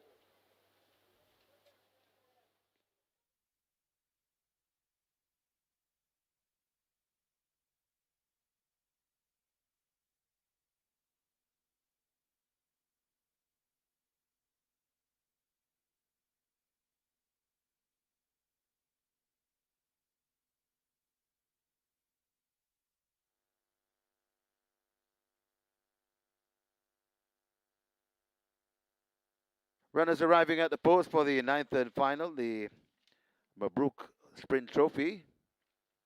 High five wagering offer there. The high five pool approaching 400,000. High five pool approaching 400,000. And just reminding you of the Very big carryover at Mountaineer Park on Simulcast. Mountaineer as a Super 6 carryover. We call it the MR6. In excess 1.5 million, and it starts in race number 3.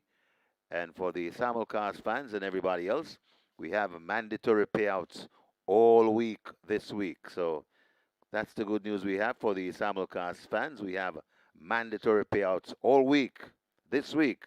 And you can check the crawler at the bottom of the hot screen for you the details. As we know that tomorrow we have a Turf Paradise, the pick 4 at Turf Paradise. On Tuesday it's the MR6 at Mountaineer. On Wednesday it's the pick 4 at Parks and so on. So we have mandatory payouts making way for some big payouts and cash in your pocket. Closing up for the final one today, the MABROUK Sprint Trophy. Get your wagers on. Running out of wagering time. High five. Approaching 400,000.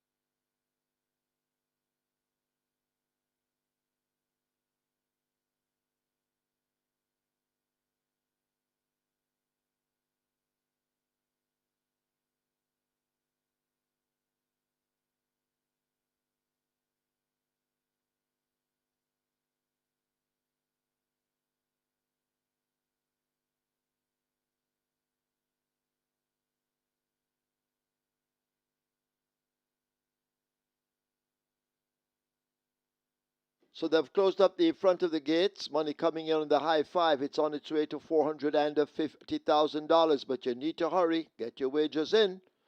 Loading up. About to begin. Runners parading quietly behind the stalls for this, the MABROUK Sprint Trophy. The distance 5 furlongs straight. Hurry. Get your wagers on.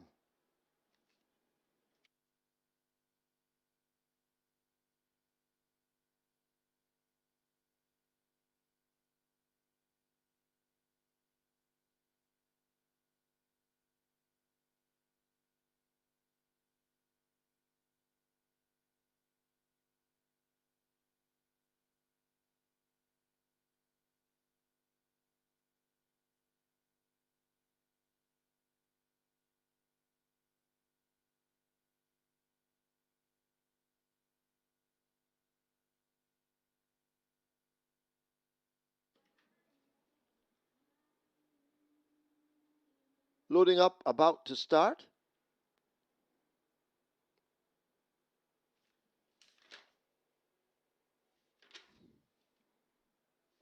Rico starts the loading up procedure. Going in at gate 2.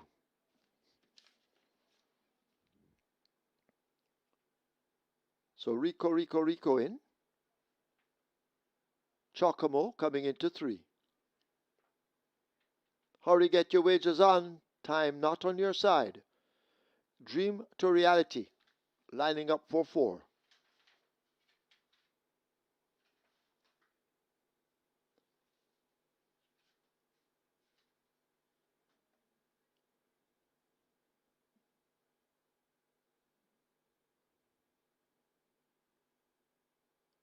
My Sunshine and Carlton Frank. They go in at 6. Another one. Circling around. That one will load at 5. King Pie is in at 7.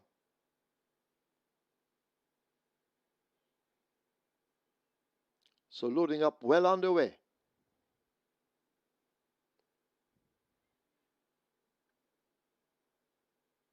Fearless Soul loads at 10. Ultimate Machine coming into 11.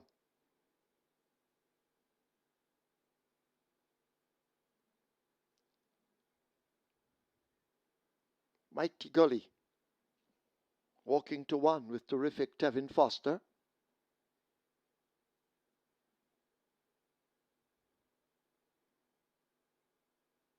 Another one is in at 5. Radish Roman, he's looking for a triple on the card.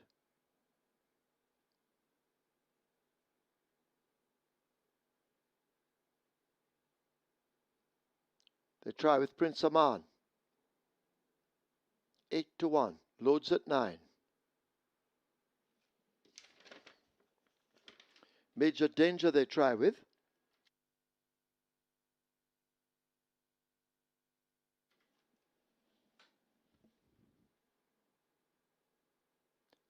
Mighty Gully is in at 1. Major Danger coming into 8. Ryder will hop aboard. This is the MABROUK Sprint Trophy. Field in line. 5 furlong straight.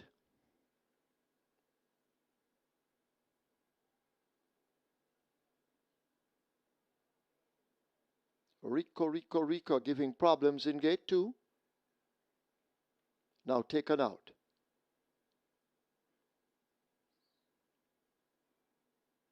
So Rico holding up the start. Not sure if a vet check is necessary.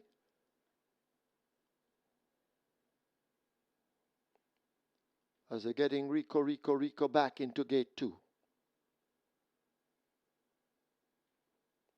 Looks to be in. Field in line once again.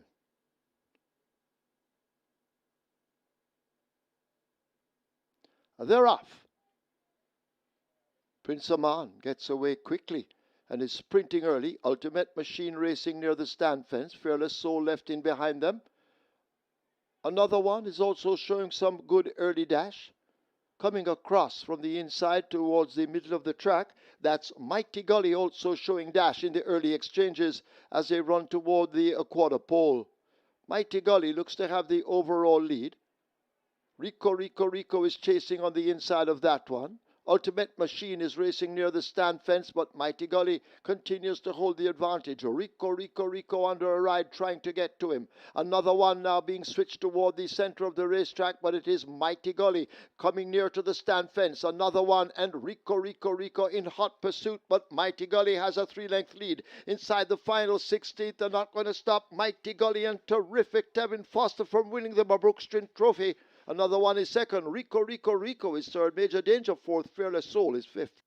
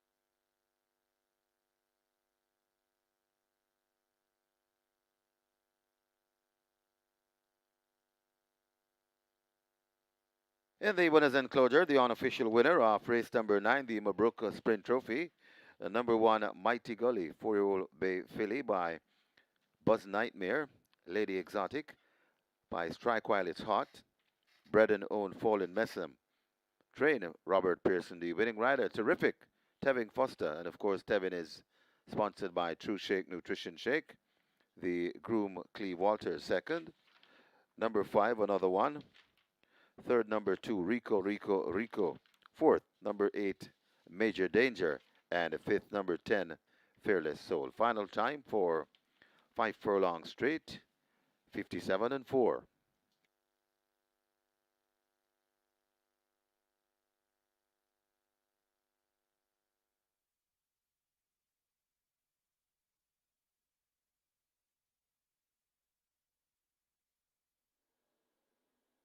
They're off. Prince Aman gets away quickly and is sprinting early. Ultimate Machine racing near the stand fence. Fearless Soul left in behind them. Another one is also showing some good early dash. Coming across from the inside towards the middle of the track, that's Mighty Gully also showing dash in the early exchanges as they run toward the quarter pole. Mighty Gully looks to have the overall lead. Rico, Rico, Rico is chasing on the inside of that one. Ultimate Machine is racing near the stand fence, but Mighty Gully continues to hold the advantage. Rico, Rico, Rico under a ride trying to get to him. Another one now being switched toward the center of the racetrack, but it is Mighty Gully coming near to the stand fence. Another one, and Rico, Rico, Rico in hot pursuit, but Mighty Gully has a 3-length lead. Inside the final 16th, they're not going to stop Mighty Gully and Terrific Tevin Foster from winning the MABROUK Sprint Trophy. Another one is second. Rico, Rico, Rico is third. Major Danger fourth. Fearless Soul is fifth.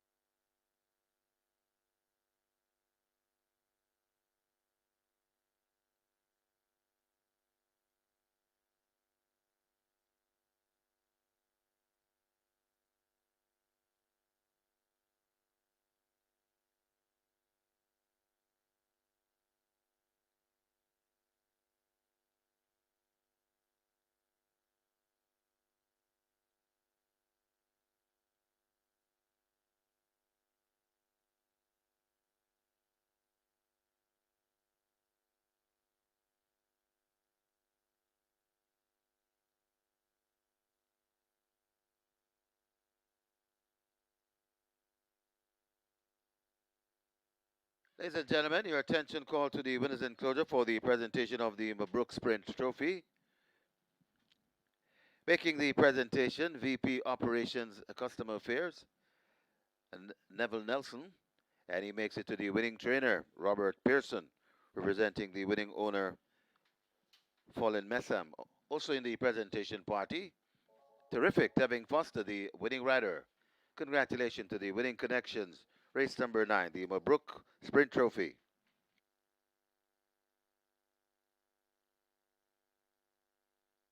Result of the ninth now official. Horses to the barn. 1, Mighty Gully. 5, another one. 1 and 5 go to be tested. The splits were 23-2, 45-4. Final time a zippy 57-4. The margins 5 1/4 by 1.5. We've come to the end of a weekend of fantastic racing here at wonderful Caymanas Park.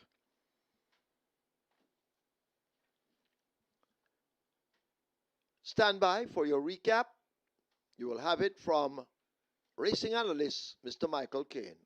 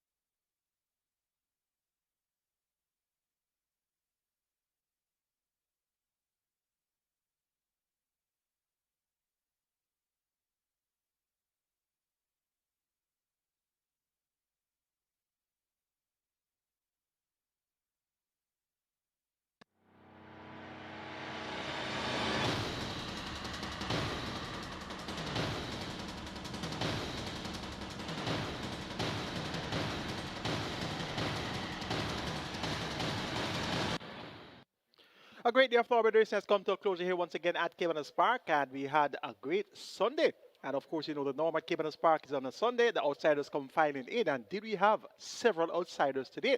Congrats to Richie Unstoppable Shakes on booty number 4-timer, spanking 4-timer 2, 9-1. 20-1, 34-1, and 4-1. Wow. And congrats as well to Radish Robin, who had a double. So those two riders are responsible for 6 of the 9 winners ridden today. And the trainer Michael Malum, he had a spanking double. 16-1 Captain Fantastic, 34-1 Slam Sharp. Sunday, a great day at Caymanas Park today for Richie Six, Radish Roman, Michael Marlowe, and all other winners on the card. And on the wagering side of things, we have a carryover in the Twilight 6, over $3.4 million in that carryover. And indeed, it was quite a fun-filled day of upsets. We have 2 races to recap, or 2 trophy races. Race number 7 was the ASTON COMMOCK Memorial Trophy. A field of 7 went a mile, and we had a favorite in the form of Bob the Builder, short price favorite 2, Radish Roman for Adrian Prince. Good support came in for Lockdown, Demar Williams for Ryan Darby, and also well supported Brown Bull, Tajisaku for Anthony Nunes. And on the MABROUK Sprint Trophy, we had a well-fancied Mighty Gully, John Post 1, Rico, John Post 2, well-fancied also, Tevin Foster rode Mighty Gully for Robert Pearson. Jaheim Madison was aboard the just to train Rico, and another one was the favorite for most of the wagering, Radish Roman, looking for his 3rd win, and he rode there for trainer Anthony Nunes. So we'll have a look at the closing stages of the ASTON COMMOCK Memorial as well as the MABROUK Sprint. As they come thundering into the top of the lane, and it is Bob the Builder now, changing his hold. That's the rider, and Bob the Builder continues to lead them a merry chase. Brahma Bull trying to kick in on the outside, Slam Sharp between horses. Watch Lockdown sneaking up against the rail. They arrive at the furlong pole. Bob the Builder under tremendous pressure. Slam Sharp now looks to point. Watch Lockdown against the rail. It is Slam Sharp. Lockdown trying to get to Slam Sharp. They're in the final yardage. Slam Sharp and Richie Shakes, he'll have a triple. Marlowe a double. Slam Sharp wins it over Lockdown. Then Bob the Builder, Alchemy of Souls, Brahma Bull. But Mighty Gully continues to hold the advantage. Rico under a ride trying to get to him. Another one now being switched toward the center of the racetrack, but it is Mighty Gully coming near to the stand fence. Another one, and Rico in hot pursuit, but Mighty Gully has a 3-length lead. Inside the final 16th, they're not going to stop Mighty Gully and terrific Tevin Foster from winning the MABROUK Sprint Trophy. Another one is 2nd. Rico is 3rd. Major Danger 4th. Fearless Soul is 5th. So Slam Sharp won the ASTON COMMOCK at 34-1. Richie Six riding there for trainer Michael Marlowe, and that was a notable upset in the ASTON COMMOCK. And in the MABROUK Sprint Trophy, we saw Mighty Gully from the 1 draw in a field of 11. So 2 1 draws came to the fore today. Prince Daniel in race number 3 won by 14 3/4 lengths, and you just saw Mighty Gully win by a wide margin as well. So I figure with the 1 draw, once you can come out of that inside post, tack across towards center course, and get going thereafter, you should be in good stead to get the job done. So good job by Tevin Foster aboard Mighty Gully there to win the MABROUK Sprint Trophy. That's going to be it from us here at Caymanas Park today. It was indeed a pleasure taking you live and direct. And indeed, we're going to have in our next doubleheader weekend, next Saturday and Sunday, the 25th of April and the 26th of April. So have a productive week, and we'll see you next week at the races. I'm your analyst, Michael Kane, on behalf of the production team, and also on behalf of our promoters, Supreme Ventures Racing and Entertainment Limited. See you next weekend.